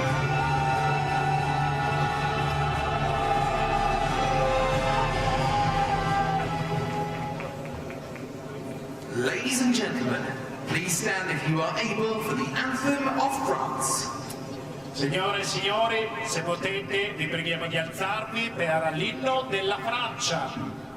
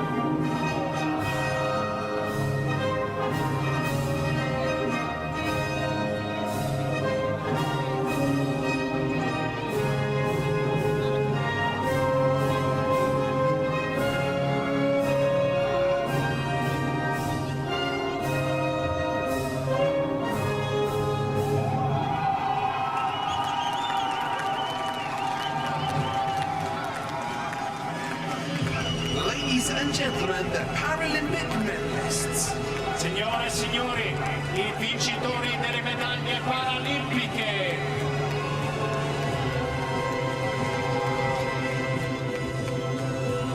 Men's 10-kilometer interval start standing para cross country. Gold medal to France and Carl Tabouret.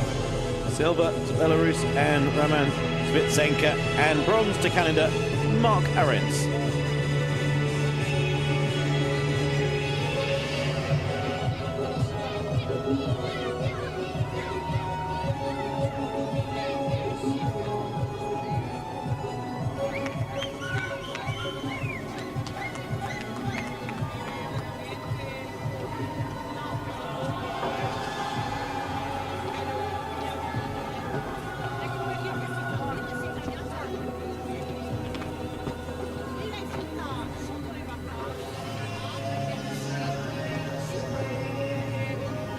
Hit any of the side buttons.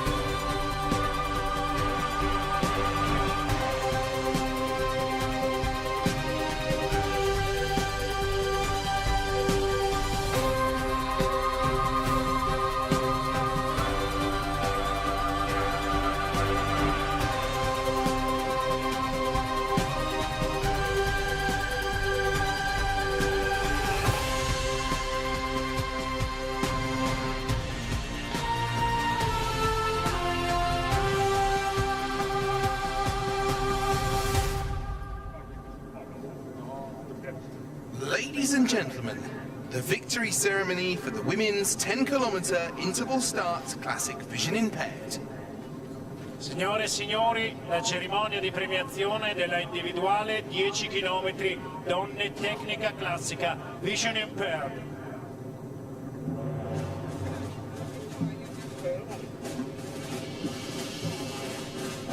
Please welcome the medalists. Accogliamo le vincitrici.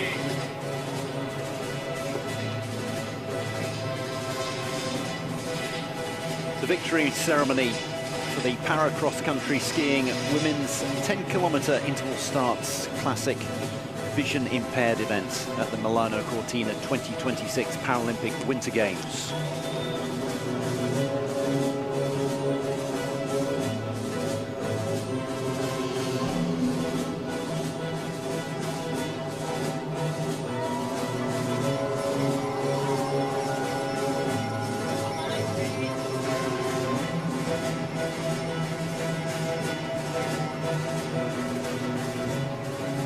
The medals will be presented by Le medaglie saranno consegnate da Mr. Mattia Cottani, Provincial Councillor for Sports of Trento, assessore provinciale allo sport di Trento, accompanied by accompagnato da Mr. Stefano Arnold, Chair FIS Para Snow Sports Committee.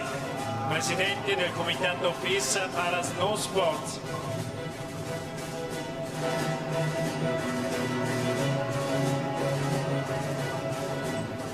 Bronze medalist, representing Germany. Medaglia di bronzo per la Germania. Maria Leonie Walter e la guida Christian Krashman.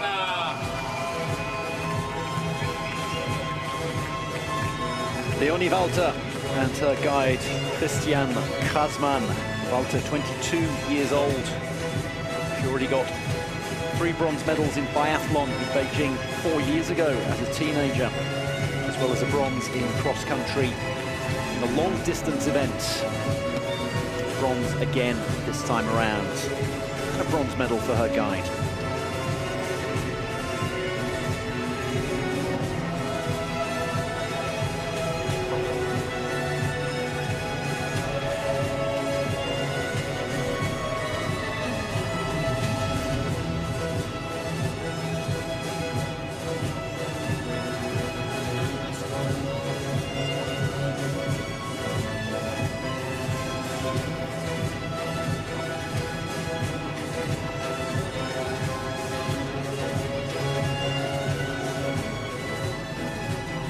Silver medalist, representing Czechia.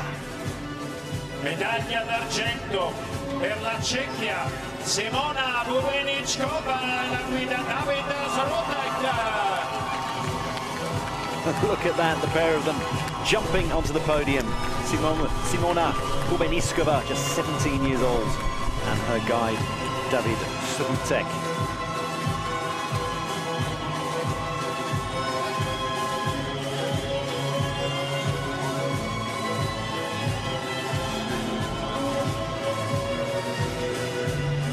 Silver over this distance in the biathlon, 4th in the sprint. Now a silver medal here.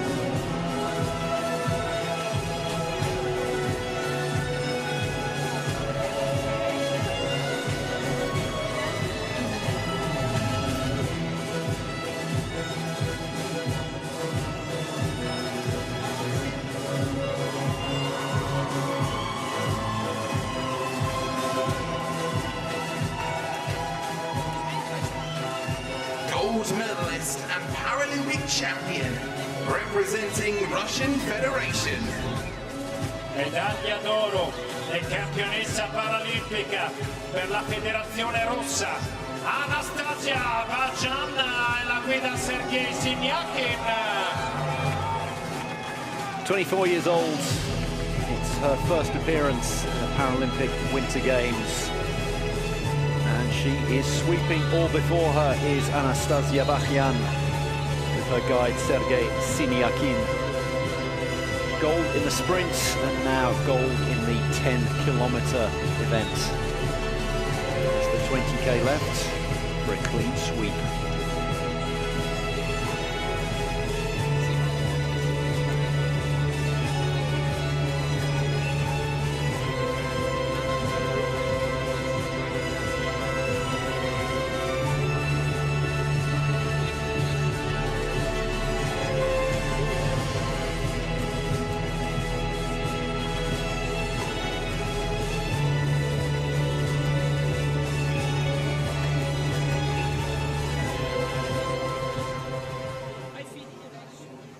Ladies and gentlemen, please stand if you are able for the anthem of Russian Federation.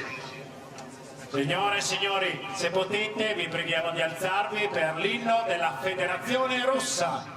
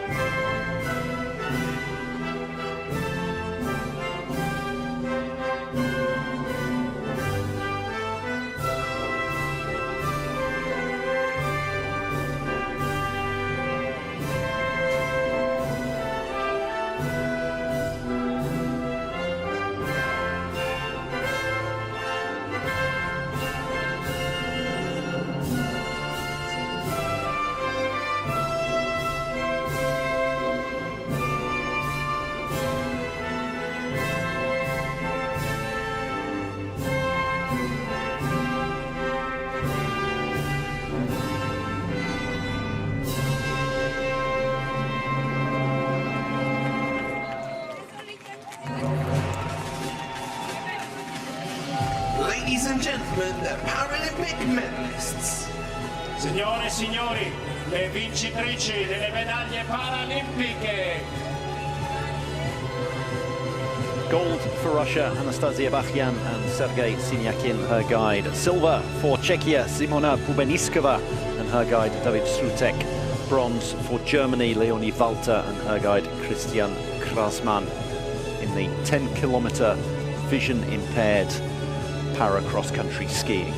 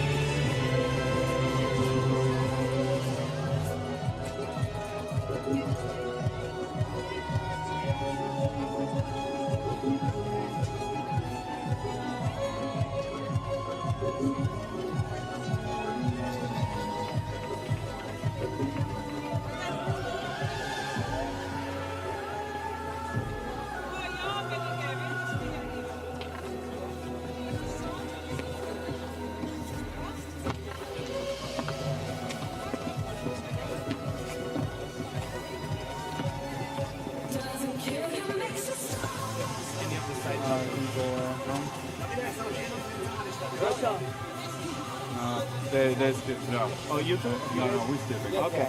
Thanks, guys.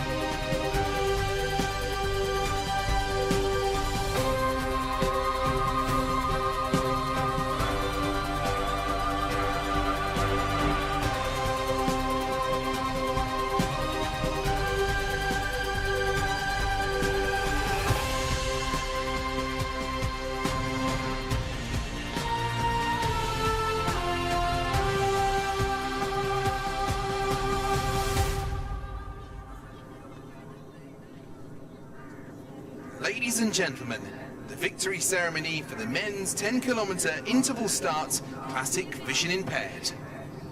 Signore e signori, la cerimonia di premiazione della individuale 10 km uomini, tecnica classica vision impaired.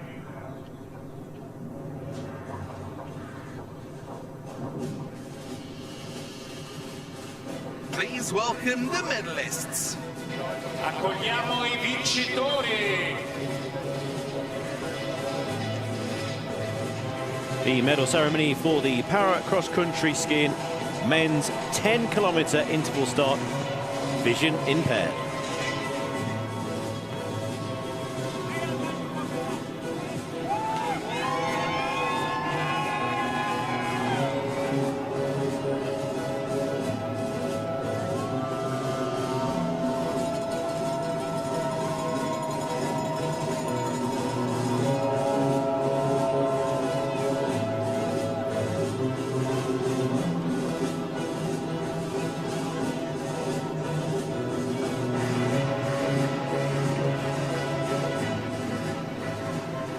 The medals will be presented by Le medaglie saranno consegnate da Mr. Massimiliano De Florio, Mayor of Tesero, Sindaco di Tesero, accompanied by accompagnato da Mr. Mattia Gottardi, Provincial Councillor for Sports of Trento. Assessore provinciale dello sport di Trento.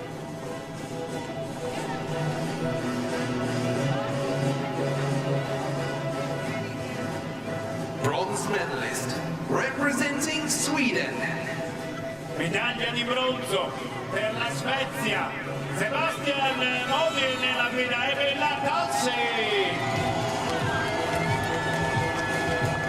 Guide Emil Talsi alongside Sebastian Modin from Sweden. Bronze medal winners in the men's 10-kilometer para cross-country VI. A bronze to go alongside the bronze medal. They both won in the sprint cross-country. Not only is Sebastian Modin quick, he's also got endurance as well. Picking up the bronze medal late on in the race. It wasn't until the final kilometre where Sebastian Modin moved into the bronze medal position. 10-kilometre. silver medalist, representing Finland, Medaglia d'argento per la Finlandia, Inki Inola, la guida Retto Inkila.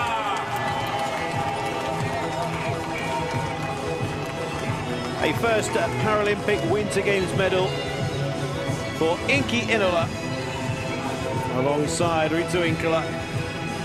Fantastic silver medal for the athlete and guide from Finland.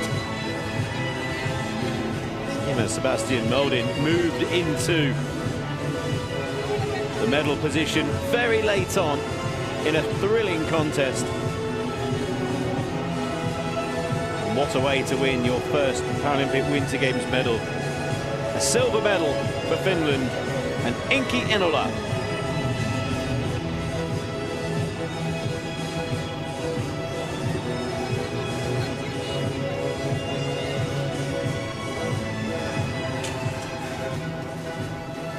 gold medalist and Paralympic champion, representing United States of America. Medaglia d'oro e campione paralimpico degli Stati Uniti d'America, Jake Adikoff, la guida Reed Goebel. Jake Adikoff, Reed Goebel, take a bow. Gold medal winners in the men's 10-kilometer para cross-country VI to go with the sprint cross-country gold medal. Double gold for Goebel and Adikoff in Milano Cortina 2026. Dominated from the start. And the gold medal was secured by nearly 2 minutes. Once again, it's a gold medal for Jake Adikov.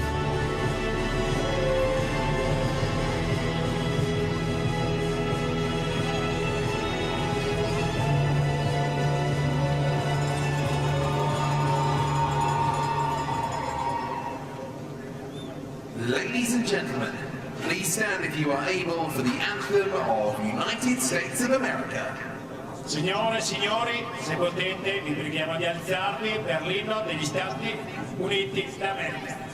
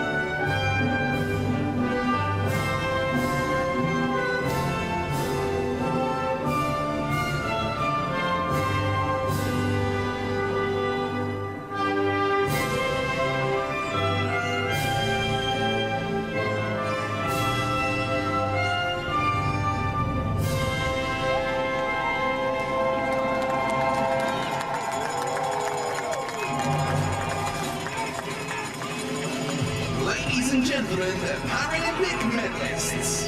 Signore e signori, i vincitori delle medaglie paralimpiche. Gold medal for the USA, Jake Adikov and Reid Goebel. Silver for Finland, and Inki Inola and Ritu Inkala. And bronze for Sweden, Sebastian Modin, Emil Tassi.